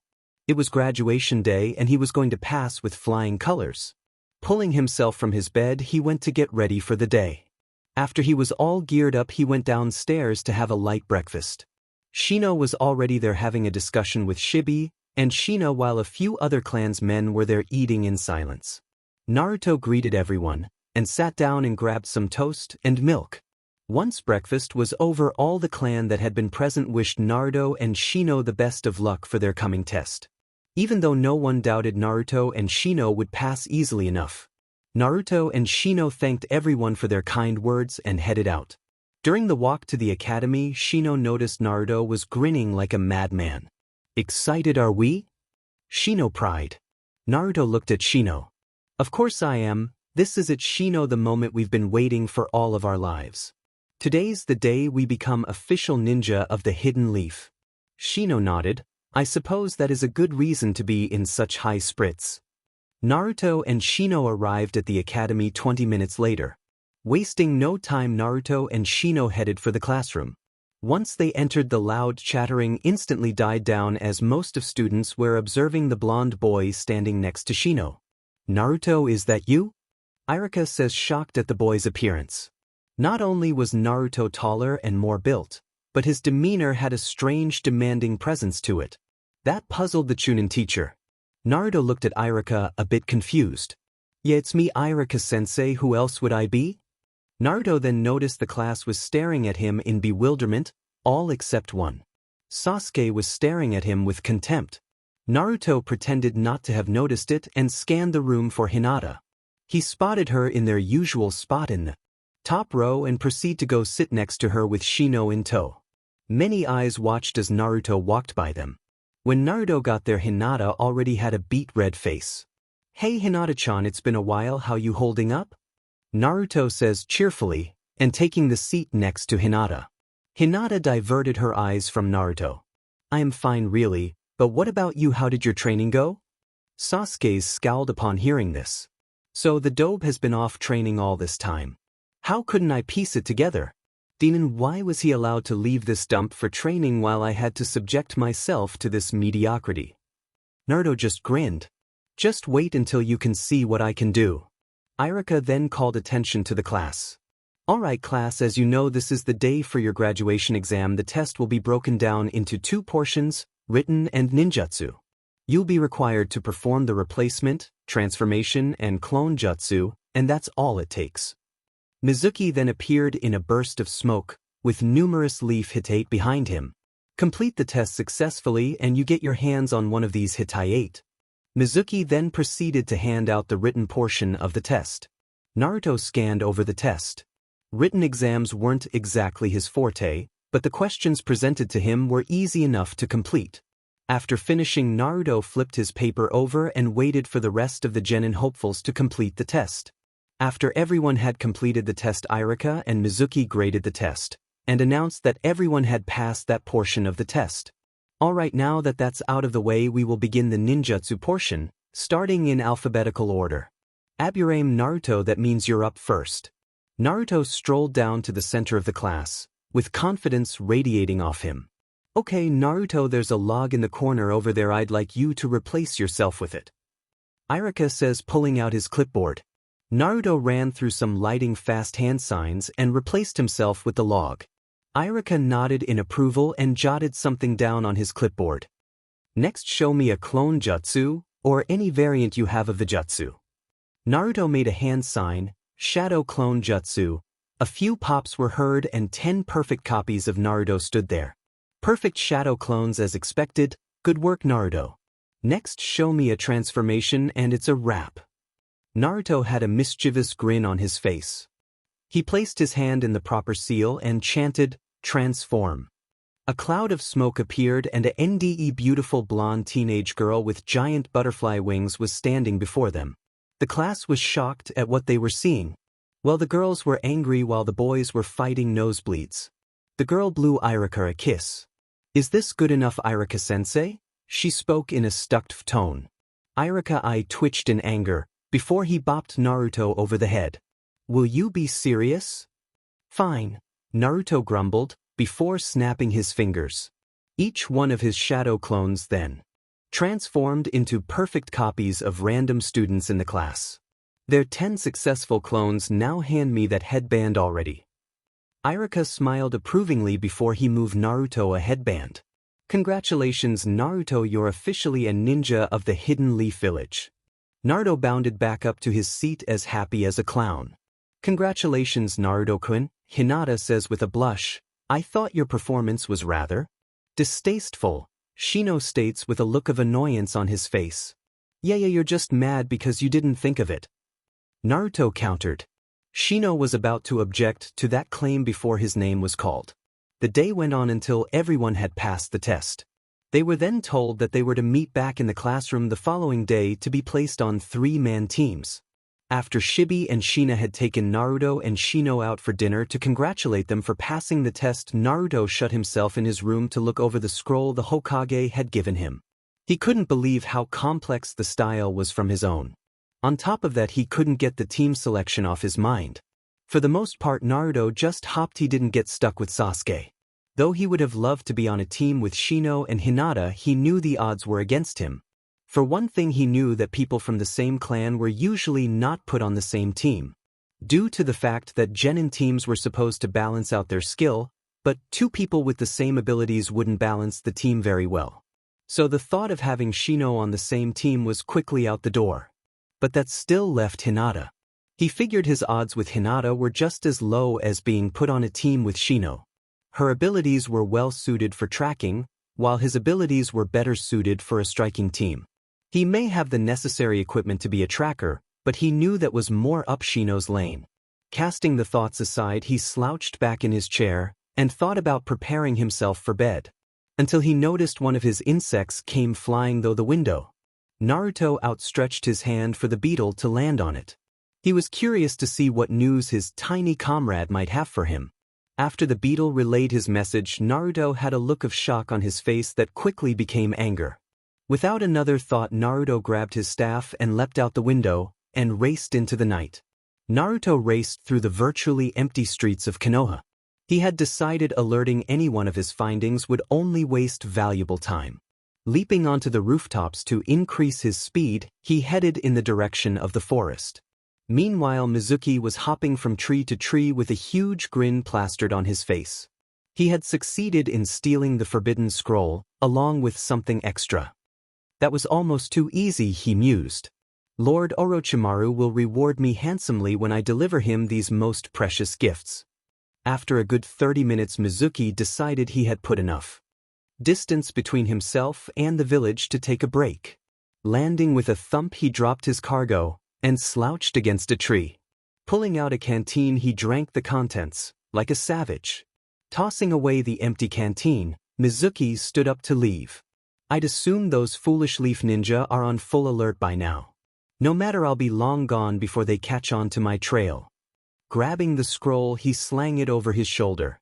Mizuki then eyed his second prize and reached down to pick it up. He then became momentarily distracted when he heard a faint buzzing in his left ear.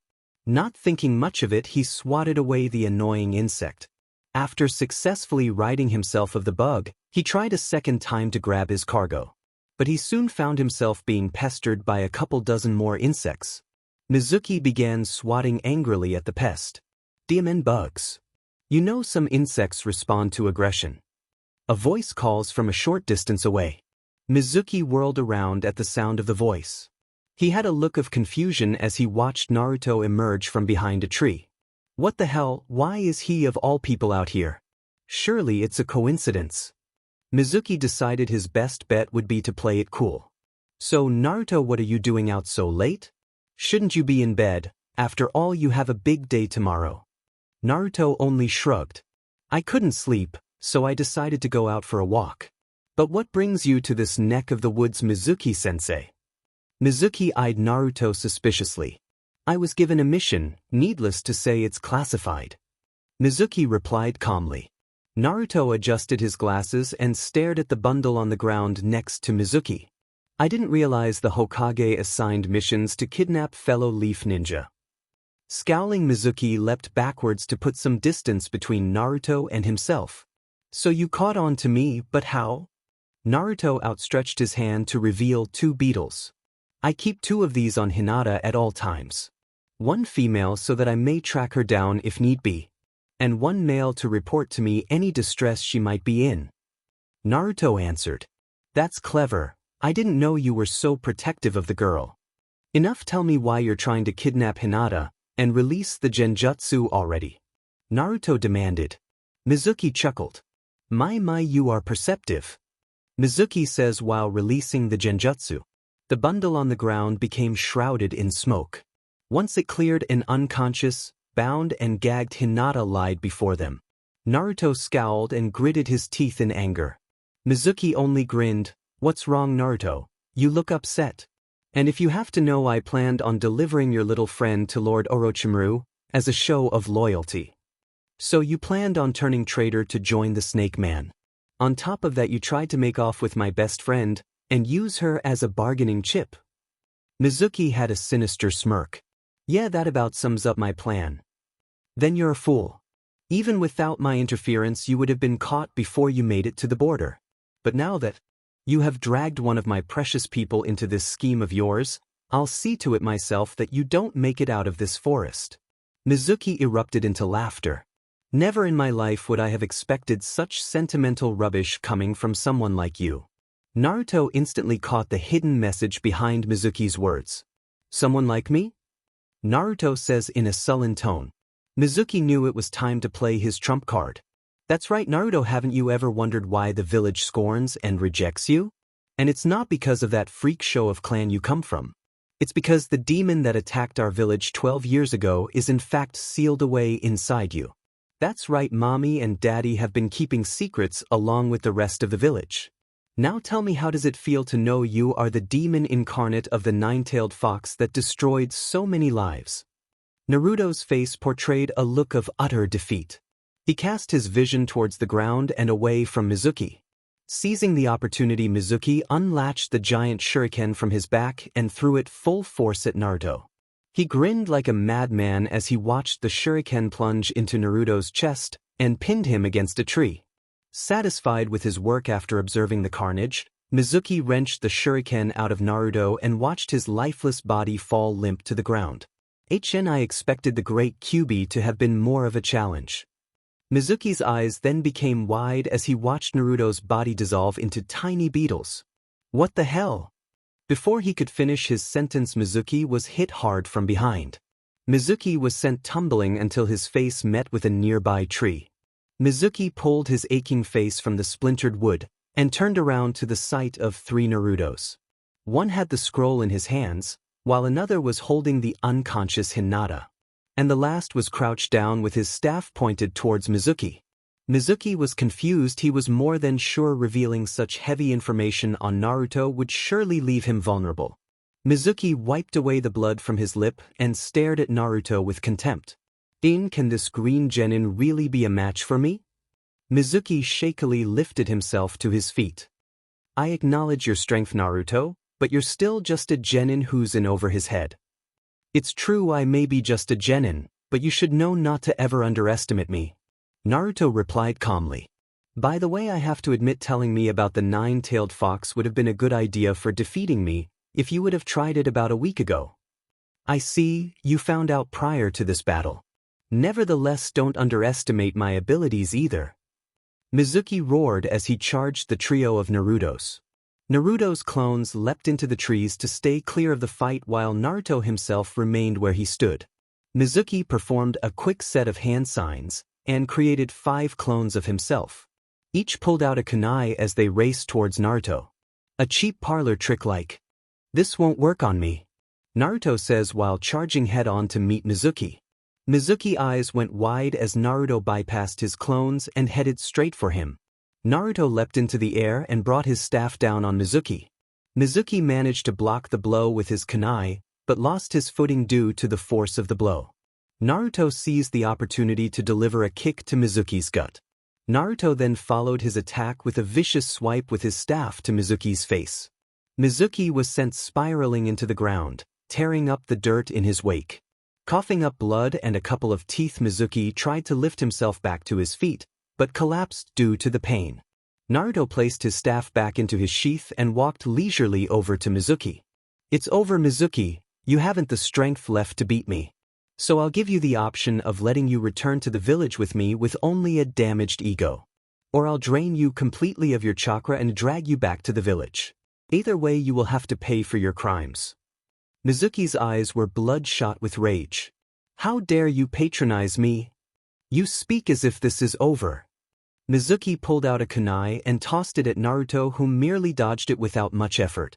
Naruto sighed. "I guess I have my answer then," Naruto says while extending his arms and releasing a massive swarm of beetles that engulfed the now screaming Mizuki in seconds. After a minute or so, Mizuki's screams died out and Naruto recalled his beetles back into his body, revealing an unconscious Mizuki lying before him.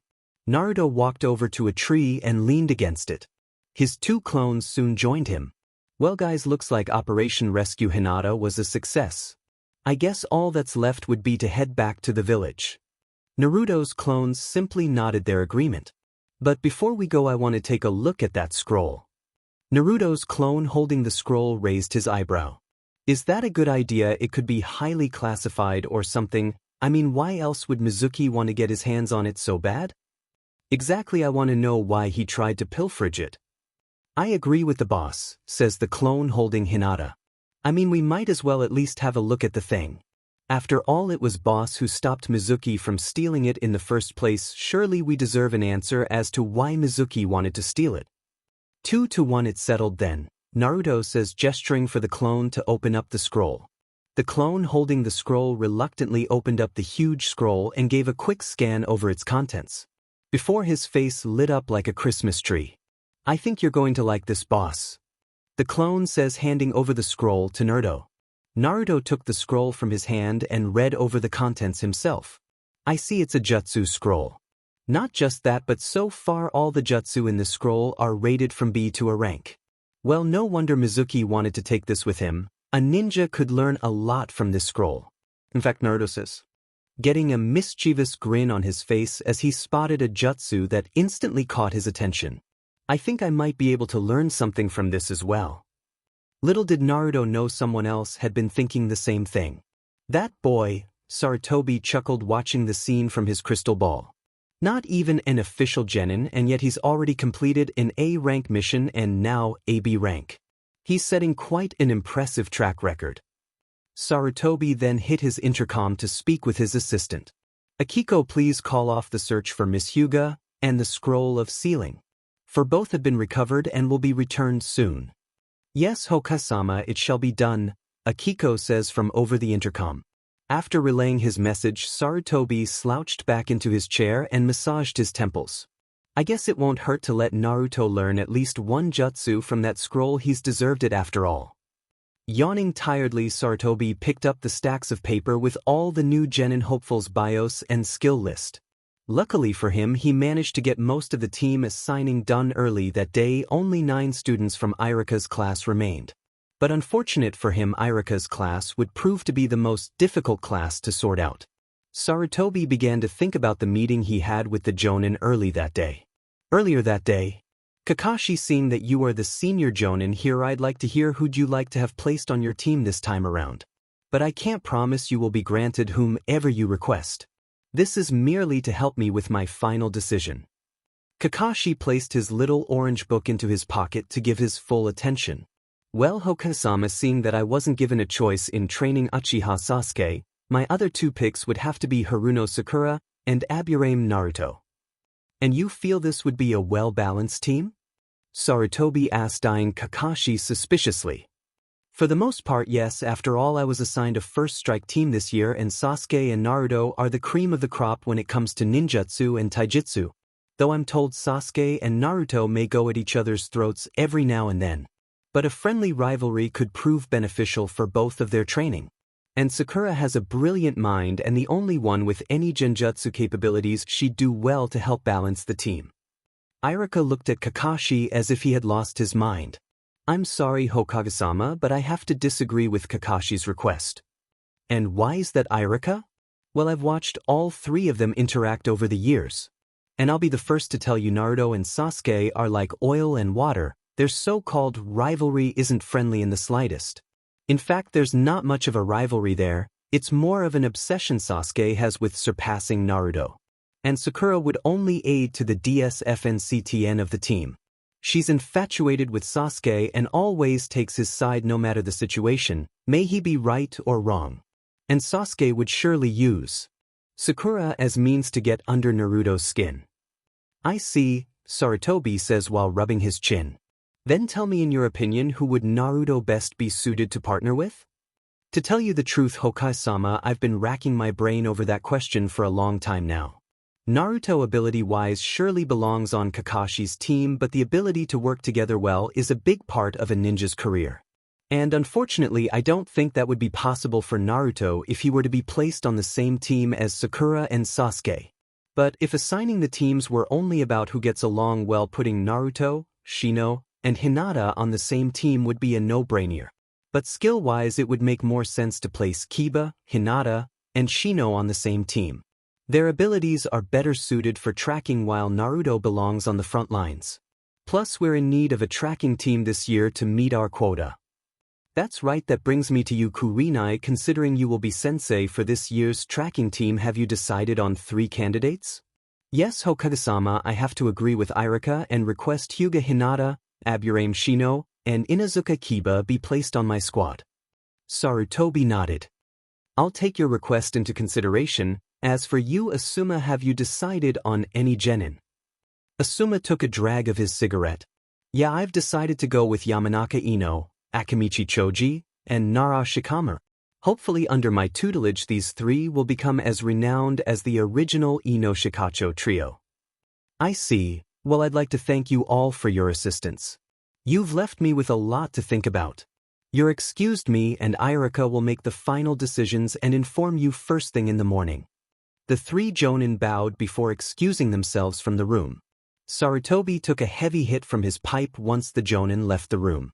On Naruto, it seems I don't have much of a choice. Putting you on any team other than Squad, 7, 8, or 10 would drastically lower your chances of passing the real genin exam. But what team to place you on? Irika stared at Sarutobi for a moment, before an idea came to him. Hokage-sama, I know this is rarely done, but there's still an alternate solution to this dilemma. Present time. Sarutobi stared at the 9 genin papers for a moment before placing them together in groups of 3s. I hope I've made the right decision. An hour later, an ecstatic Naruto raced through the trees, with a still unconscious Hinata in his arms. A short distance behind him, one of his clones had a bound Mizuki slung over his shoulder while the last clone had the forbidden scroll clutched in his arms. Naruto couldn't help the grin splitting his face. He had succeeded in learning the desired jutsu for the most part. Though it was still incomplete, he was sure that it was nothing a day of shadow clone training couldn't help fine-tune. His mood became even better when he noticed Hinata began to stir in his arms. Slowly opening her eyes, she first noticed she was being carried by someone. After her eyes adjusted to the dark, she could make out the golden spiky hair and whisker marks that could only belong to one person. Naruto-kun? Hinata says in a startled voice. Naruto grinned down at Hinata, causing her to blush. Hey, it's about time you woke up, you must have really been out of it. Oh, out of it, but what's going on, where are we? Mizuki tried to kidnap you and pawn you off. As for where we are, we're on the outskirts of the village, but we'll be back soon enough. Naruto answered. Hinata's eyes went wide. Mizuki-sensei tried to kidnap me? Yeah, he tried to take you along with that scroll. Naruto says, pointing to the clone behind him holding the scroll. Hinata peeked over Naruto's shoulder and caught sight of Naruto's 2 clones holding Mizuki and the scroll. You mean to tell me you can't remember anything, not even when you got captured? It's all kind of a blur after the meeting with my father. He was scolding me for graduating with the rank of 4th in our class. Naruto looked genuinely confused. I can't believe he would scold you for something like that. What's wrong with graduating 4th out of our class? You only lost out to Sasuke, Shino, and Kiba. That's true, but I would have graduated 5th if it weren't for your 5-month absence. And father said as a Hyuga and heir to the clan I should have been top of the class. After that I left the Hyuga manor to help clear my mind. And I can't remember anything after that. I see, Mizuki must have noticed you walking alone when he made his move. Demon Snake. After a moment of silence, Hinata finally decided to ask a question that had been on her mind. Naruto-kun, not that I'm not thankful for you rescuing me, but how was it that you found me after I was kidnapped? Naruto looked like a deer caught in the headlights. He didn't know why, but he felt weird telling Hinata that he keeps such close tabs on her. Well, you see, the truth is a ninja never reveals his secrets.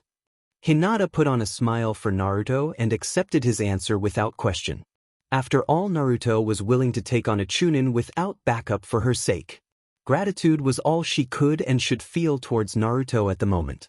Noticing Hinata accepted his answer, Naruto inwardly sighed. Dodged a bullet there. I mean, how would she react if I told her I keep a couple of my friends on her at all times? Would she be angry that I invaded her privacy to such an extent, or she might think I'm some weird stalker? Yeah, it's probably best not to tell her. 5 minutes later, Naruto along with his clones landed at the main entrance to Konoha. They were immediately greeted by 2 Umbu and 3 Hyuga branch members, one that Naruto recognized as Niji. One Umbu wearing a bear mask stepped forward to Naruto. Naruto, Aburame, your assistance has been most appreciated, but we will take care of things from here. Naruto only nodded before dispelling his clones, leaving Mizuki and the scroll to drop on the ground. Sorry about the scroll, Naruto says, ignoring the fact the unconscious Mizuki landed on his face. The 2 Umbu members grabbed the scroll and Mizuki and disappeared in a swirl of leaves. Has Lady Hinata been injured? Niji asked, noticing Naruto was carrying her. Actually, she hasn't. I was carrying her because she was unconscious. And I guess it slipped my mind to put her down once she woke. Hinata was fighting back a deep blush. She knew all along she could have easily made the trip back on her own 2 feet, but didn't want to miss out on the chance to be carried back by Naruto. If that's the case, set her down. We will escort Lady Hinata back to the Hyuga Manor. Niji says, obviously annoyed with the whole situation. Naruto gently set Hinata down on her feet. You're good to walk, right? Naruto says, still holding Hinata under the shoulder for support. Yes, I'm fine, thank you. Naruto released Hinata from his hold. Good, I guess I'll see you tomorrow at orientation then. Hinata merely nodded before she began poking her index fingers together, a habit Naruto hadn't seen Hinata do in 2 years. What's wrong, Hinata-chan? Naruto asked, knowing Hinata only poked her fingers together when she was nervous about something. I just wanted to thank you for saving me. Hinata says with her blush growing deeper. Hey, don't think anything of it after all, yo. Before Naruto could finish, Hinata had already planted a kiss on his cheek, leaving Naruto completely speechless. Naruto absent-mindedly touched the spot Hinata kissed him with his hand. He stared blankly as Hinata briskly walked off with Niji and the 2 other branch members. That was unexpected. Shina says, walking up to Naruto from behind. Caught in his stupor, Naruto jumped at the sound of her voice. Okay-san, how long have you been here? Naruto says, trying to hide his embarrassment. Long enough, you just can't seem to stay out of trouble for more than 5 minutes. Shina says, motioning for Naruto to follow her back towards the Aburame mansion. Yeah, it seems trouble follows me around, or I find it. It's getting annoying, really. Once Naruto and Shina returned back to the Aburame mansion, Naruto immediately went to his room. Naruto dropped himself on his bed like a pile of bricks. It was late and he was beyond tired. But no matter how hard he tried to fall asleep, he couldn't quite get Hinata's kiss out of his mind. The spot her lips had touched his skin burned with a comfortable feel. He didn't want to admit, but he rather enjoyed it.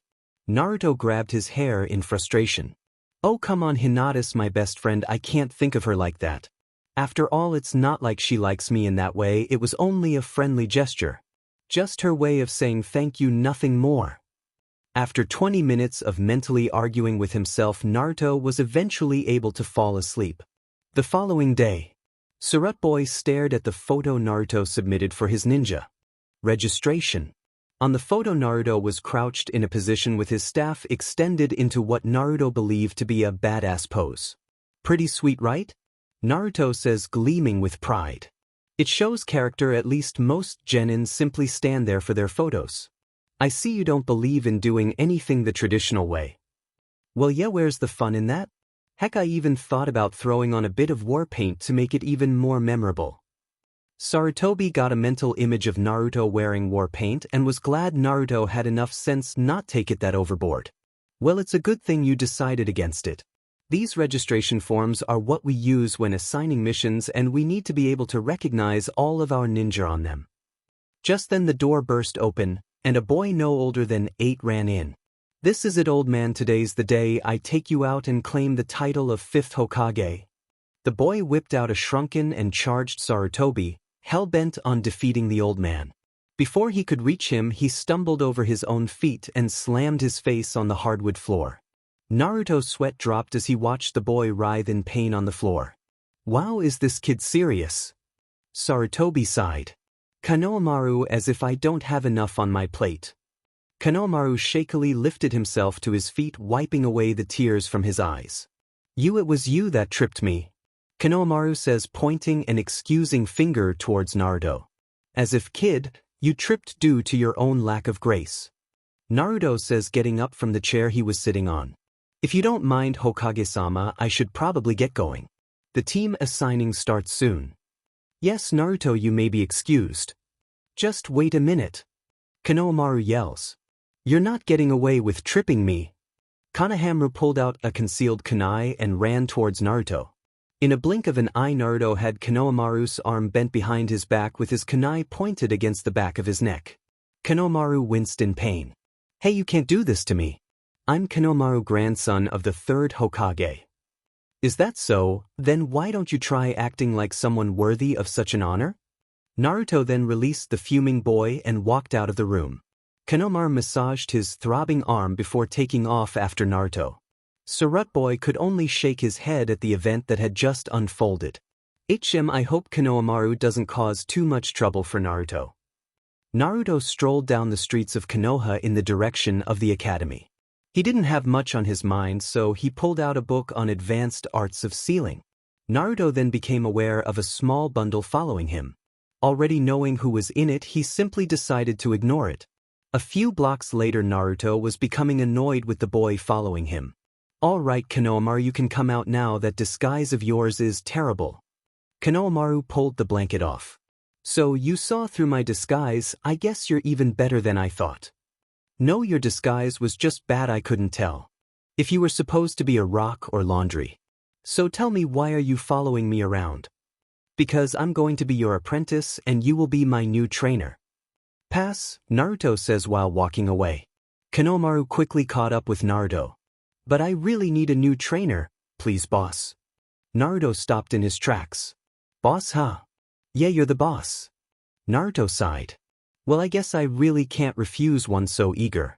But tell me, you say you need a new trainer. What's wrong with your current one, and why do you want to become Hokage? You mean Ebisu-sensei? He's okay, I guess, but he's not nearly as cool as you. I mean, he treats me like I'm royalty. I want someone to train me who won't hold back because I'm the honorable grandson. That's why I want to become Hokage, so people can see me for me and not just honorable grandson. I see, Naruto says, observing Konohamaru.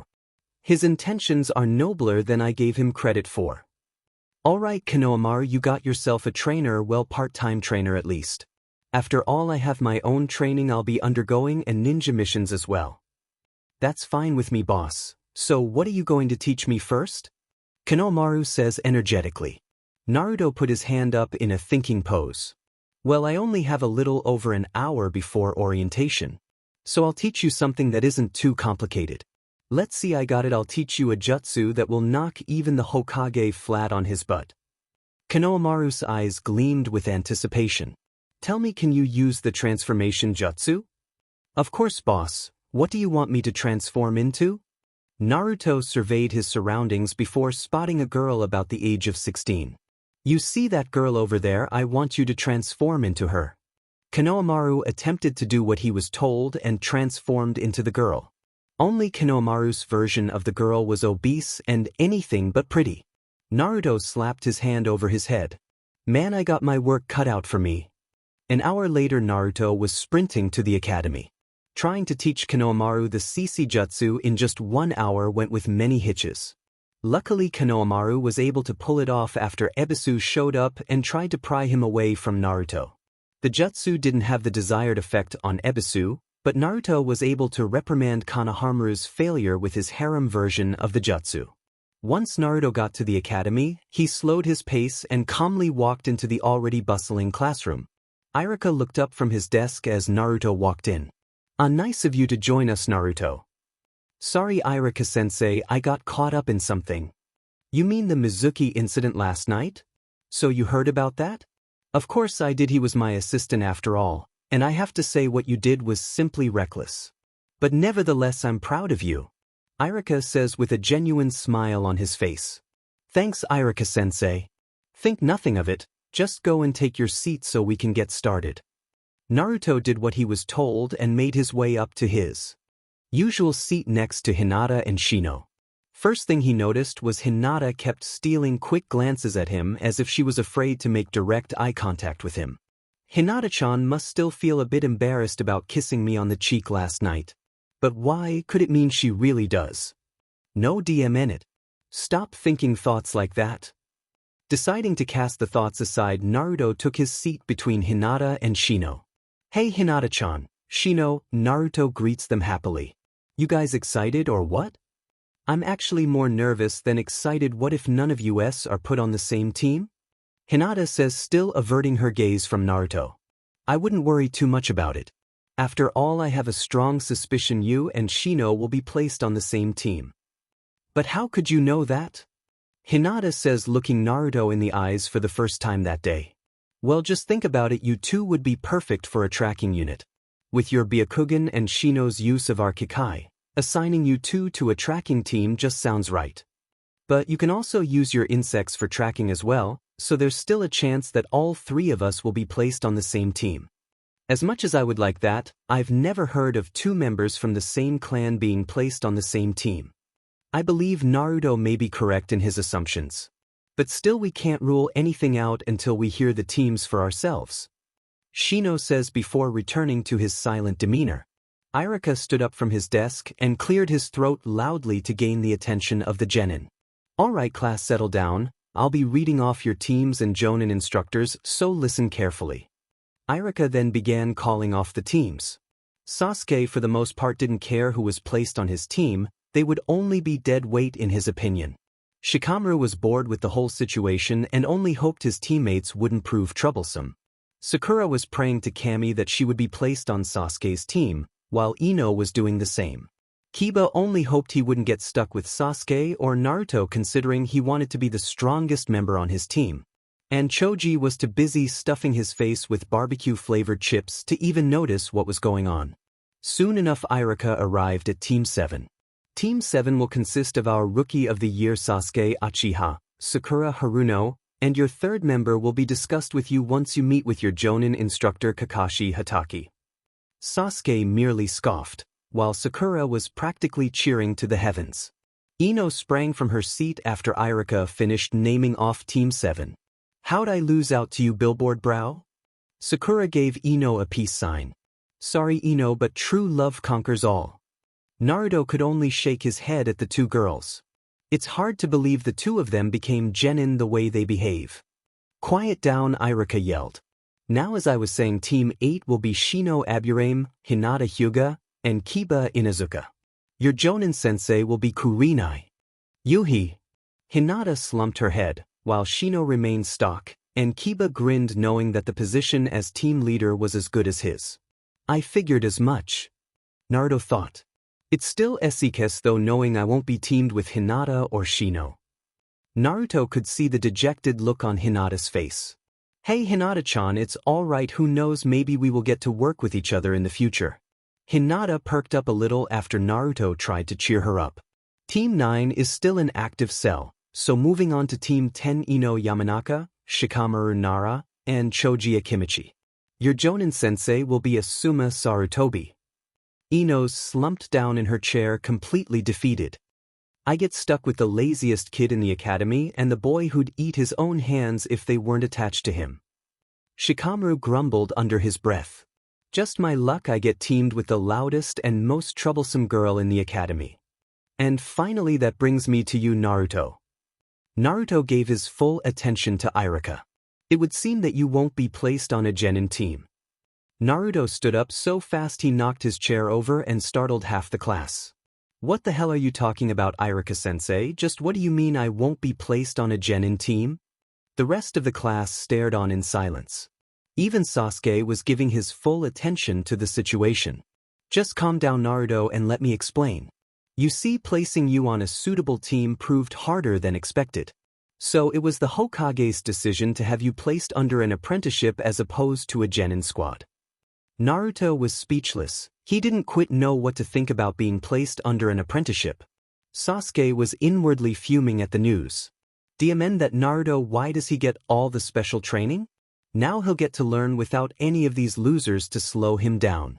That apprenticeship should be mine. And my Jonin sensei, who is it? Naruto asked. Iruka looked at the paper in his hand. Your Jonin sensei is... Before Iruka could finish, a bundle came crashing through the window. The bundle unfolded and two kunai pinned it to the ceiling, leaving the tarp to hang. Naruto stared on in horror as he took sight of the woman standing in front of the tarp that read Anko Mitarashi, Naruto Aburame's Jonin sensei. The class stared on in bewilderment at the bizarre-looking woman before them. She was sporting a toothy grin as she noted the stunned faces of the students in the class. Gets them every time, she thought to herself. Naruto, for his part, wanted to shrink away into nothing. He was completely embarrassed by Anko's introduction. Meaning, you old man Hokage, of all the people, you had to choose Anko-san. Naruto yelled in his mind. Anko scanned over all the students until her eyes fell on Naruto. Naruto Aburame, meet me at training ground 11 in 5 minutes. And if you're even a minute late, there's going to be hell to pay.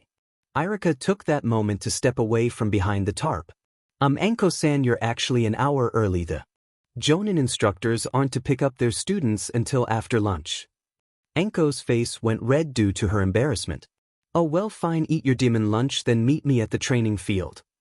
And with that, Anko disappeared in swirl of leaves, leaving behind a stunned class of genin. Naruto sat back down in his seat and tried to ignore the curious stares the rest of the class were giving him. Hinata didn't know what to think of the lady, all for the fact that she was a bit vulgar. Shino knew a bit about her from what Naruto had told him. But experiencing the woman's behavior firsthand left him to question just how sane she actually was. Sasuke wasn't sure if he should be thankful or jealous that he wasn't paired with the woman.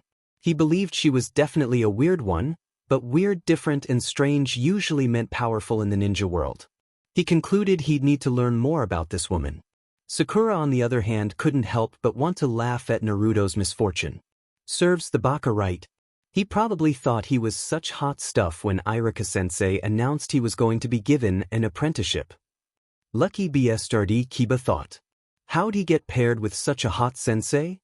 Alright class, Iruka says, getting the attention of the students. You're free to go and have lunch now, but you're to report back here in an hour. Your Jonin sensei will pick you up then. The genin started to file out of the classroom with their respective teams to have lunch and learn a bit about each other. Naruto decided to join Hinata, Shino, and Kiba, considering he didn't have a team of his own to have lunch with. They choose to have lunch on the roof of the academy. So Naruto, you must be excited about having that woman as your sensei. Kiba says with a perverted grin. Naruto took a bite of his sandwich. What could have ever given you such an idea? If you didn't notice, Anko-san is a bit different. Who cares about that? Did you see her killer body? Kiba says, practically drooling at the mouth. Naruto, Hinata, and Shino stared at Kiba as if he was nuts. Kiba, you perv, she's only like 12 years our senior, plus she's my sensei. Naruto says, completely grossed out by Kiba's apparent attraction to Anko. Perv, you're one to talk. I haven't forgotten the stunt you pulled during the genin exams. Kiba says while Akamaru barked his agreement. I only used a bit of perversion to poke a little fun at Iruka-sensei. I'm not an actual pervert like you. Naruto says before returning back to his lunch. Say what you want, but you can't perfect a jutsu like that without some in-depth research first. Naruto didn't say anything. After all, he couldn't deny he hadn't had some dirty thoughts that led him to the creation of the CC jutsu. Hinata couldn't contain her blush at the conversation the two were having. Why don't we discuss something that doesn't involve which one of you is the bigger pervert? Shino says, becoming irritated with the two boys. 50 minutes later, Naruto departed ways with team. They went back to the academy to meet their sensei, and Naruto made his way over to training ground 11 to meet Anko. Naruto wasted no time in getting there. He knew Anko was embarrassed about showing up early, and she was more than likely going to take her frustrations out on him. Once Naruto got to the training ground, he simply stood there and waited for Anko to show up. It was 10 minutes later when Naruto had to dodge a hail of Senbon all aimed at different spots along his body. Sheet, Naruto says, ducking and diving between the Senbon. Good reflexes, Gaki. Anko says, leaping from atop a tree branch. Naruto glared at Anko. You know, if I didn't know any better, I'd say you were trying to kill me. Don't kid yourself, none of those Senbon were aimed at vital spots. Besides, if you can't dodge a few Senbon, you'd obviously be a waste of my time. Whatever, just tell me you don't plan on greeting me that way every time we meet? Who knows, Anko says with a cynical smirk. It could be far worse next time. Maybe I'll aim at vital spots, or lace the Senbon with poison. Naruto paled. I think I've confirmed it, you're completely out of your mind. Now, is that any way to talk to your sensei? Anko says in a playful manner. Sorry, Anko-sensei, I didn't mean to be rude. Naruto says with obvious sarcasm. Whatever, Gaki, just have a seat, we have a few things to discuss. Naruto did what he was told and sat down in the grass. Anko started to speak in an all-business manner. First off, I need to know if you're ready for the hell I'm going to put you trough. I don't intend to baby your little, but like the rest of the Jonin are going to do with their students. Being a ninja is serious shit, and I'll treat my training as such. So I can promise you now that every time we train you're going to leave bruised, battered, and aching all over. Naruto had knots in his stomach after hearing this. Second, considering it's only the two of us, I won't be able to teach you teamwork fundamentals accurately. That's why it's already been discussed that you will occasionally be paired with the other teams to develop your skills in that area. Naruto nodded his understanding. Awesome, that means I'll still get to work with Hinata and Shino. Well, that's about it, Gaki, so do you think you have the ball to take on my training or what? You know, Anko-sensei, I remember telling you that day in the forest that I don't run from any challenge. And nothing has changed since that day. Anko grinned. That's good, I'm sure we'll have fun, Anko says in a mischievous tone. Naruto merely eyed Anko nervously. Alright, Gaki, as tradition goes, we're supposed to start with introducing ourselves. Your likes, dislikes, dreams, all that shit. Well, considering you're the sensei here, shouldn't you go first? Anko huffed. Fine, Gaki, my name is Anko Mitarashi, Special Jonin. I like torturing, sweat bean soup, dango, and torturing. My dislikes are long-haired, pale-faced snake bastardis. My dream is to capture said snake bee, string him up by his tongue, and gut him like the pig he is. Naruto was speechless for a moment. He could only pity the poor bee when Anko got her hands on him. Okay, Gaki, let's hear it already. Anko says impatiently. My name is Naruto Aburame. I like my family, Hinata-chan, ramen, training, and studying the art of sealing. My dislikes are people who fight for their own selfish ambitions. And my dream is to one day become Hokage. So basically he's just Mr. Noble. Okay, Gaki, before anything becomes official here, I need to make sure you're even worthy of becoming a genin, so I've arranged a little test. Naruto shot up from his position on the ground. What do you mean I've already passed the genin exams? Oh, that, sorry to burst your bubble, Gaki, but that test doesn't mean jack shit. Basically, your genin exams at the academy were only to select candidates to take the real test. I mean, come on, who the hell couldn't perform a henge, transformation, substitution, and clone jutsu? Naruto couldn't deny the truth to that. The genin exams did seem relatively simple now that he thought about it. So the rest of the Jonin will be putting their students through the same test? More or less, each Jonin is allowed to administer any test they deem appropriate. Now about my test, I give you the option to take it right now, or you can hold off until tomorrow. What's it going to be, Gaki? I'm ready for anything you can throw at me, so let's just do it now. Naruto says with determination. Anko grinned from ear to ear. I was hoping you'd say that. Anko then held out her hand. Hand me your headband, Gaki. Naruto had a look of confusion on his face.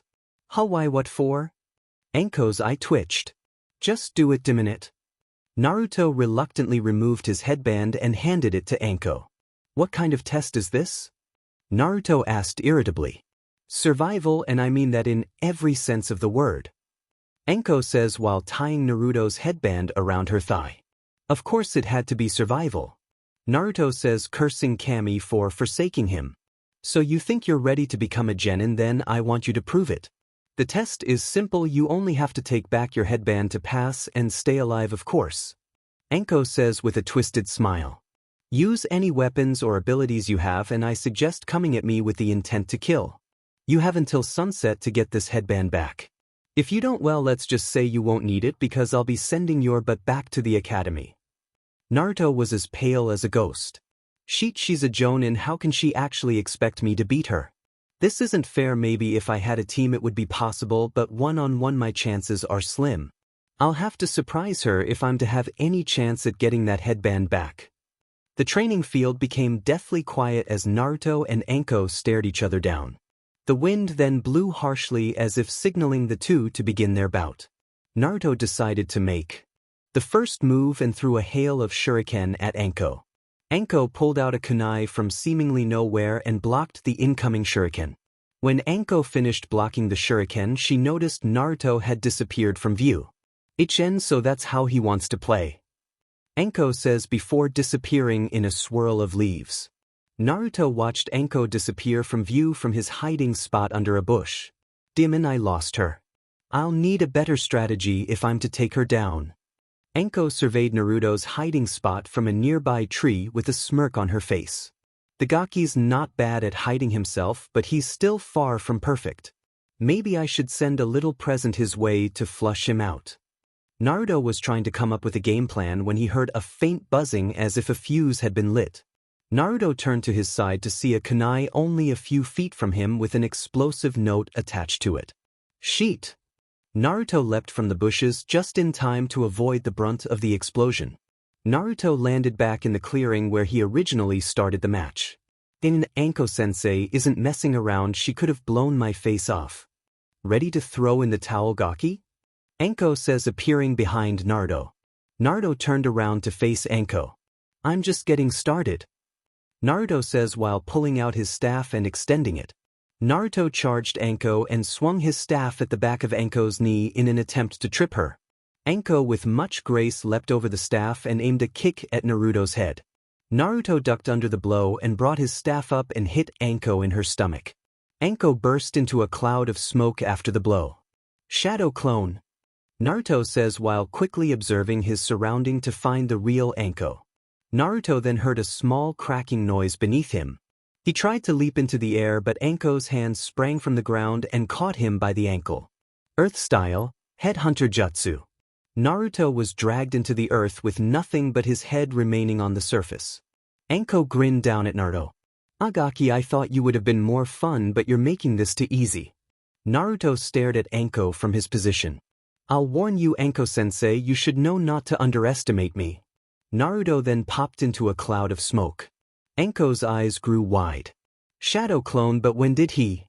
Anko turned around just in time to see Naruto outstretching his hand in an attempt to grab his headband off her thigh. His hand stopped just inches from the headband. What the hell is snake? Naruto says, eyeing the snake wrapped around his wrist. He followed the snake's body all the way back to Anko's sleeve. Anko had a cocky smirk on her face. You like it, Gaki, this is my striking shadow snake jutsu. Anko then pulled Naruto with the snake and slammed him hard on the ground. Naruto's body then began to dissolve into thousands of beetles. Those insects, I'd almost forgotten the Gakis and Aburame, I'll need to keep an eye on those demon bugs. Naruto watched silently from his hidden position in a tree. She's good, just when I thought I had her she pulls this. I'll need to rethink my approach, clones will only work for so long. I'll have a better advantage if I take this fight deeper into the forest. Naruto was about to move from his spot but found himself being ensnared by wire. Naruto followed the wire back to its source only to find Anko perched on a nearby branch. Going somewhere, Gaki? Anko says while performing some quick hand signs. Fire Style, Dragon Flame Jutsu. Naruto's eyes bulged as he watched the fire travel along the wire on a crash course with his body. Oh shit! The fire met its intended target and engulfed Naruto in flame. When the fire died down, only a charred log remained. HN substitution. This Gaki is quite the escape artist. Oh well, that just means I get to have some more fun. Meanwhile, Naruto was currently hiding under a bush. I can't afford to keep playing Ring Around the Rosie with her. I'll have to resort to some heavier offensive attacks. Naruto got up from his spot and dashed deeper into the forest. Feeling that he was out of Enko's line of fire, Naruto pulled off a scroll attached to his waist. He muttered release and all his ninja equipment was laying before him. Let's see, I have a total of 10 kunai, 20 shuriken, 30 yards of ninja wire, 5 paper bombs, 2 smoke bombs and 1 flash bomb. Naruto grinned. I can work with this. Meanwhile, Enko was trudging through the forest in search of Naruto. Then how'd I let the Gaki give me the slip? Oh well, it's not like he'll stay hidden for too long. After all, he needs this headband. But position as predator is a lot more fun than acting as prey. I got it. Enko performed a series of hand seals and slammed her hand on the ground. Summoning Jutsu. When the smoke cleared, a 6-foot viper was there. Hey Ni-oi, I need you to help me track down someone. Do you have anything with the targets sent Enko-san? Enko pointed to the headband on her thigh. The snake nodded its understanding and slithered close to Enko and flicked its tongue around the headband. After registering the smell, the snake started tasting the air for Naruto's scent. I have it, Enko-san. Good work, Neo, lead the way. Elsewhere. That should just about do it, Naruto says, wiping away a bead of sweat. Now all that's left is to lure Enko-sensei into this area. Naruto was about to go in search of Enko but stopped when he saw the hail of Senbon heading his way. Naruto tried to avoid the Senbon, but their numbers proved too numerous. He ended up with 2 impaled in his left shoulder, while another 2 were in his right thigh and the last had hit him in his right forearm. Naruto winced in pain as he wrenched out the Senbon. Enko emerged from behind a tree with a victorious smile on her face. I see, I finally managed to inflict some pain on you. Yes, you did. Now allow me to return the favor, Naruto says while performing a familiar hand sign. Shadow Clone Jutsu. The area became shrouded in smoke, and when it cleared, 100 plus Naruto clones stood at the ready. Each clone extended their hand and summoned beetles that transformed into exact clones as well, doubling their numbers. Enko whistled. That's quite impressive, Gaki. I've never seen so many clones. But how about I even the playing field? Enko ran through some hand signs and slammed her hand onto the ground. Summoning Jutsu. The area once again was covered in white smoke, and when it cleared, Enko stood atop a massive python. Naruto was speechless to say the least, but shook it off. He had one goal in mind, and he'd be dead if he failed. Giving the clones the go-ahead, they charged at the behemoth of a snake. Enko eyed the incoming clones with barely restrained excitement. This Gaki is just full of surprises. Alright, Aburame, have fun, I'll take care of the real one. Enko leapt from off the snake's head and over the charging Narutos. Enko landed in front of Naruto. While your clones entertain my friend, how about we have some fun? Naruto had the rarest of smirks on his face. I was hoping you'd come and face me. Naruto swiftly pulled out a kunai and tossed it at Enko. Enko easily avoided the incoming projectile, then charged Naruto. Enko never noticed the kunai after passing her had sliced through a line of wire, releasing a hail of hidden shuriken and kunai. Enko saw the incoming weapons and knew her only option would be to jump over them. So she leapt into the air and landed on a nearby tree branch. Nice try, Gaki, but you'll need to come up with a bet. Enko was interrupted by a familiar sound. She turned her head and spotted the explosive note only a foot away from her. Enko barely had time to leap out of the explosion's range. Naruto took that opportunity to get behind her and catch her in a reverse bear hug. What the hell are you doing, Gaki? Enko shouted in protest. You'll see, Naruto says as he began to dissolve into thousands of beetles while still holding on to Enko. Enko's eyes widened as she noticed the beetles were attaching themselves to her and were quickly getting to work on absorbing her chakra. Shit, at this rate he'll drain me dry in a minute. How'd I get so careless? Anko landed on the ground with very little grace due to her chakra depleting. I'll have to work fast, Anko says while running through some hand signs. Wind style, wind pulse. A powerful gust of wind erupted from Anko's body, blowing off all the beetles attached to her. Anko was breathing hard after her ordeal. That Gaki, I can't believe I fell for his trap. What the hell kind of jonin am I? Oh well, what's done is done. Besides, after using so many clones, the Gaki's chakra will surely be depleted drastically as well. Anko then looked to the sun to gauge what time it was. He only has about 30 minutes before sunset, so he'll probably make his last stand soon. Naruto eyed Anko from his hiding spot. His plan didn't succeed how he intended, but he was content with the amount of chakra he managed to absorb from her. He then observed the battle between the snake and his clones. His clones were whittled down to about 20 or so, while the snake looked to be in bad shape. He could tell his reaming clones would be done in by the snake, but the snake would probably dispel afterwards due to lack of energy. Naruto then eyed the sun. He knew he had 20 to 30 minutes at best before sunset. I guess I don't have any more time to play it safe, it's all or nothing now. Naruto began to funnel chakra to his fist and crept towards Anko. Anko managed to catch her breath just in time to see Naruto come darting through the brush straight for her. Anko noticed Naruto's right fist was enveloped in a swirling whirl of wind. Wind style, feather haymaker.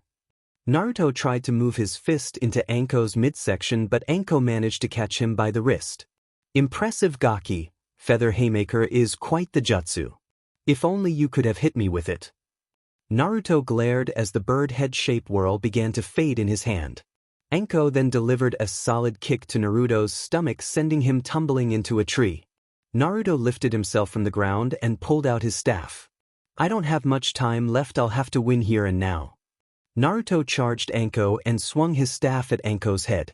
Anko ducked under the staff, but Naruto continued his barrage and kept swinging his staff with an elegant grace. Anko, for her part, was dodging the blows seemingly effortless. Naruto was getting sad. He tried catching Anko with an overhead swing of his staff, but she backflipped and caught his staff with her feet and wrenched it out of his grasp. Anko moved the staff into a nearby tree and embedded into the bark. There, now let's see how tough you are without your little stick. Naruto shifted into a taijutsu stance and went back on the assault. Anko had to admit that Naruto's taijutsu skills were anything but mediocre, for he was keeping her on her toes. But the overall results were the same. No matter how hard he tried, he couldn't land a blow. Come on Gaki, you have about 5 minutes to get your headband back, or it's off to the academy with you. Anko taunted Naruto. Naruto tried his best to keep a level head. Between the dwindling time limit and Anko goading him, he found the feat becoming increasingly more difficult. I guess I have no choice, it's time to reveal that jutsu. Anko had landed a vicious kick to Naruto's face, sending the boy hurtling face first into a tree. Naruto's body dropped limp, but popped into smoke, revealing a log. Anko turned around just in time to avoid a kick aimed at the back of her head, courtesy of Naruto. Hurry up Gaki, 3 minutes left and it's all over. Naruto tried fruitlessly to land a blow on Anko, but he found his body was about to reach its limit. Then, this is it, I don't have the strength to go on. Anko noticed Naruto's hits and movements were starting to become sluggish. So the Gaki has reached his limit, he only needs to last 2 more minutes, I wonder if he'll make it. Naruto was about to try and deliver a punch with everything he had left, but collapsed onto the ground. Anko stared blankly at the collapsed Naruto before walking over to him. So Gaki, that's it, and I had such high hopes for you. So do you have anything to say before I haul your butt off back to the academy? Yes I do, Naruto panted, don't underestimate me. Naruto then pulled his hand into a hand sign and muttered, boom. Anko tried to leap away from Naruto, but it was too late. Naruto had exploded after muttering boom. The blast sent Anko crashing into a tree. Before Anko could regain her bearings, a small note of paper floated down in front of her and exploded into a brilliant flash of light. Anko was blinded by the flash, and when her vision came to, she was greeted with the grinning face of a battered Naruto with his headband already tied back around his forehead. Anko rubbed her aching head. That was quite the show Gaki. Exploding shadow clone, right? Just where the hell did you learn that jutsu anyway? Naruto sat down opposite of Anko. I learned it from that scroll Mizuki tried to steal. It was supposed to be my trump card. I knew I wouldn't be able to beat you unless you lowered your guard. That's why I saved that jutsu for the very end. A jonin bested by a genin, I guess that makes you an official ninja of the hidden leaf. And here I thought for sure you didn't have a chance of getting that headband back. What? Naruto shouted. You mean you gave me a test you knew I had no chance in passing? That's cruel even for you. Calm down Gaki, my head's already beating like a gong. Yes, I didn't think you could get back the headband, but I planned on passing you based on if you managed to stay on your feet by sunset. Why do you think I engaged you more often than necessary? If this was truly about you getting the headband, I would have done most of the hiding and defending and far less attacking. That dose makes sense, I guess, but I just thought you were adamant about hurting me. Don't get me wrong, Gaki, I did get a kick out of thrashing you. But seeing you manage to impress me by getting your headband back before sunset, I think I'll treat you to some dango as a bonus. Dango? How about ramen? Not a chance in hell, Gaki. I still remember what you did to my wallet the last time I treated you to ramen. Naruto's face faulted. I guess I shouldn't have burned that bridge. Ichim, who knows, maybe if you manage to impress me again, I just might take you out for ramen. Anyway, what do you say we get going already? Naruto nodded and got up to follow Anko. Later, at the dango shop, Naruto couldn't help but notice the excessive amounts of dango Anko was scarfing down. He figured that's how it must look when he's offered free ramen. Wow, she's going to burn a hole in her wallet at this rate. So, Anko-sensei, why was it that you choose to become my sensei?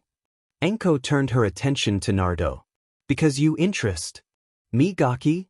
Anko says with a mouth full of dango. I knew you had potential after what I saw, what remained of that cursed seal creature you defeated. And after today you've only cemented my belief, even if I did only fight you at half my strength. Naruto raised his eyebrow. Half your strength? How'd you do that? Anko pulled back her left arm sleeve and pointed to a seal on her forearm. It's a chakra inhibitor seal. Old man Hokage placed it on me to make sure I didn't kill you by mistake during the test. That was thoughtful of the Hokage. I'll have to thank him the next time I see him. You'd been right, you should thank him. If I'd been up to full strength, whipping your butt would have been child's play. Anko says while reaching for another dango stick. Hey old man Katsumi, how about another round of sake? I mean the good stuff, not the watered-down shit you try to pass off as liquor. Anko-sensei, should you really be getting tanked in the company of your student? Naruto says, already noticing Anko's slightly glazed-over look. Gaki, you've killed a man, and you're worried about seeing me get a little shit-faced? You're too much of a goody two-shoe. We'll have to work on that. Naruto frowned. I'm no goody two-shoe. Or have you forgotten about the huge bill I left you with? Anko shot Naruto an icy glare. Don't remind me. Fair enough, but on a lighter note, when do we start doing actual missions? In 2 weeks or so. I want to focus on your training a bit before we start those DMN chores that the Hokage tries to pass off as missions. Chores? Naruto says, confused.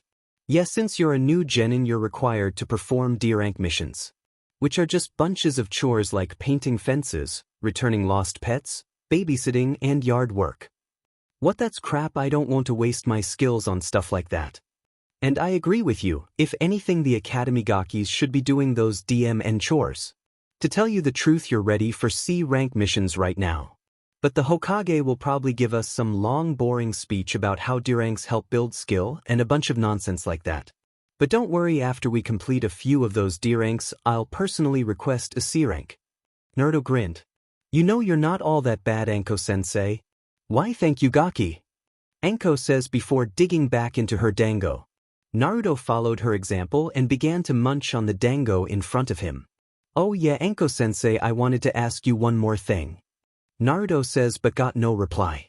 Naruto turned to face Anko, but her seat was currently being occupied by a straw dummy with a note attached to it. Naruto had a confused look on his face, but grabbed the note off the dummy anyway and began to read it. Naruto, we begin training tomorrow at 7 am sharp at training ground 11, and you'd better not be late. By the way, you don't mind picking up the tab? I'm kind of low on cash. P.S. Payback's a beach. Naruto crumpled up the letter and stared at the Numerous empty plates and countless skewers that once had dango on them. Diamenu Anko-sensei. Anko snickered as she leapt from rooftop to rooftop. That should teach the gaki not to try and pull one over me again. Naruto absent-mindedly rubbed his aching muscles as he weaved through the busy streets of Konoha. The last 4 weeks had been pure hell to say the least. Anko's training methods were far worse than he could have ever expected. On top of that, the D-rank missions were really starting to piss him off. Though he was happy to spend time with teams 8 and 10 during those so-called missions. He simply couldn't understand how painting fences, tracking down lost pets, and babysitting helped build experience. Only thing Naruto could truly be grateful for at the moment was that he'd yet to be paired with Sasuke's team. Naruto was so drowned in his own misery at the moment he didn't even notice he had reached his destination until he bumped into someone. Sorry, Naruto mechanically answered, not even looking at the person he had bumped. And what's got you in such a state, Gaki? Naruto looked up to see Anko staring at him with a questioning look. Naruto threw on a fake grin. It's nothing, Anko-sensei, just had a few things on my mind. Anko merely shrugged. Well, whatever, Gaki, let's get going. Seems the Hokage has another mission for us. Naruto obediently followed Anko into the Hokage Tower where they would be given their next assignment. Upon entering the building, Naruto and Anko ran into Team 8. Naruto instantly cheered up at seeing them. Anko went off to talk with Kurenai and left Naruto to mingle with Team 8. So you guys just get in from one of those delightful missions? Naruto asked the group. Kiba scoffed, actually we're on our way to one now. Kiba says with much contempt. Man, I'm telling you, I'm sick of this kid stuff, we're ready for the real deal. Akamaru barked his agreement. But Kurenai-sensei keeps denying us higher ranked missions. Kiba, it has only been 1 month since we started missions, yes? So if Kurenai-sensei believes we are still ill-prepared, then we must trust in her judgment as our sensei. Kiba frowned at Shino, but said nothing more on the subject. Naruto then turned his attention to Hinata. So, Hinata-chan, what's your opinion on this? I see Kiba's all for some harder missions, and Shino's fine with just trusting Kurenai-sensei's judgment. But what about you? Hinata didn't like to be torn between her two teammates but answered as truthfully as she could. Well, I'd also like to be given the opportunity to test our skills. But if Kurenai-sensei believes we require more experience, then I'll trust in her decision. Naruto nodded. I see. Well, I'm not gonna lie, I'm ready to start doing some real ninja missions. I swear if I have to catch that hell spawn Toro one more time, I'll feed him to Anko-sensei's snakes. Kiba silently agreed with Naruto's reasonable punishment for the demon cat, remembering his own painful encounters with it.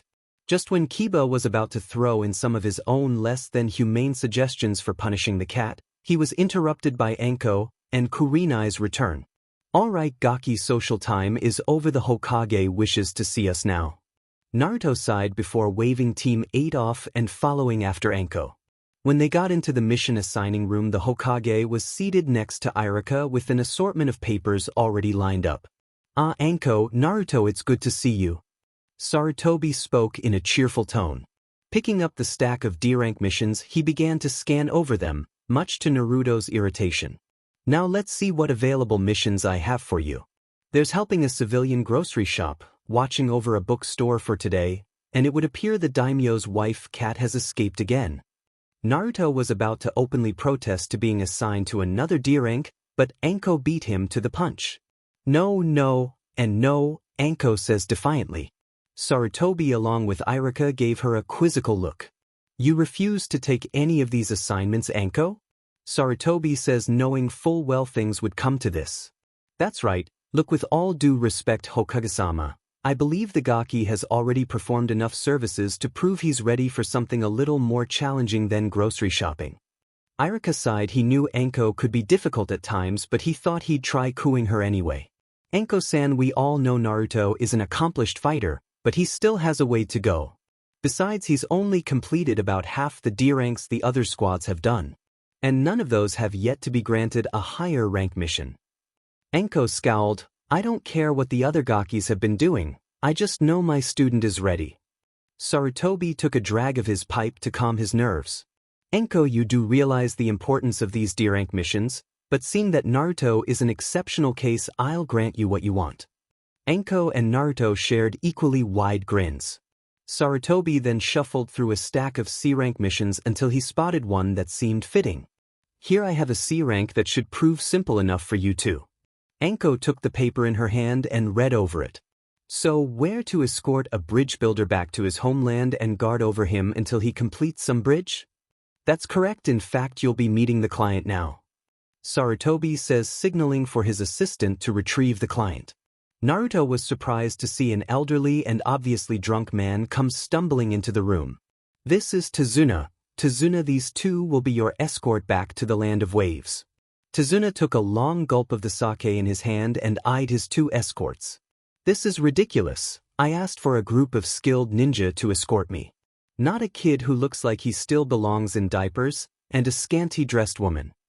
Anko leisurely tossed a kunai through Tazuna's bottle of sake and the contents spilled all over his chest.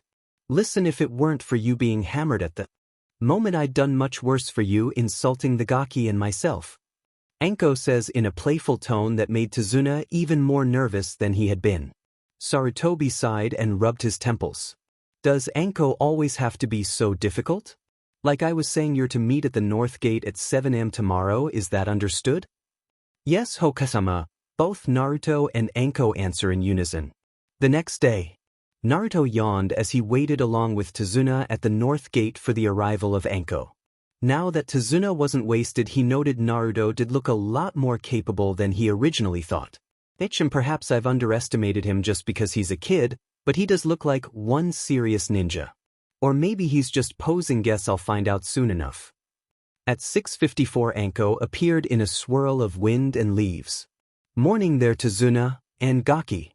Naruto scowled a bit, still not liking being referred to as Gaki all the time. Are you ever going to stop calling me that?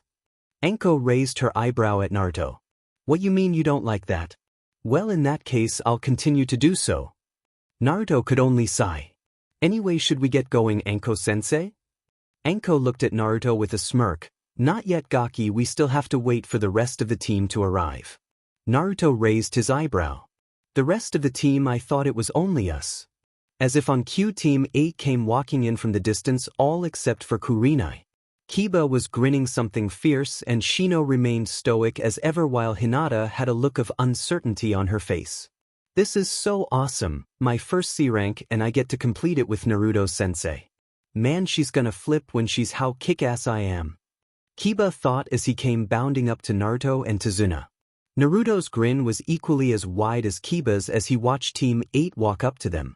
Awesome guys, I had no idea you'd be joining in on this mission. Yes, we weren't informed until late last night. Kurenai-sensei is away on a mission and requested that Anko-sensei allow us to go on the mission with you. Hinata says, happy that Naruto was as excited as having them along as they were. Well, whatever reason, I'm just glad you guys are coming along for the ride. And by the way, why didn't you tell me about this last night, Shino? You were asleep when I was informed via letter, and I didn't wish to wake you. And once morning arrived, you had already gone. Oh, makes sense, I guess. Tazuna, getting irritated with the pleasantries, suggested they leave immediately. All right, Gakis, you heard the man, let's move out. 3 days had come and gone since Naruto, accompanied with Team 8, had left for Wave Country. They were currently walking through a nameless forest, and Naruto was bored to say the least. It had been 2 days without so much as a whisper of danger.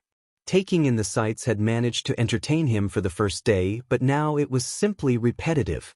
Anko also shared Naruto's way of thinking. Anko knew the mission was only a C rank with a low chance of real danger, but she had at least expected some bandits to make their presence known. Then this is boring. I hardly call this a step up from painting a fence. Kiba wasn't so much as bored as he was disappointed. He was hoping some foolish bandits would ambush them so he could show just how kick-ass he could be. Hinata, on the other hand, believed they were more fortunate to have not encountered any trouble and didn't wish to do so. Shino was neither happy for their apparent luck or disappointed he hadn't got to test his mettle. He was simply content with just observing the wildlife he rarely if ever seen back in the village. Boredom finally getting to him, Naruto decided to pass the time by having a chat with Hinata. Say, Hinata-chan, do you think there's anything strange about this mission? Hinata shot Naruto a questioning look. I don't understand, Naruto-kun, what do you mean by strange? Well, so far this mission has been way too simple to be a C rank. I mean, we haven't come across one sign of trouble. It just seems there's more to what's going on here than what we've been made to believe. Anko could overhear the two talking and silently agreed with Naruto. This Gaki's perceptive. Hinata, none the wiser, only smiled at Naruto and assumed he might have been over-analyzing the situation. That was until she spotted the puddle up ahead in the road. That's odd, a puddle in the middle of the road, and I'm more than certain it hasn't rained in quite some time. Hinata silently muttered Byakugan and observed the puddle. Doing her best to keep from making any indication of what she discovered, she turned her slightly nervous gaze towards Naruto. Naruto grinned back at her and answered Hinata's unspoken question, I know. Naruto then gave Anko a questioning look that seemed to ask, what should we do? Anko for her part sported a toothy grin and liked her lips. So Naruto and Hinata have caught on? She then noticed Kiba's normally goofy expression was far more serious than normal, and he was muttering something to Akamaru. She then turned her attention to Shino, and due to his impossible to read body language, she could only guess that he had noticed as well. Choosing to act as if they didn't notice the suspicious puddle, the team continued on their path. Just as they passed the puddle, it began to transform into two ninja. The ninja were dressed in black tattered cloaks and sported gauntlets with abnormally huge claws attached to them. Their gauntlets were connected to each other via chains, signaling a combined attack of some sort.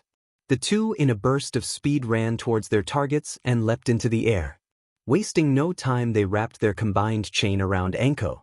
Anko tried to free herself from the chain, but her efforts proved fruitless. The two ninja grinned towards each other before pulling on the chain with all their might.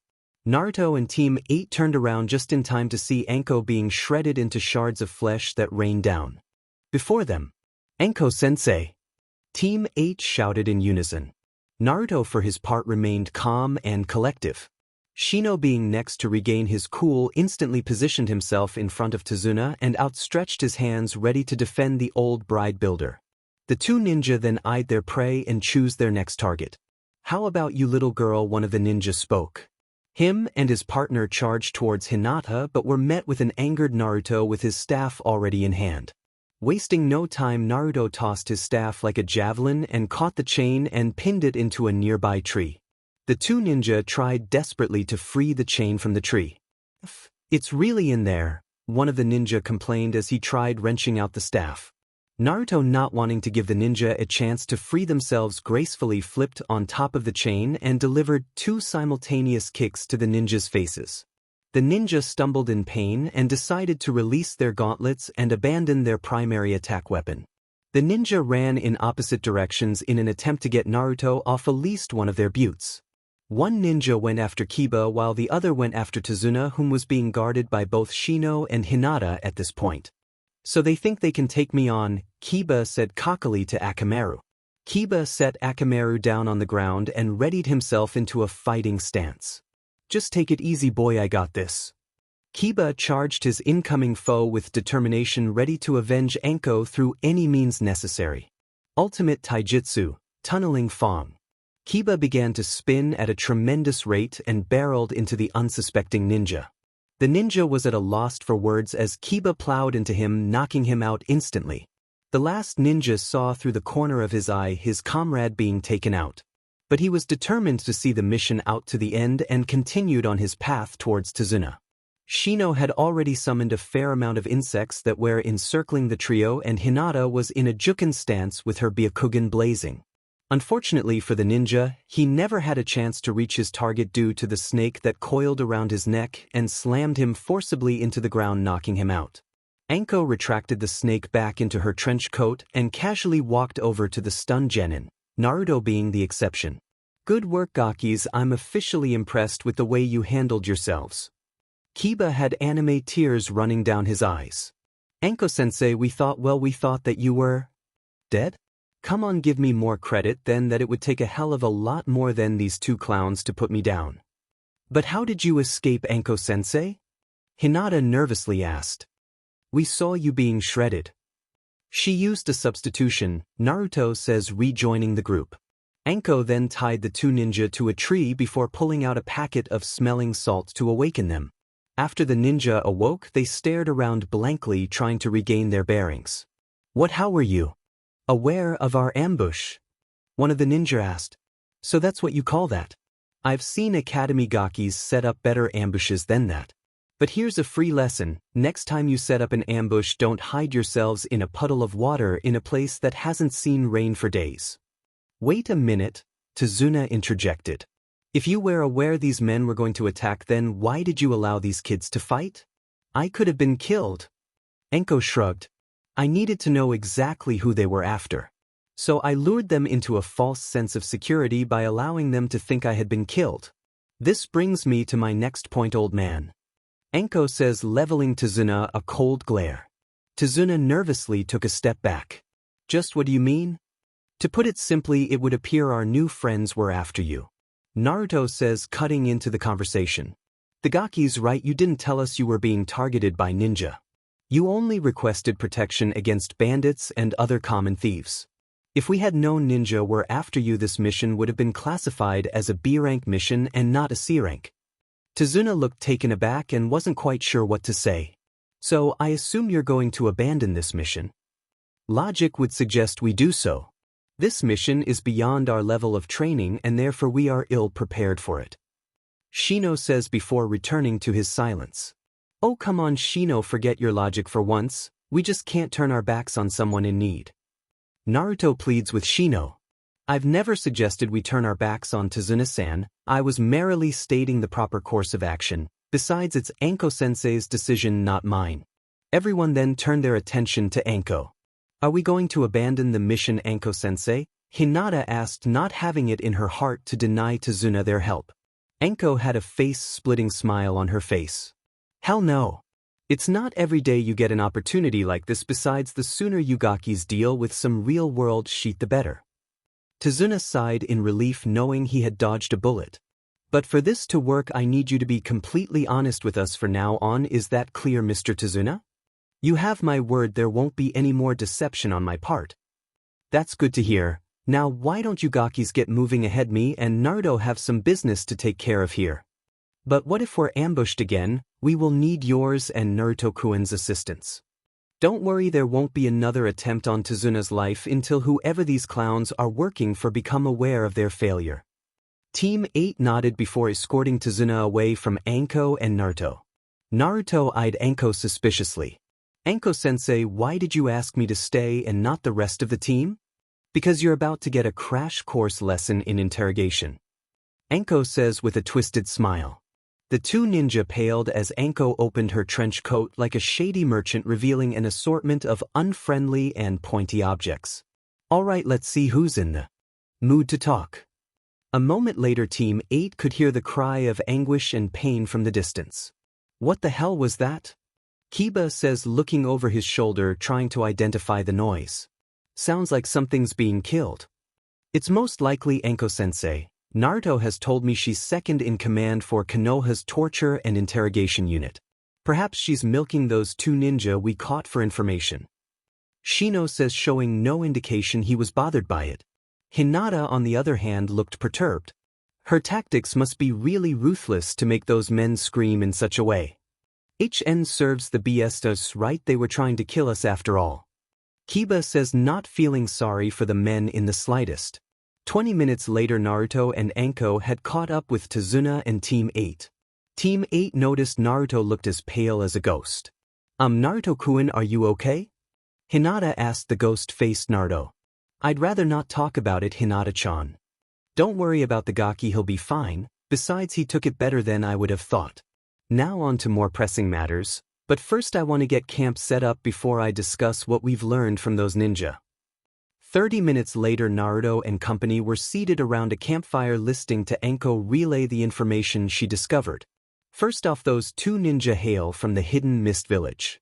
They're Chunin by the names of Gozu and Meizu, commonly referred to as the Demon Brothers. But they're only small fry compared to the man they're working for. Team 8 were on the edge of their seats while Anko spoke. Their leader is none other than Zabuza Momochi, also known as the Demon of the Hidden Mist. Now he's one tough BSTRD. From what I've heard, he's ranked as an A-class missing ninja in the bingo book. And he's also one of the 7 ninja swordsman. Kiba was practically drooling at the chance to go head-to-head with Zabuza at this point. Also, you gakis should know, with Zabuza being an intricate to this mission, it's been bumped up to an A rank. Hinata had to fight back her nervousness. An A rank mission. I just hope we made the right decision to see this through to the end. That's about all I was able to learn from those two in the short amount of time I had to play with them. So that leaves you to fill in the blanks. Tazuna. Why do you have a man like Zabuza after your head? Tazuna shut his eyes as if thinking how to phrase what he wanted to say. I do not know this Zabuza you speak of, but I'm willing to bet he was hired by the man who truly wants my head. And that man is named Gato. Enko's eyes widened in surprise. You mean Gato, the president of Gato Corp? But what would a man like him want with a simple bridge builder? It's because he fears me, or more like he fears my work. As of now, I'm working on a bridge that will connect my home to the mainland. Naruto looked confused, as were the rest of the team. I don't get it. Why would he fear a bridge that connected your homeland to the mainland? Most do not know, but Gato's simple businessman job is merely a facade. He's actually a tyrant that makes most of his millions through selling drugs and other contraband. On top of that, he completely controls our country. You see, Wave Country's primary income derives from what we can catch and sell from the sea. But Gato has gained control over all our shipping lanes, leaving our country with no way to prosper. That's why I requested this be a C rank. Because our country simply doesn't have the money to pay for a more expensive B or A ranked mission. Naruto clenched and gritted his teeth in anger. He was ready to beat this Gato to an inch within his life. That's horrible. How can someone be that cruel? I don't know, little miss, but that's why I have to complete this bride at all cost. It's the only way our country can have a chance of prospering again and step away from under Gato's shadow. Well, you can count on us. There's no way we're going to let you and your country down. Naruto says with determination. I humbly thank you. My daughter will be most pleased. The following day, Naruto and company were seated on a small boat and were crossing a vast body of water into Wave Country. Naruto gawked at the massive unfinished bridge as they crossed the water. That bridge is huge. When you told us you were building a bridge, I didn't expect anything like this. Naruto says, admiring the massive construction. Yes, to craft something of this magnitude must take quite some skill. Hinata says, also taken aback by the sheer size of the bridge. Tazuna smiled, enjoying the praise from the two genin. Well, they don't call me a master bridge builder for nothing. Once they arrived at the other end of the shore, Tazuna suggested that they all stay with him at his home, considering it was at least he could do for causing so much trouble. After agreeing to Tazuna's proposal, the team followed Tazuna on the trail that would lead to his home. About 20 minutes later, Akamaru, without warning, leapt off of Kiba's head and darted into the bushes. Hey boy, what are you doing? Kiba called out to Akamaru. A moment later, a white rabbit came darting out of the bushes, being pursued by Akamaru. Huh, that's weird. Kiba says, observing Akamaru chase the white rabbit. Naruto looked over to Kiba. What's weird about a dog chasing a rabbit? No, it's not that. It's the color of the rabbit. It's snow white. This time of the year that rabbit should be brown, which means, get down, gakis. Enko says while pulling Tazuna to the ground. Shino and Kiba dived for the ground while Naruto grabbed Hinata and pulled her along with him to ground just in time to see a massive blade cruise over their heads. The blade impacted a tree and a tall man stood on the hilt of it. He was shirtless and had on a pair of pint-striped pants. The bottom of his face was covered in bandages and his arms were dressed in camo arm warmers. Your reaction wasn't bad for a bunch of green genin. No matter, you're all going to die here anyway. The man spoke in a chillingly cold voice. So you must be Momochi Zabuza, the demon of the bloody mist. Enko says while dusting herself off. It's impressive you've heard of me, woman. Just who are you anyway? Enko Mitarashi. So the snake mistress of Konoha has come to confront me herself. I'm honored. But why don't you do yourself a favor and step aside? I have business with that old man, and there's no point in needlessly getting you and your students killed. No one's going to die here except you. Naruto, I want you to help Team 8 guard Tazuna. I'll handle this myself. Anko says while biting her thumb and preparing to summon. Naruto along with Team 8 surrounded Tazuna and prepared themselves. Hinata activated her Byakugan, while Kiba ate and feed a food pill to Akamaru, and Shino summoned a large amount of beetles to shield them. Naruto for his part lifted up his left arm sleeve revealing a seal. He then bit his thumb and smeared the blood across the seal and chanted release. When the smoke cleared, Naruto was holding up his newly forged Kusarigama. Kiba gawked at the weapon. What the hell is that? It's almost as big as that guy's sword. Zabuza was also observing Naruto's weapon with interest. I've never seen a weapon like that. This boy might be some fun. So you're choosing to fight me then? A foolish move on your part. Zabuza then disappeared from his spot along with his sword and appeared in the nearby lake. Hidden mist technique. The mist slowly began to envelope the area until visibility was practically gone. Anko grinned before continuing with her summon. Demon, I can't see shit through this mist. Kiba says, now trying to pinpoint Zabuza with his heightened sense of smell. Kiba, keep your voice down. From what Anko-sensei and I heard, Zabuza is an expert at the silent kill. A silent K kill? Just stay calm and keep your eyes peeled. Hinata-chan will be fine. Naruto's right, Anko cut in. Zabuza, from what I've heard, was renowned for his use in the silent kill. It's a technique that is performed in an instant without much if any warning at all. There are some rumors that say some don't even realize they're dead until they reach the afterlife. So don't let your guard down even for a second. Well done, it seems you were able to leech a decent amount of intel from the Demon Brothers. Regardless, you'll still die here. Zabuza's voice echoed from all around them. Now all that's left is to decide it. Shall it be the larynx, spine, lungs, kidney, brain, jugular, liver, or heart? What's he talking about? Kiba says while still frantically sniffing the air. 8 points, boy. Zabuza answered with his voice resonating bloodlust. Anko then released her own killing intent to counter Zabuza's. Hinata collapsed to her knees. What's this feeling? It's like I'm being suffocated by it. Kiba was also shaking like a leaf in the wind. I don't know, but whatever it is, it's got Akamaru scared to death. Shino's hands were quivering, but he managed to stay calm for the most part. This is the feeling that comes from two powerful ninja that intend to do battle. Their desire to kill each other is so great we can actually feel it. Naruto says only mildly affected by the waves of killing intent. But how could you know that, Naruto-kun? Anko-sensei was nice enough to introduce me to the stuff during our second week of training. Needless to say, I didn't handle it quite as well the first time. Enough of this, die. Zabuza then appeared in between Naruto and Team 8 and swung his sword in attempt to decapitate all the genin along with Tazuna. Sheet, Anko cursed as she darted towards her team. It's over. Zabuza roared, but his arm was caught mid-swing by a viper protruding from Anko's trench coat. Naruto took Zabuza's temporary loss of concentration to slice off Zabuza's head with his Kusarigama. Zabuza's head fell to the ground and his neck spurted out water like a mini geyser.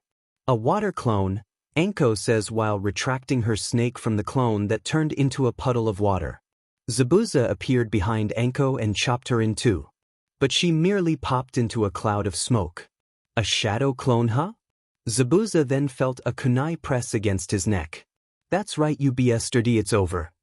Anko says while slitting Zabuza's neck.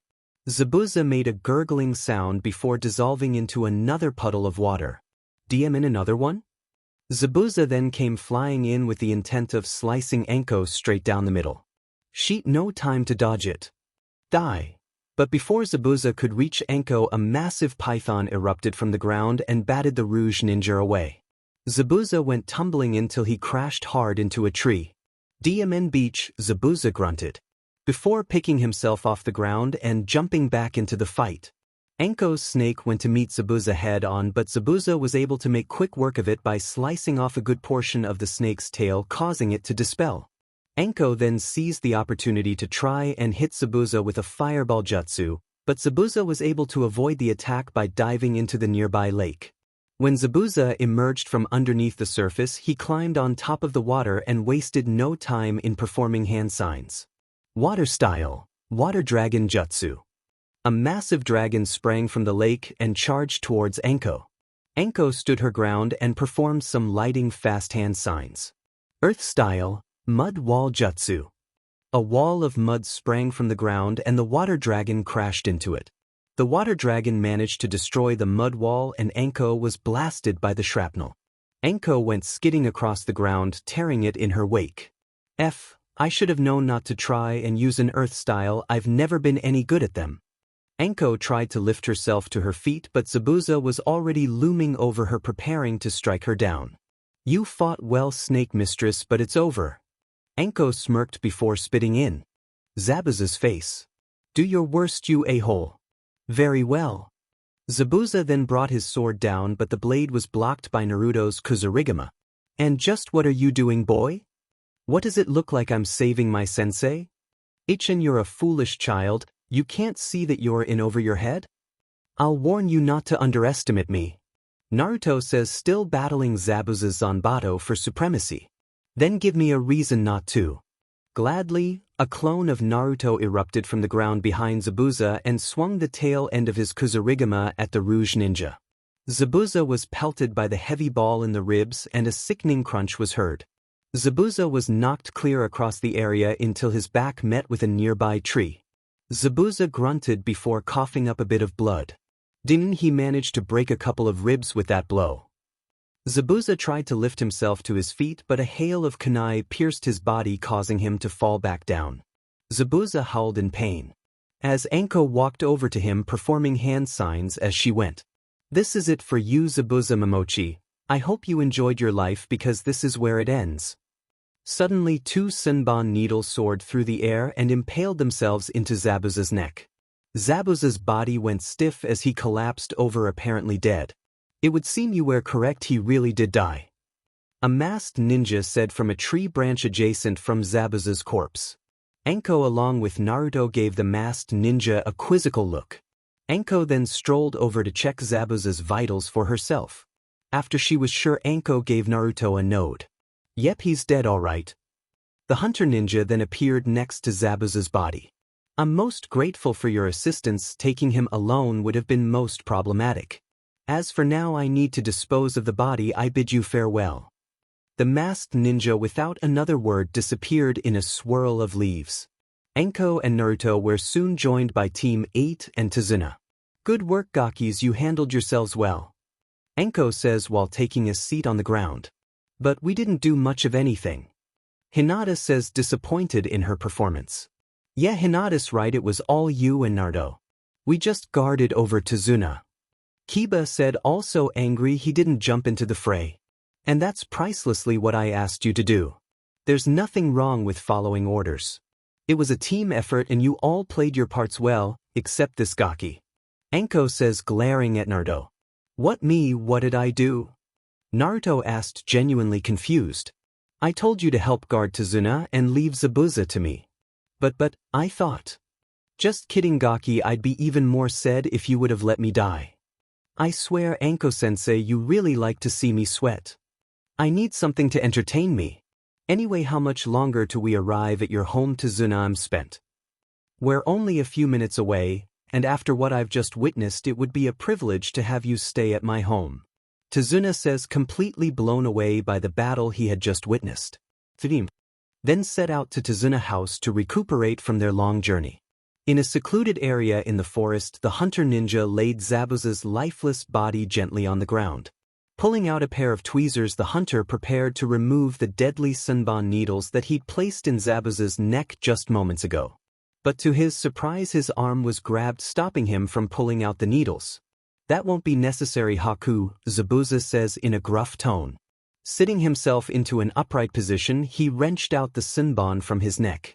You know it's not wise to remove the needles with such force. One slip up and you really could have killed yourself. The hunter ninja spoke in a feminine voice. And it wouldn't have been a problem if you wouldn't have placed them so deep. Forgive me, Zabuza-sama, those ninja were sure to finish you if I hadn't intervened. So I had to make your death look convincing. Whatever, it's old news. And why don't you remove that demon mask? You know how much I despise that thing. Haku removed the mask, revealing him in fact to be a beautiful young girl. She had long dark hair that was tied into a bun with 2 bangs that lied on both sides of her face. With all due respect, I think I should hold on to it. Besides, it came in handy for tricking those leaf ninja. Zabuza sneered. Fine, do what you want to then. Zabuza then tried to lift himself to his feet but collapsed and grasped his ribs in pain. Haku looked at Zabuza with mild amusement. Perhaps you should allow me to assist you back to our hideout. Besides, you won't recover from that temporary death state I put you in for about a week. On top of that, it would appear you fractured about 3 of your ribs during that battle. Zabuza gritted his teeth in anger, remembering his humiliating defeat. Demon, that woman, and that blonde-haired boy. Next time I meet them in combat, I'll crush them. I'm sure you will, Zabuza-sama. Haku says while pulling Zabuza's arm over her shoulder and helping him limp off to their hideout. Tizuna's home. Naruto along with Kiba helped Anko limp her way over to a chair as they entered Tizuna's house. Anko had sustained more damage than she originally thought and needed assistance to Tizuna's home. The moment they got Anko situated, Tizuna's daughter walked in. She had dark blue hair and appeared to be in her upper 20s. Upon seeing her father, she immediately went to hug him. I'm so grateful you've returned unharmed. She spoke in a cheerful tone. Tizuna let out a laugh. Yep, and it's all because these fine ninja, they're truly something else. The woman stared at her guest with an appreciative smile. I humbly thank you for all that you've done. I just don't know what I'd do if anything were to happen to my father. By the way, my name is Tsunami and it's a pleasure to have you stay here. It was no problem, it's our job after all. By the way, I'm Kiba Inazuka and this here's my pal Akamaru. The small dog gave a yelp. Hinata gave a small bow. Hinata. Hyuga. Shino adjusted his glasses before giving his name. Shino Aburame. And I'm Naruto Aburame. Naruto says in a far more cheerful tone than Shino had. Tsunami stared at the 2 Aburames for a moment. You mean you two are related? Yeah, we're brothers as a matter of fact. Why do you ask? Naruto says while shooting Tsunami a questioning look. No reason, Tsunami answers with a smile. And I'm Anko Mitarashi-sensei of these Gakis. Anko says from the chair she was sitting on. Well, it's a pleasure to have met everyone. Oh yeah, my son is out right now, but I'm sure he'll be excited to meet all of you when he returns. As for now, I should probably get dinner started. May I be of assistance? Hinata says, making her way over to Tsunami. But you're a guest here, it wouldn't be proper. It's no trouble at all, besides I insist. Tsunami smiled. Well, I guess I can't deny your offer. Please join me in the kitchen. Hinata made to follow Tsunami into the kitchen but was stopped by Anko. Just a moment, Hinata. We have a few things to discuss before you go off to play chief, Anko says, signaling for Hinata to return. Hinata nodded her head and walked back over towards the group. Good, now first off I want to congratulate everyone on their performance. I'm truly proud of you Gakis. But as flawless as our performance was, I'm afraid to inform you we haven't seen the last of Zabuza. Naruto frowned at hearing this. Just what are you getting at, Anko-sensei? You don't mean he's still alive out there? That's exactly what I mean. Tazuan paled at the grim news. But how could you be sure? That hunter ninja pierced him directly into the neck. No one should have been able to survive that. Hinata says, panic evident in her voice. Listen, in my line of work I've seen my share of sheep before. And I was easily able to tell just from the points where those sunban hit that Zabuza was placed in a death-like state. It would be easy enough for someone with enough expertise on the human body to hit those points. Kiba sneered. You mean to tell us that backstabbing hunter ninja was actually trying to help that creep? Man, just wait until I get my hands on that guy. Yes, I also thought it strange. Hunter ninja are supposed to destroy the body on the spot, correct? Shino says before reverting back to his normally silent composure. Anko nodded. Naruto now looked more confused than angered. Wait just 1 second, if you knew this the entire time, why didn't you just destroy Zabuza's body when you had the chance? Anko glared at Naruto. Use your head for once, Gaki. If I had done that, that mist ninja would have retaliated. I was injured and that mist ninja was an unknown variable. He could have been just as or even more powerful than Zabuza for all I know. And it was a gamble I wasn't willing to take. Oh come on Anko-sensei, that hunter ninja didn't look any older than we do, surely he couldn't be the quiet Kiba. In the ninja world age means nothing. Already. No, he's exceptionally skilled, just from the fact I wasn't aware of his presence until he revealed himself. Not to mention to hit Zabuza from that distance would take great precision, something ordinary gakis couldn't dream of doing. Kiba remained silent. Well, if what you say is true Anko-sensei, how much longer do you think we have before Zabuza makes another move? Anko thought about it for a moment. Well, I'm no medic ninja, but I know it takes at least a week to recover from a near-death-like state. Besides that, Zabuza most likely sustained other injuries during that battle. So I would say we have from anywhere from 1 to 2 weeks. Naruto nodded, so at least that gives us some time to prepare for Zabuza's return. What's the point? Naruto, Anko, Hinata, Shino, and Kiba all turned to look for the source of the voice. Their eyes fell upon a small boy no older than 8. He was dressed in green overalls and wore a hat that shaded his eyes. What was that? Kiba says, obviously insulted. I said, what's the point? No matter how much you prepare yourselves, you won't stand a chance against Gato. He'll kill you all. It's probably better that you just leave now. Tsunami poked her head from the kitchen. Inari, that's no way to speak to our guest. Apologize at once. Inari scoffed before heading upstairs to his room and slamming the door. Tsunami could only sigh before apologizing on Inari's behalf. What was that all about?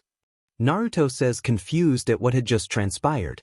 Tazuna had a sullen look on his face. You will have to forgive him. Inari's hasn't been himself since the incident. Naruto raised his eyebrow. What incident? Zabuza's hideout. Deep in the forest, in a house built within the trees, Zabuza laid bedridden with Haku by his side. Pathetic, a short, stout man spat in disgust. He was dressed in a business suit and had a pair of shades covering his eyes. This man's name was Gato. Just what the hell am I paying you for anyway? Zabuza remained quiet, not paying Gato any attention.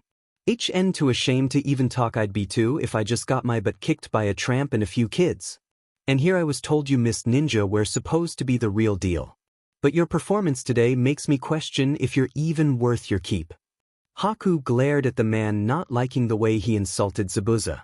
Gato only sneered at Haku. You know I have it in my right mind just to off you myself and save a bit of money. In fact, Gato says, approaching Zabuza with his 2 samurai bodyguards in tow.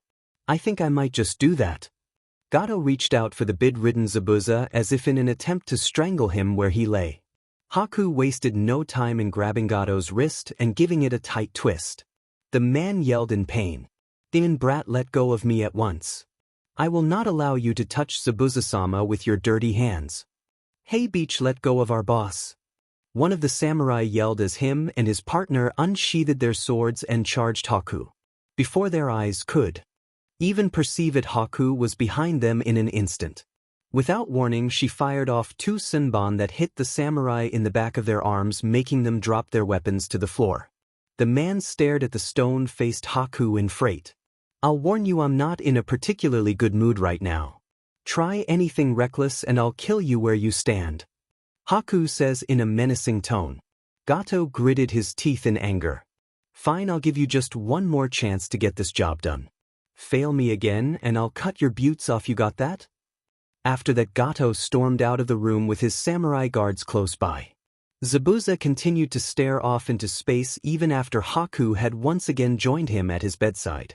You know, Haku, you didn't have to do that. Zabuza says, slightly releasing the grip on his concealed kunai under his bed sheets. Haku merrily smiled. I know, but it's still too early to kill Gato. If we were to cause any kind of commotion here, the true hunter ninja would surely be back on our trail. We must be patient. Zabuza grinned under his bandaged face. You're right as usual, Haku. Besides, that spineless snake will get what's coming to him the moment we finish this mission. In the meantime, we should focus our attention on that snake ware and her students. Haku nodded. The one that carried that bizarre weapon seemed most skillful. To have been able to damage you so severely with one blow is quite a feat. Don't remind me, just make sure when the time comes that you don't make the same mistake I did in underestimating that boy. I understand, Zabuza-sama. Later that night, Naruto, Kiba, and Shino were making their way towards the spare bedroom they were told to stay in when they heard a slight sobbing coming from one of the rooms. "What's that?" Kiba says, listening intently to the sound. "That's the sound of someone crying, I presume," Shino says, still making his way towards the spare room. "Must be that Inari kid," Kiba says while catching up to Shino. Naruto chose to remain where he was. "Hey, what's the holdup, Naruto?" Kiba says, stopping in his tracks. Naruto snapped out of his daze. "Oh, it's nothing, you two go on ahead, there's something I need to do." Kiba only shrugged before following Shino into the spare bedroom. Naruto, as silently as he could, opened up the door from where the sobbing was coming from. Inari was sitting atop his desk, facing the open window that had a great view of the ocean below. Naruto noticed Inari was staring at a picture and had already come to the conclusion as to why Inari was crying. Naruto walked over to Inari and placed his hand on his shoulder to console the crying boy. Inari flinched at the sudden contact and tried to hide the picture. What are you doing here?" Naruto didn't answer why he had come. "That picture you're trying to hide, it's your father, right?" Inari frowned before turning back around to face the ocean. "It's okay if you don't want to talk about it, but for what it's worth, I think your father was a brave and noble man for what he did." Inari's eyes were wide. "How do you know about my father?" "Your grandfather told us the story. Your father was a true hero." Inari began to weep louder. "Shut up, heroes don't exist." Now it was Naruto that was frowning. "How can you say such a thing? To trample on the sacrifice your father made for this country. Because heroes aren't supposed to die." Inari screamed through his sobs. Naruto softened his frown. "You know, I believe the greatest heroes out there are the ones that are willing to make that sacrifice. Someone willing to give their own life in order to protect those and what they hold most dear to them is a true hero." Naruto then made his way for the exit, but was grabbed on the arm by Inari. "What makes you so sure?" Inari says, no longer sobbing. Naruto grinned. "Well, let's just say my village's greatest hero made a similar sacrifice as your father. Without him, the entire Leaf Village would have been destroyed. And even though he was up against something that was deemed unbeatable, he found a way in the end. Just as your country will." Inari for the first time had a look of hopefulness in his eyes. "Do you really believe we could defeat Gato?" Naruto nodded. "Of course I do. Treacherous scum like him always get what's coming to them in the end. But how Gato is powerful and our country is weak." Naruto outstretched his hand and pointed his index finger towards Inari. "Tell me, what do you think when you look at this beetle?" Inari squinted his eyes to look at the little beetle on the end of Naruto's index finger. "I'm not sure, I guess that it looks small and weak." "Exactly, you feel as if this beetle is no threat to you because it's small and alone, right? You could easily crush it if you felt the need to." Inari nodded. "That's how I assume Gato feels. He has power over you because your country is divided and everyone feels that they're alone. But tell me how you feel after this." Naruto then summoned a mass of insects that swarmed all over the room. Inari took a step back and watched the insects swarm his room in fear. Naruto watched Inari's reaction in amusement. You see, one small insect may not seem very dangerous, but once they're united they become a real threat.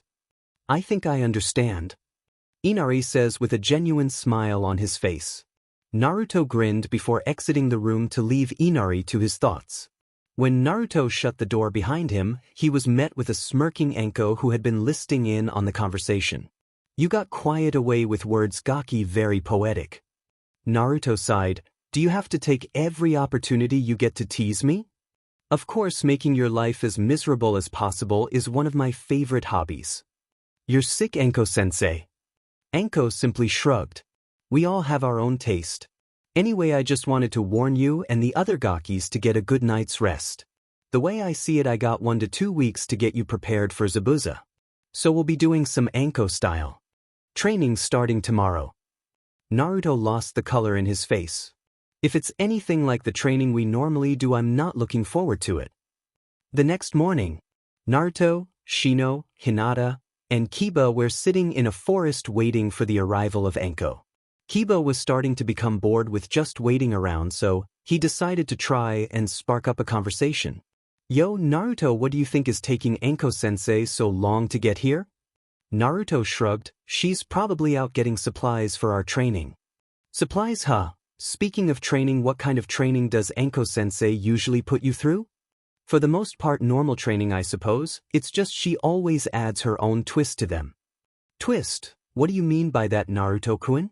Hinata adds, now joining the conversation. For starters, the first thing she had me do was tree climbing without my hands. But you already knew tree climbing before you even became a genin. Shino says, wondering why Anko would teach Naruto something he already knew. Yeah, that's true, but she said I wasn't proficient enough with it, so she had me practice it her way.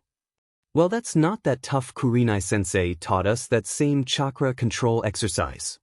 Kiba says with a superior grin etched on his face. Yeah, but did you have to do it with your hands bound with a 100-pound sandbag strapped to you, while having sunban thrown at you as you ascended the tree?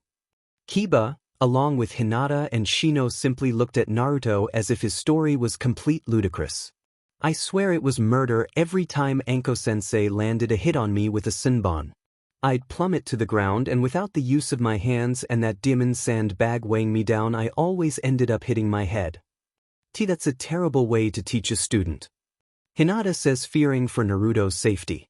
Nah, it was actually a good way to teach me. I mean, you learn quick when you don't want to go home with a concussion.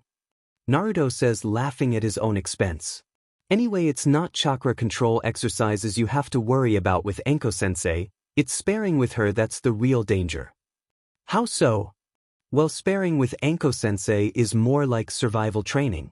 And I mean that in every sense of the word.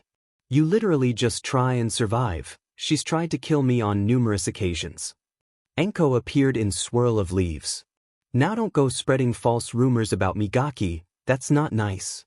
Naruto scowled. I fail to see where I spread false information. Telling these Gakis that I tried to kill you. If I had actually tried to kill you, you wouldn't be here right now. I merely tailor my attacks to always keep you on edge, never to actually end your life. Naruto crossed his arms in irritation. Whatever, just tell me how you plan on torturing us today. Anko grinned menacingly.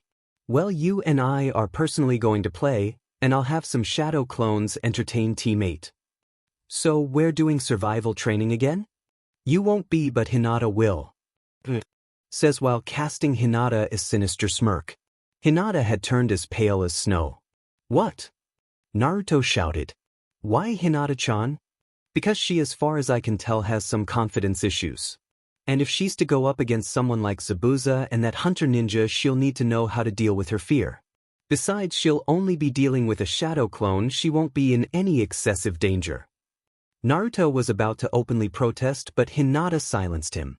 It's okay, Naruto-kun, Anko-sensei is right. I was terribly afraid when Zabuza attacked and completely lost my nerve. If Anko-sensei believes her training can help me build my nerve, then I'll do it. I like the way you think, Gaki.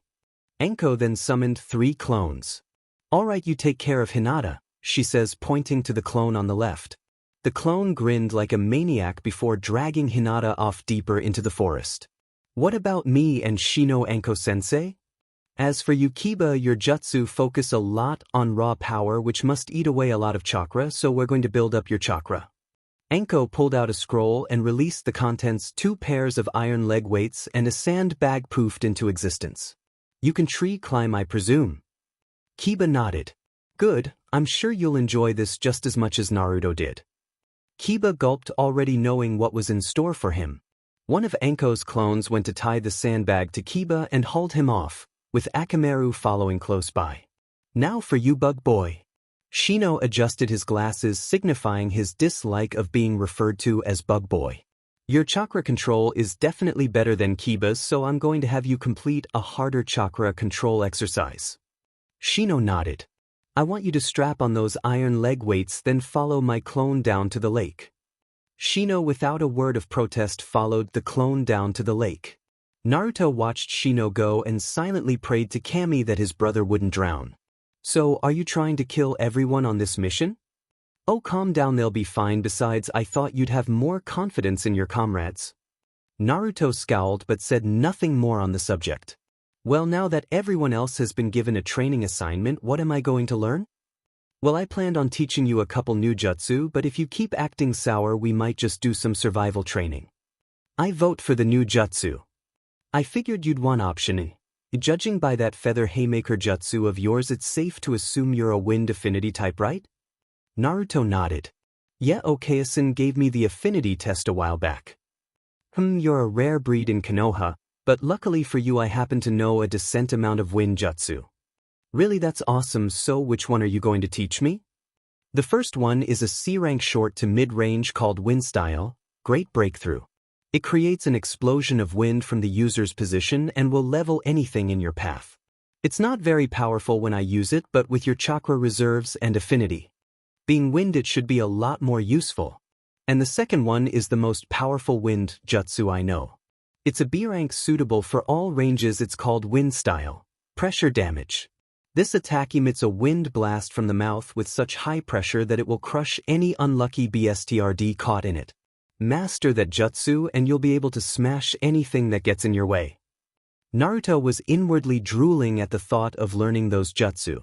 Man, I have to admit I was kind of disappointed when I found out I was a wind-type user, considering not many people in Konoha have that affinity. I guess it was a really lucky break I got you as a sensei. Oh, so now you count yourself as lucky to have me? Well, don't I feel honored? Anko says sarcastically before pulling out 2 small scrolls and tossing them to Naruto. Here they are, Gaki. I'll give you a demonstration of the jutsu, but then the rest is up to you. Naruto eyed the scrolls in his hand. You mean you're not going to oversee my progress? Sorry, Gaki, I can't. Someone has to watch over Tazuna while you Gakis train. Fine, Naruto grumbled. Just show me the jutsu already so I can get to work on mastering them. Anko stood up and walked to a suitable spot. Pay close attention, Gaki. Anko placed her hand in a hand seal and focused her chakra. Wind Style, Great Breakthrough. The wind began to pick up around Anko's body and shot forth in all directions. Naruto was knocked to his back by the force of the wind, and a few nearby trees were uprooted by the force. Once the dust settled, Naruto stared in amazement at the devastation. Man, and she said this attack isn't very powerful when she uses it, but look at the damage it caused. Naruto then dusted himself off and bounded towards Anko. That was amazing, Anko-sensei, and if you don't mind, I have a question. Anko turned to face Naruto. Yeah, and what's that? Why the hell didn't you use that jutsu to blow away Zabuza's mist when we first fought him? Anko stood there for a moment without saying anything, and then she rubbed the back of her head bashfully with a wide grin. I guess I didn't think of it. Naruto's face faltered. And you call yourself a jonin? Bite me. Well, I guess it's water under the bridge anyway. Well, at least next time we'll have something to counter that move. Anko grinned. Yeah, it will make kicking his but that much easier. Now on to the second jutsu, and you'll probably want to stay behind me for this demonstration. Naruto did what he was told and stood behind Anko. Anko placed her hand in the ram seal and shouted, Wind Style, Pressure Damage. She inhaled a large amount of air and forcibly blew it back out. A massive blast of condensed air erupted from Anko's mouth and Naruto once again was knocked to his butt. The blast barreled through the forest and uprooted and flattened any tree that was in its path. When the dust settled, Anko was sweating and panting hard. I'm still a bit worn from that battle with Zabuza. And that just uses up so much Diamond chakra. Naruto surveyed the carnage in awe as he lifted himself to his feet.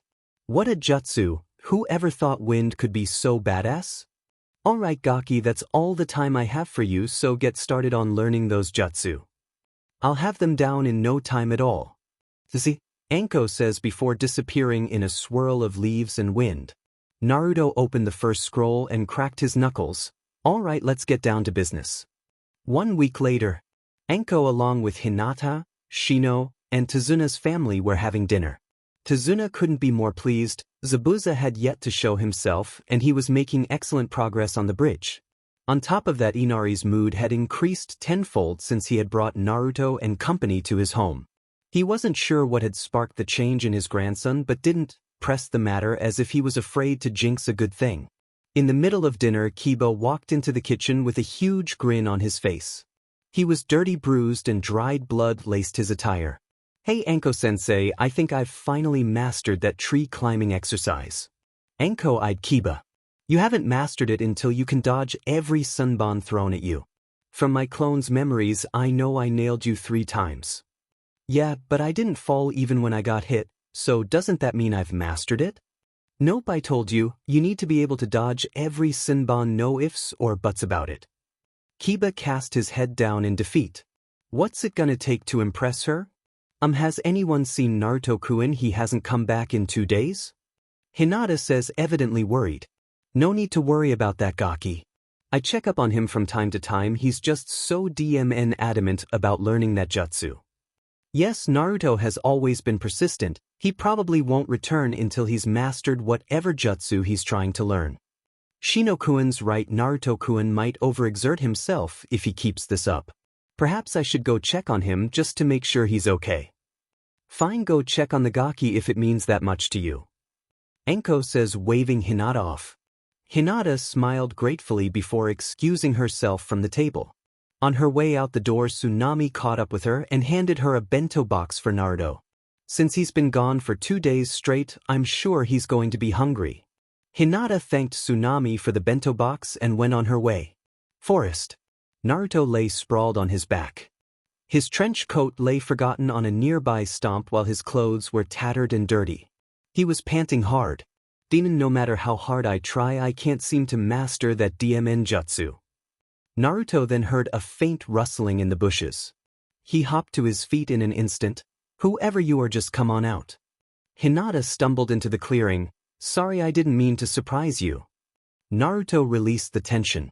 Hinata-chan, what are you doing out here? It's late. And you shouldn't be coming out here alone, it can be dangerous. I'm sorry, Naruto-kun, I was just worried. About you, so I came out here to see if you were all right. Naruto smiled. It's fine, besides I should be the one apologizing, I didn't mean to worry you. It's just I've been so focused on mastering this jutsu.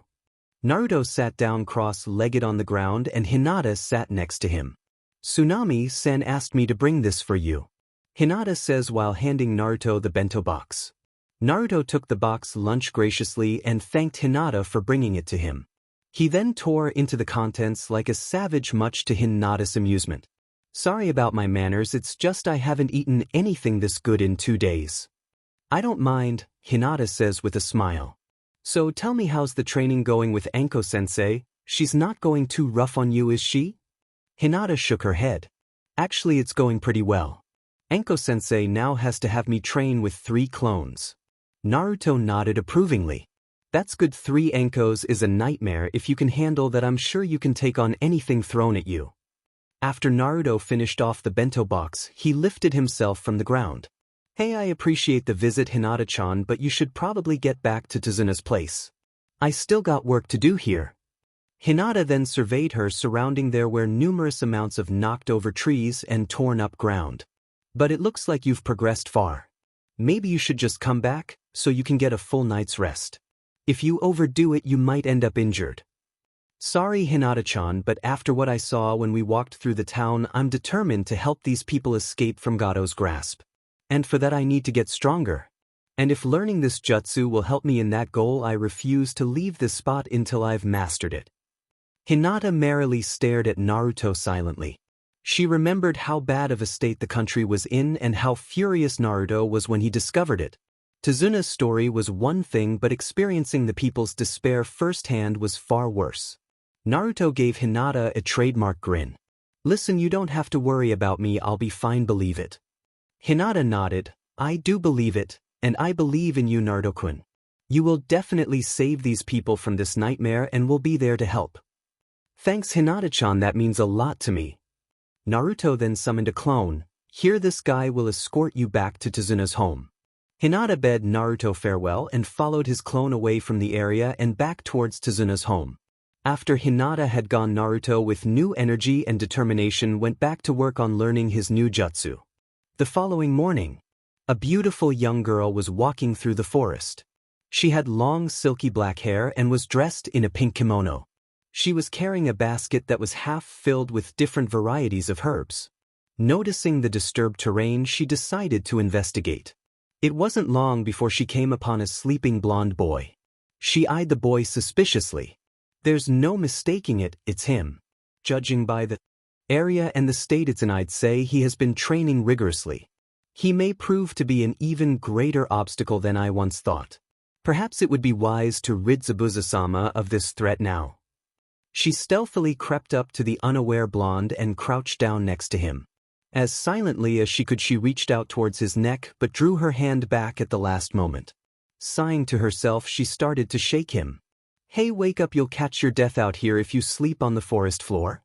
Naruto yawned and pulled up his shades to wipe the sleep out of his eyes. When he gained his bearings, he noticed he was staring into the face of a young girl roughly his age, if not a little older. Naruto had a slight blush on his face, thinking that the girl was fairly beautiful. Morning there, he says cheerfully. The girl gave Naruto a warm smile. Good morning to you as well. If you don't mind my asking, why are you sleeping out here?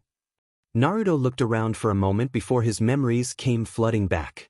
Oh, I was doing some training and must have fallen asleep before I set up a tent.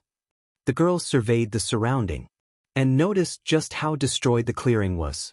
Is that so? You must be quite strong to do this kind of damage to the land. Naruto shrugged. I'm all right, but I still have a ways to go before I'm top-notch. So you're not satisfied with the strength you have? Not really. I may be able to knock over a few trees, but that can only get you so far. So what reasons do you require strength for? Well, I need strength so I can become Hokage of my village eventually.